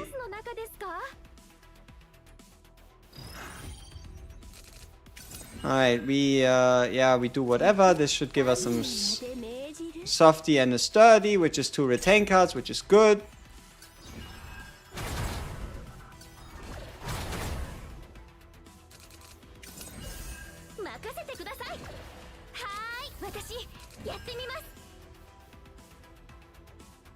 Okay, this is 4 skill cards.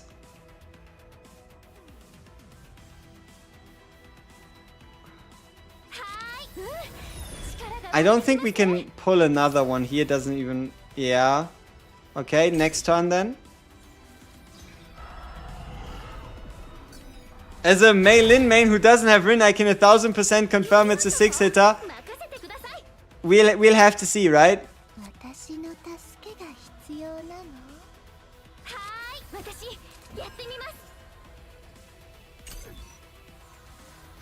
Ah, it's a Swifty.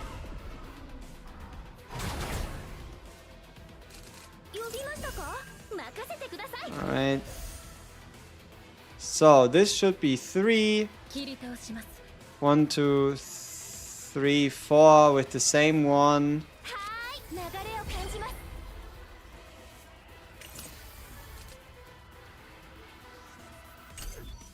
We'll get there, people. Might just take a little. It does indicate 5 max hits, as in it counts 5 skill cards. Okay.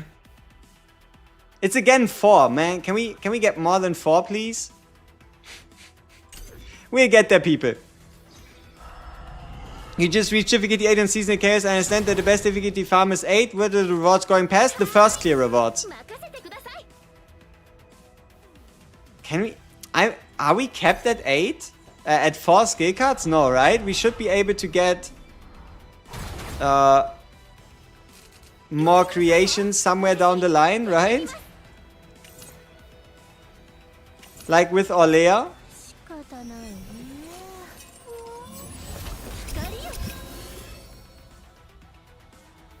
We still have two. Man. Ah, come on.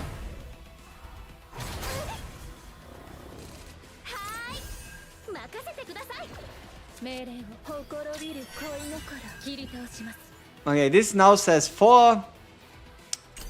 God damn it. We'll get there, people. Ever so slowly.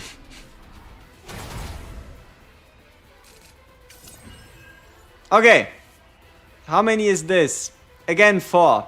Fuck. Ah.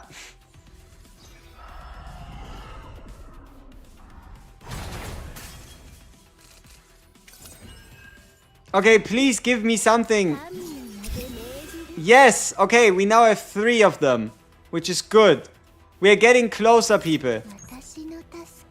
We're getting closer. We now have 3, so we only need to draw 2 and then get the upgrade. Ah! Come on! We already have 3 skill cards in hand, please! Okay. This should be it. We get the card into our hand. It now says 5. Now we use it and then we re-watch it on YouTube.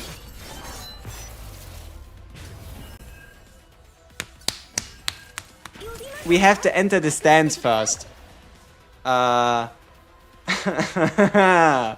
might have forgotten about step 1.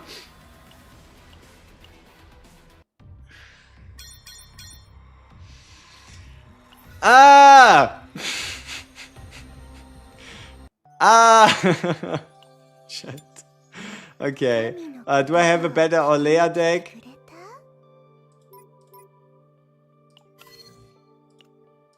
This one should be better. I'm sorry for the time waste. I'm sorry for the waste of time.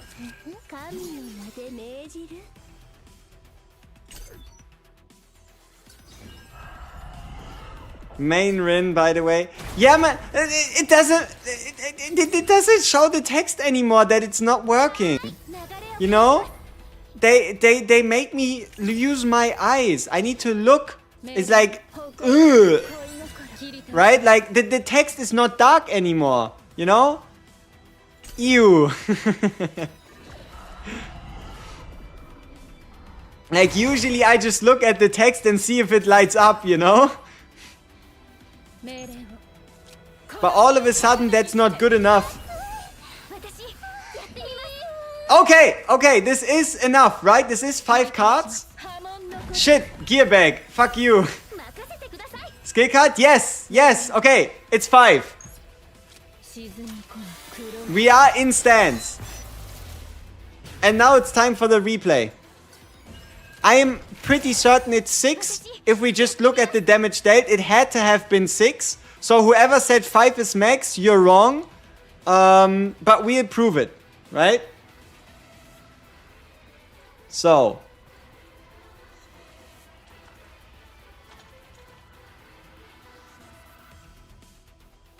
Because otherwise, how would we get to 6,000 damage at 5 hits, right? So. 1 hit. 2. 3, 4. 5 and 6. Here. Right? Like, how do you get to 6,100 damage if you're not doing 6 hits that deal 1,000 damage? Ta-da! So, I was questioned as a Rin main. The fact that I even wavered, yeah, it was indeed gear bag. So if you play this card while having a gear bag in your hand, the gear bag discards itself before the hit counter counts the hits. Yeah. So, gear bag it is. Fuck that gear bag, man. Let's go. But hey, at least now we have it black on white that it does in fact not work this way.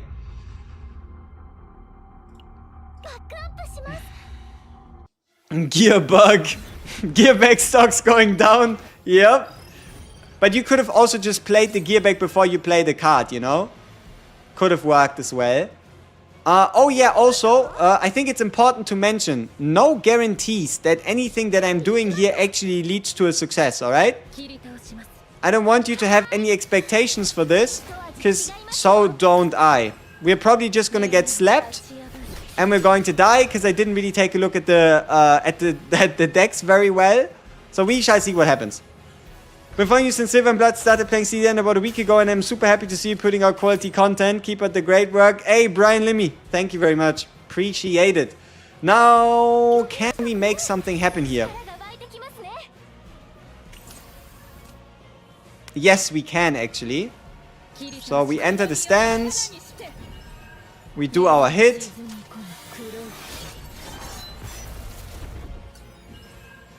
Play the card. Use our haste card. Is this worth? Is this worth? Fuck it. Let him get a stance. Let him get a stance. Who cares?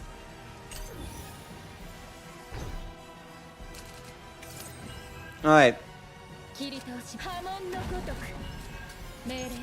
Boom! I will send you to Jesus very quickly. But no, can we somehow get another damage boost before we do this attack? We can at least search for it. So, this one goes, this one goes, this one goes... No, we keep this one. No, but we now get an extra hit. Did I play Uma Musume? Nope, never got into it, never wanted to get into it. I know how the game works, I know the shenanigans, but I'm not gonna bother with it much. Alright, give me the more morale, give me the AP.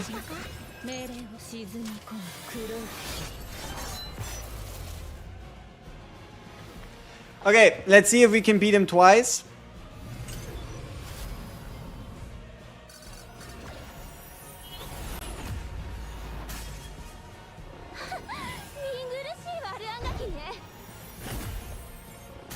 Hey, he gave me the double hitter. Such a kind gentleman.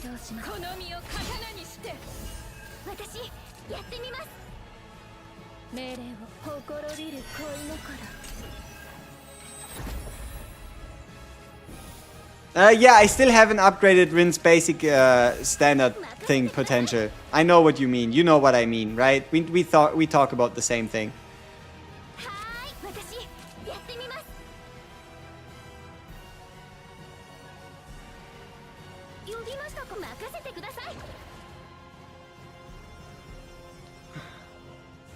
What kind of cards do we have to draw? It's a gamble. Could be worth it.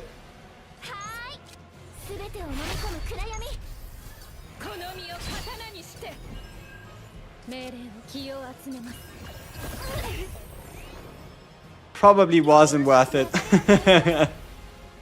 Ah, shit.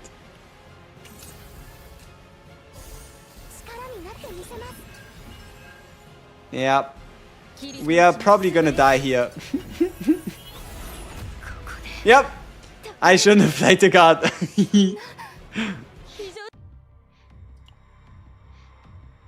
You knew it, I knew it, everybody knew it, we played it regardless.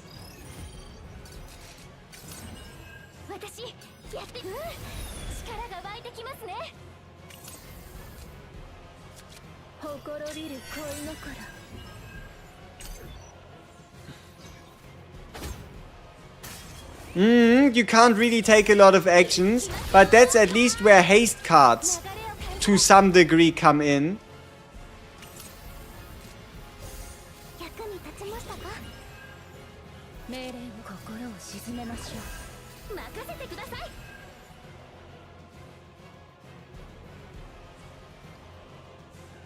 It's a lot of cards we have on hand. Not a lot we can do with the cards standard wise, but hey, at least we have a lot of cards in our hand, you know?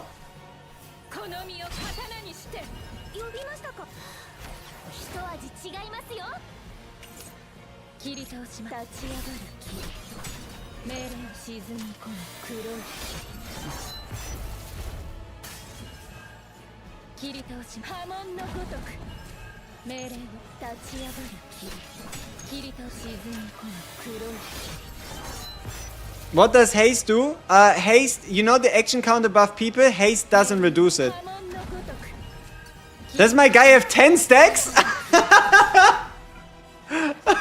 I've never seen anybody go above 5. What happens if you have him on 10 stacks? Does the world burn? Is that bad? I never played that many cards before. Oh yeah, that's not good. That's not a good idea. You should not be doing that. We are dead. Yeah, don't do it. It's not worth it. So he slams you 3 times and then he also hits you again. Alright, bro. We get it. You a tough one.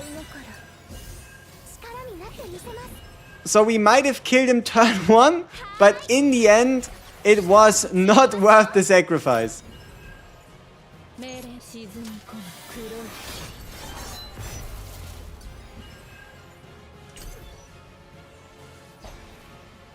Would I do a Fauster run? Just use barrel.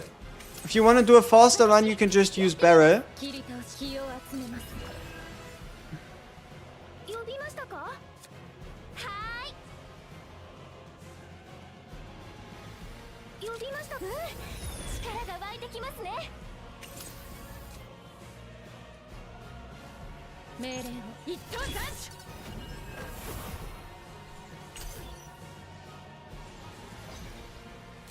Why not use Haru? Why would I, right? There's so many ways that lead you to a successful outcome.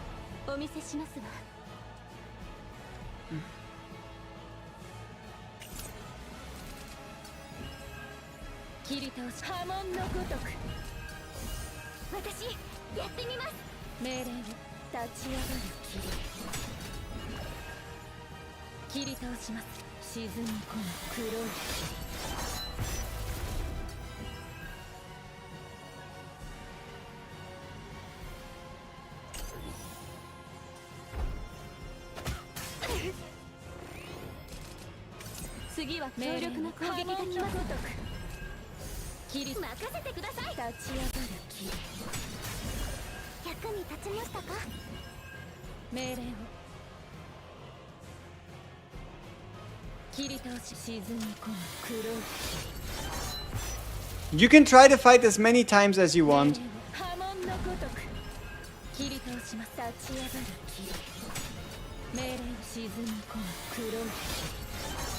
Can I get the opinion on the 100 crit damage annihilation? I mean, the higher your crit, the better. Just keep in mind that you would kind of need a weird mix of multiplicative and additive damage multipliers for that to, like, do some really fancy things. Okay, 1, 2. Get rid of those. So give me the AP, give me the upgrade cards. Turn end. Don't forget to heal. I never heal. So either he kills us or we kill him. That's how it goes. Right? That's all there is to it. Nothing more, nothing less. Yeah. So we play this, which means we can at least get this in without him reducing his cost. That's a lot of shield. It's not a lot. Why is that so few amounts of damage? Oh, we're not in stance. Oh. Oh. Oh. Oh. Okay. Alright. It's because of the lead card. It's because of the lead insta trigger for Ray that, yeah, took us out of stance.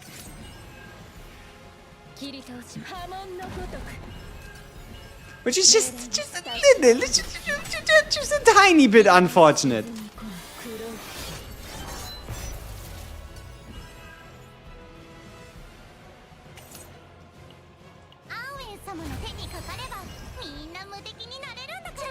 I probably should have boosted the healing before this. It's alright.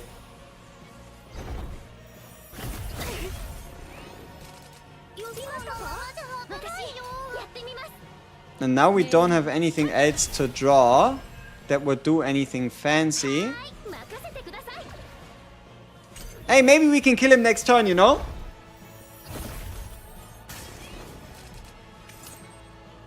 Okay, not with the hand like this.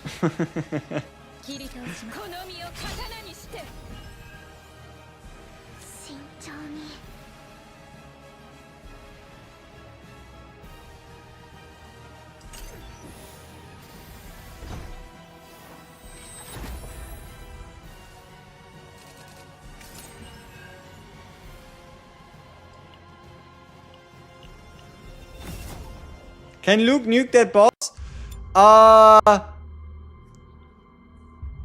We would really need a Wanderer of the Void if we wanted to play this with Luke. We would really need a Wanderer of the Void if we wanted to play this with the Luke.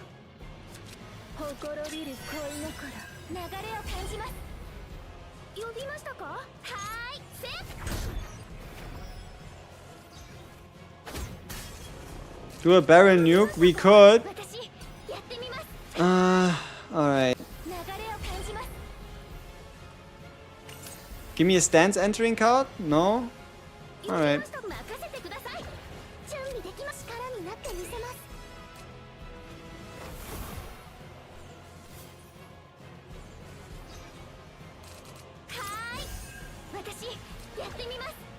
Ooh. We could use a gear bag to trigger a gear bag. Very smart.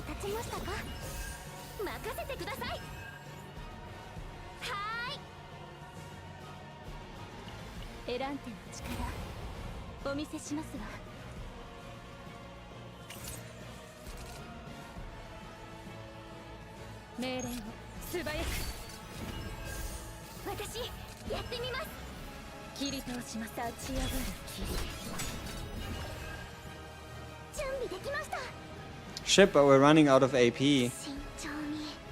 That's not good.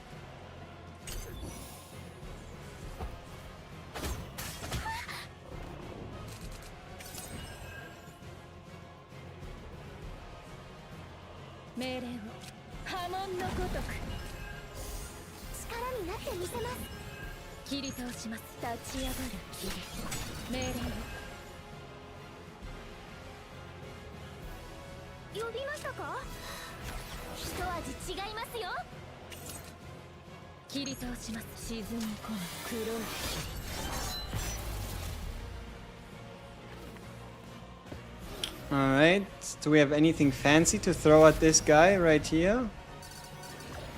Not really.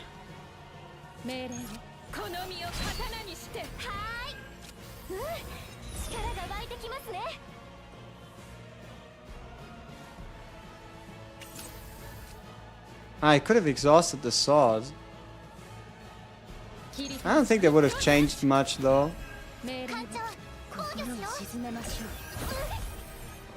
Yeah, the +4 is alright. I mean, we'll take a hit at some point when he goes to +5.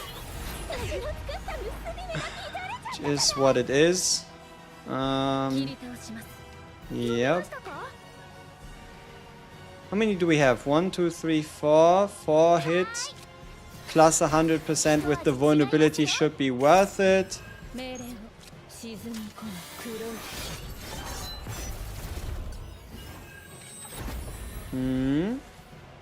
Now on the 0 cost though.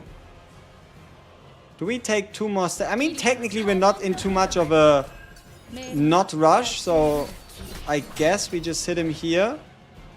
And we get some AP. We hit him again.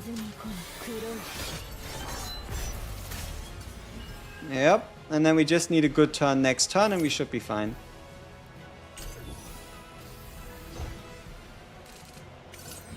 GG.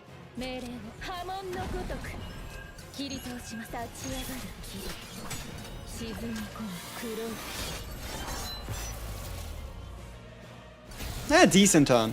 Huh?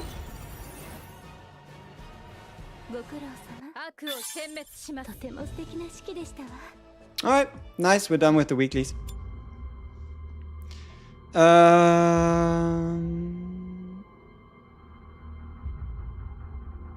come we didn't use the free skill? I think I didn't want him to gain any stacks, but he might have not been able to gain stacks in this situation, but honestly the 200 damage wouldn't have made a big difference. If it's all chance you can spend hours farming, but at least season 1 lasts 51 more days? Yep. Literally get a 4 opening found from barrel from level 7 normal chaos first try. Hey, congratulations!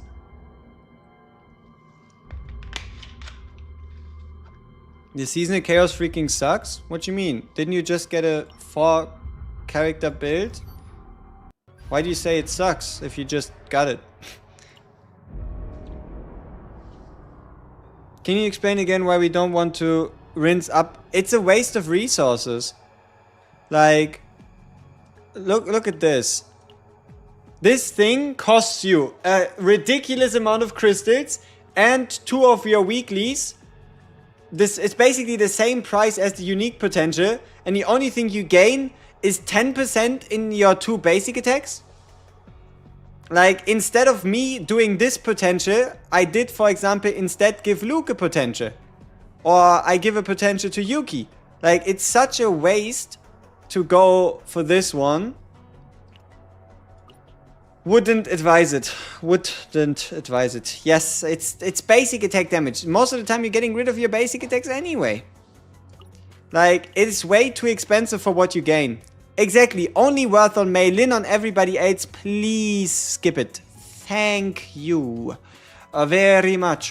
Thank you very much. Please skip.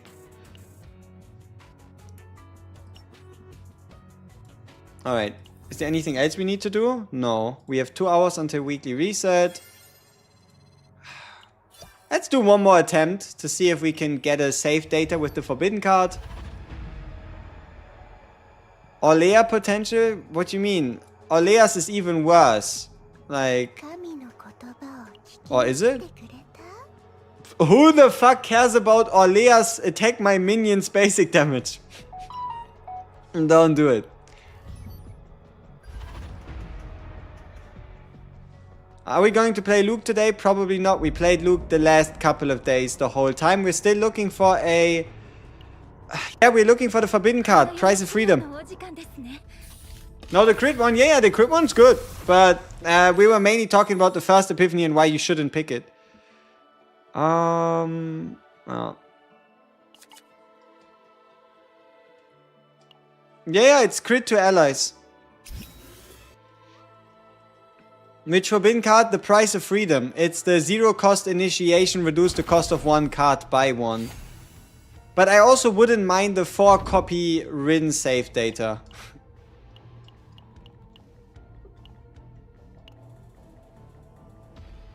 You got a 3 shadow reload? Nice.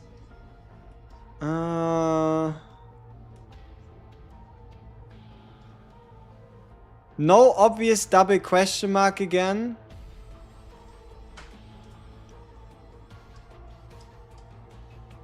But somebody said if it's a question mark into this one, into a question mark should be high. Alright.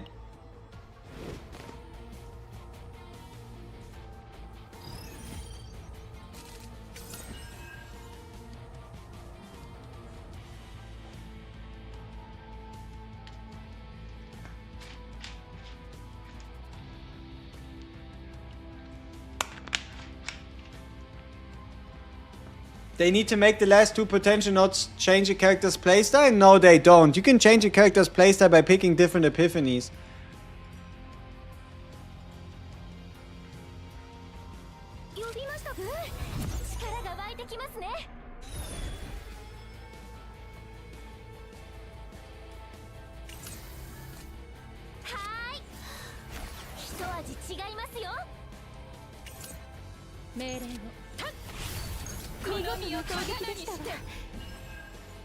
A question mark next to an elite is a high chance. Are you sure about that?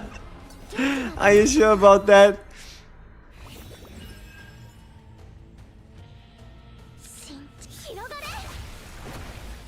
Oh, no. It's just it goes for all. Here, this one is just one idea. Like, if I don't get the Divine Epiphany here, then this one is what I would be going for.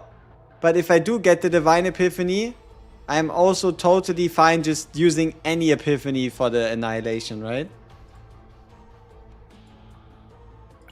I hear normal fight can sometimes take you to a tunnel. I hear we are just talking shit now, and any tunnel can appear at any point in time so long as it's not a double question mark. Because that's at least where you're guaranteed to get one. That's what I hear. That's what I hear. On the random. Got 0 cost Shadow Reload but couldn't make it one more copy. Aww. Sad. You never had an epiphany with the move card. It's crazy. Damn. That is indeed crazy. I've looked where there are routes with one extra question mark compared to others. That's typically worked for me. I hear the rock sometimes appears as a secret boss in a tunnel. I heard you get a dupe if you encounter 5 forbidden tunnels in a run. Right? Like, I heard you get a character dupe if you encounter 5 forbidden tunnels in one run. It's crazy what you hear, you know? There's some wild things out there. Cthulhu can give you a copy event. Damn! Really now? That's unbelievable. I heard counters can crit. Long stream today? I don't know. I think we're kind of cruising towards the end of it. You get a tunnel from the coffee shop?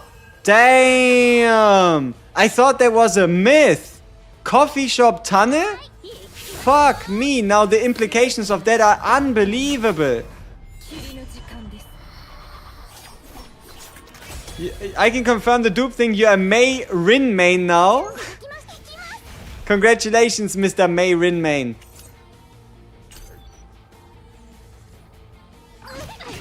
If you get a normal epiphany on a card, you miss your chance to get a god one, right? Yes.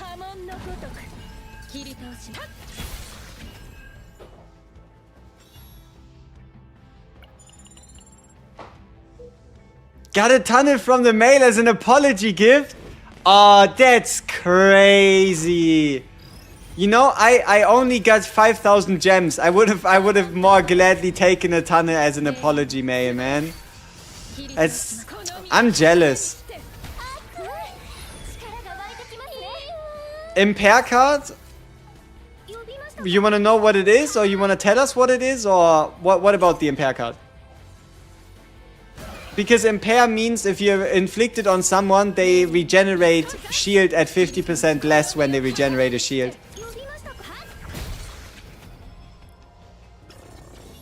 Upon shuffle. A shuffle is considered when you go through all your cards in your draw pile and the discard pile gets added back into the draw pile.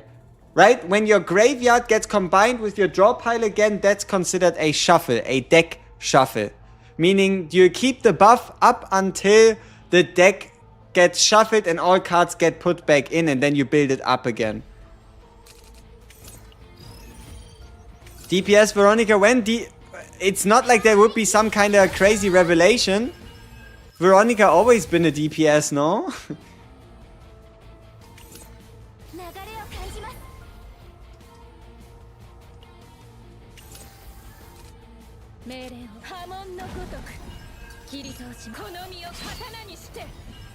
Kotomio Katana Nishite. Yeah. Yeah. That's how they roll.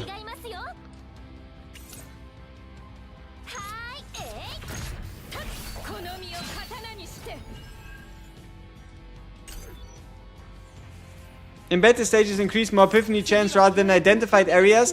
If you go into an identified area and then you fight in the identified area, you get epiphanies, yes.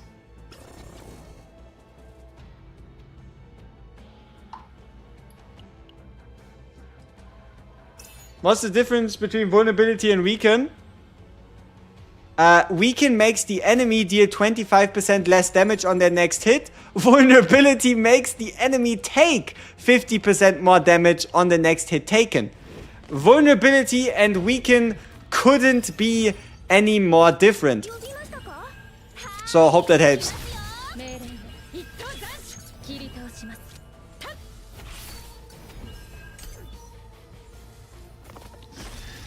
Having hard time getting a copy card used to be more common. The seasonal chaos. The seasonal chaos just has a lower chance. If you play zero system, you're pretty much guaranteed to get a godly event that allows you to copy a card. In the seasonal chaos, it's not only harder to encounter the event, but also the event has a normal and a rare version of it.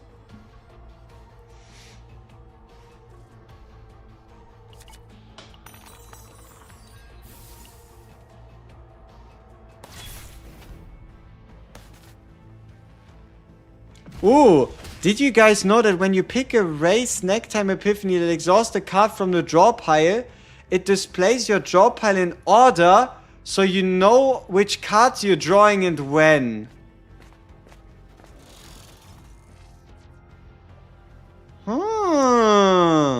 That's interesting. I'm not quite sure what you're going to be able to do with it, but yeah. You got a vulnerability build? Sweet. You want to know how to differentiate between additive and multiplicative? Alright, have a look. So, if it says buy, you see this? Buy 50, multiplicative. Buy. Multiply by. Okay? Multiply by, and then additive is if it says plus. The plus. If there's a plus in front of the number, it's additive. If it says by, it's a multiplicative.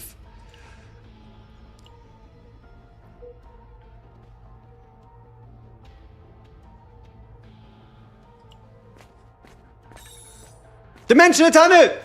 Yes! Yes, I gambled correctly between middle and top. Let's go. Come on. Please, please give me the damn forbidden card. Come on. Please.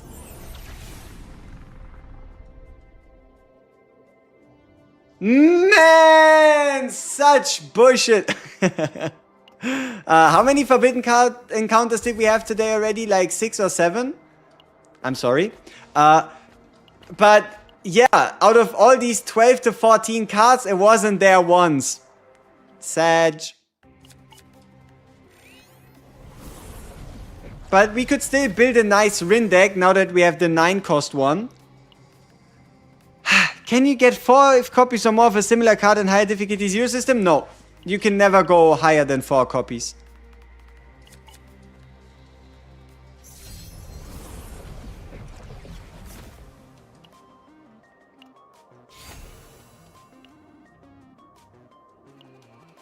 What's the one we want? Price of freedom.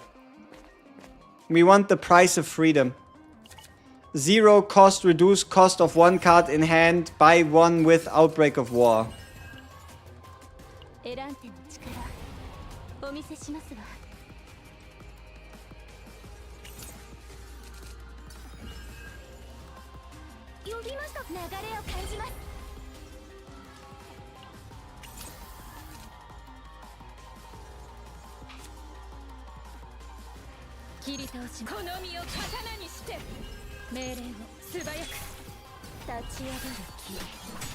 How can you get 4 copies this season? You find the Ore Vein event. You need to find the Ore Vein event in the exterior of in the interior of the Chaos Dungeon.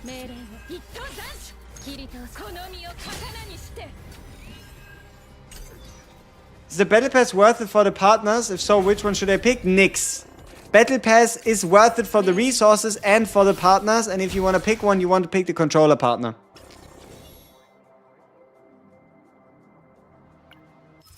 Yeah, obviously 3 copies with the base version giving you 4.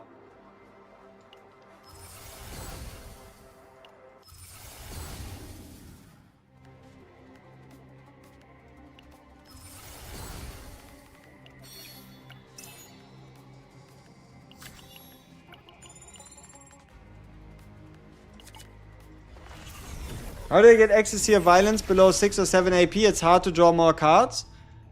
By drawing more cards. As dumb as it sounds, the partner effect, if you discard and draw, counts. If you use a gear back, it counts. If you use a reorganize, it counts. If you use a character's ability to draw, it counts. You just have to draw more, right? Like, if you want to reduce the cost, you just have to draw more. That's just the reality of things. I have 3 Iceberg Cleaves for Yuki. I had a Divine Epiphany on her draw with plus AP, but didn't get a copy on that Sag. Sweet, but I'm wondering why people are copying the Iceberg / rather than going out of... Hey, this is not a Yuki card. But, alright, I'm still wondering why people are copying the Iceberg Cleave rather than the Flash /. Flash / should have more potential, should have more to it, but I guess it depends on what kind of Flash / you get, what you copy. Best time to pull on the stand-up banner, now or later? If you like the characters now, pull now, because later you're hard-pressed to get them. If you don't like the characters now, wait for later until there's more characters. Like, I don't think there's like a right time to pull, because for that you would need to know who gets released in the future. And, yeah.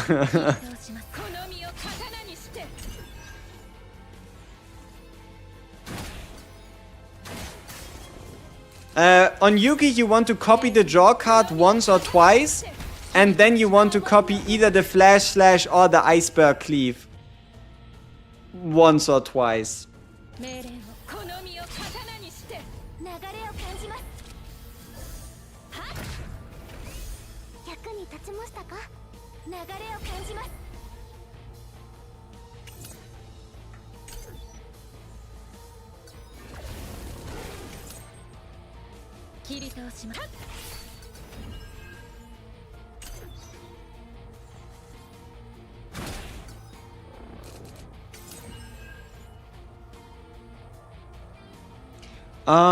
I'm a regular Joe, so I only do the bare max, so I do runs on level 6, tier 10 to 11, and I always get the copy event. That's just good luck on your end, right? Some people just struggle with finding the copy event because you're not guaranteed it in a run. But yeah, if you go for a question mark 1 to 2 tiles away from the boss, you are looking at quite a good chance to get something. Is E1 Yuki mandatory? No. Please save the Omega code. Don't use your free copy that you get from the supply on an E1 Yuki just because you think it's necessary. First runs I did with Yuki, I somehow picked all the creds that made her a single target character. Hey, nice. I never was able to get that done. I tried a bunch of runs, but it never really aligned.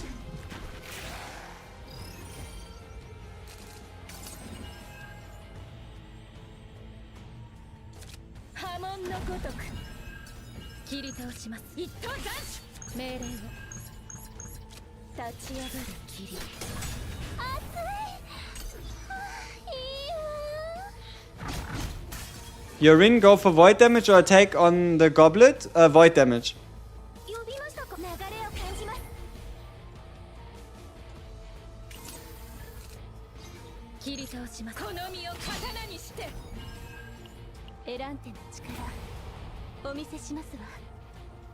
The only thing that's mandatory in this game is Mika? That's also not true. You can absolutely play without having to use Mika. Right? There's nothing mandatory in this game. Sure, she can help you she can hold your hand in chaos, but you absolutely don't have to use her. Minimum crit rate for Rin? Like 40% would be good. What do you mean false statement?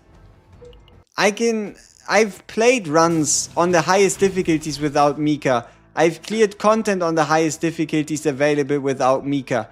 You don't need Mika. If you don't want to use Mika, you'll find ways and opportunities to do so.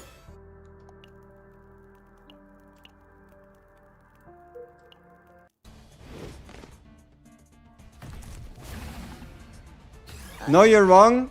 Having fun is mandatory. Exactly. Having fun is the most important part, and if Mika is starting to annoy the hell out of you because you're running her in every single team, then maybe, just maybe, you should take her out of your team.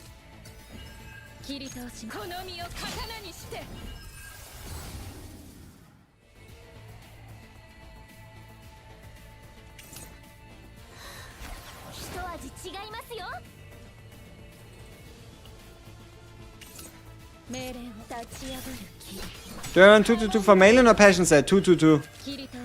Basic, crit damage and attack. Is Khalib worth it? Absolutely. Unless you don't like a little bit more of a defensive playstyle. Like, if you have a... Unless you have a generational hatred for shields, she's absolutely worth it.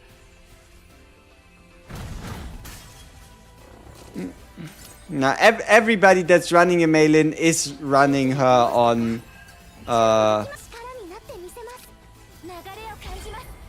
2-2-2 rather than Passion set.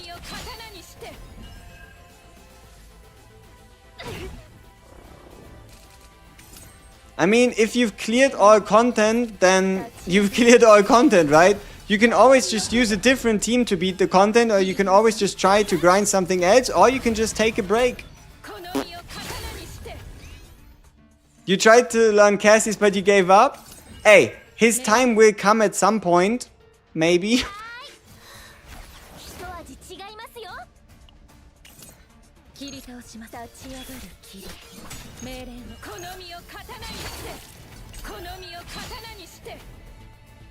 Does the Fortitude upgrade card last for the whole battle? Yes.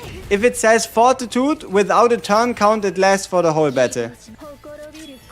If it says Fortitude for one turn, it only lasts for one turn.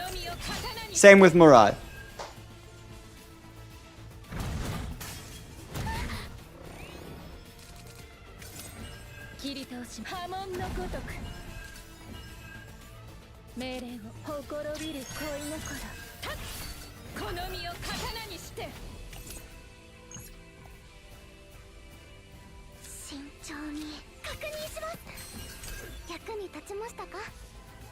Yes, minus 100%, but it's not multiplicatively, it's additively. So look at the guy. My guy is going to hit us for 102%. So if we had 5 Fortitude stacks, he would hit us for 2%. Right? It is. So if somebody hits you for 500%, then he's only going to hit you for 400%. So Fortitude stronger against multi-hits because they're generally weaker in multiplier. Weaker against big hits because they're big.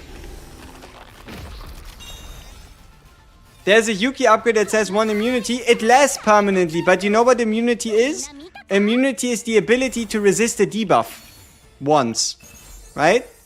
That is what immunity is. So Yuki gives you the ability to resist a debuff one time. Period. Alright. Thank you very much, people. We are at the end of the stream. We have yet to find the proper forbidden card or get any crazy Rin save data, but we at least found some. We found some interesting ones. We have some that are a little locked behind, but the grind never stops. The grind never sleeps. We shall do it at some point again. Make sure you do your weeklies before the weeklies. Make sure you do what you do, and I shall get myself some food. And as usual, if you haven't yet, leave a subscription if you want to become a member. And yeah, look out for that next video because I hope I can come up with something for today. Thank you very much.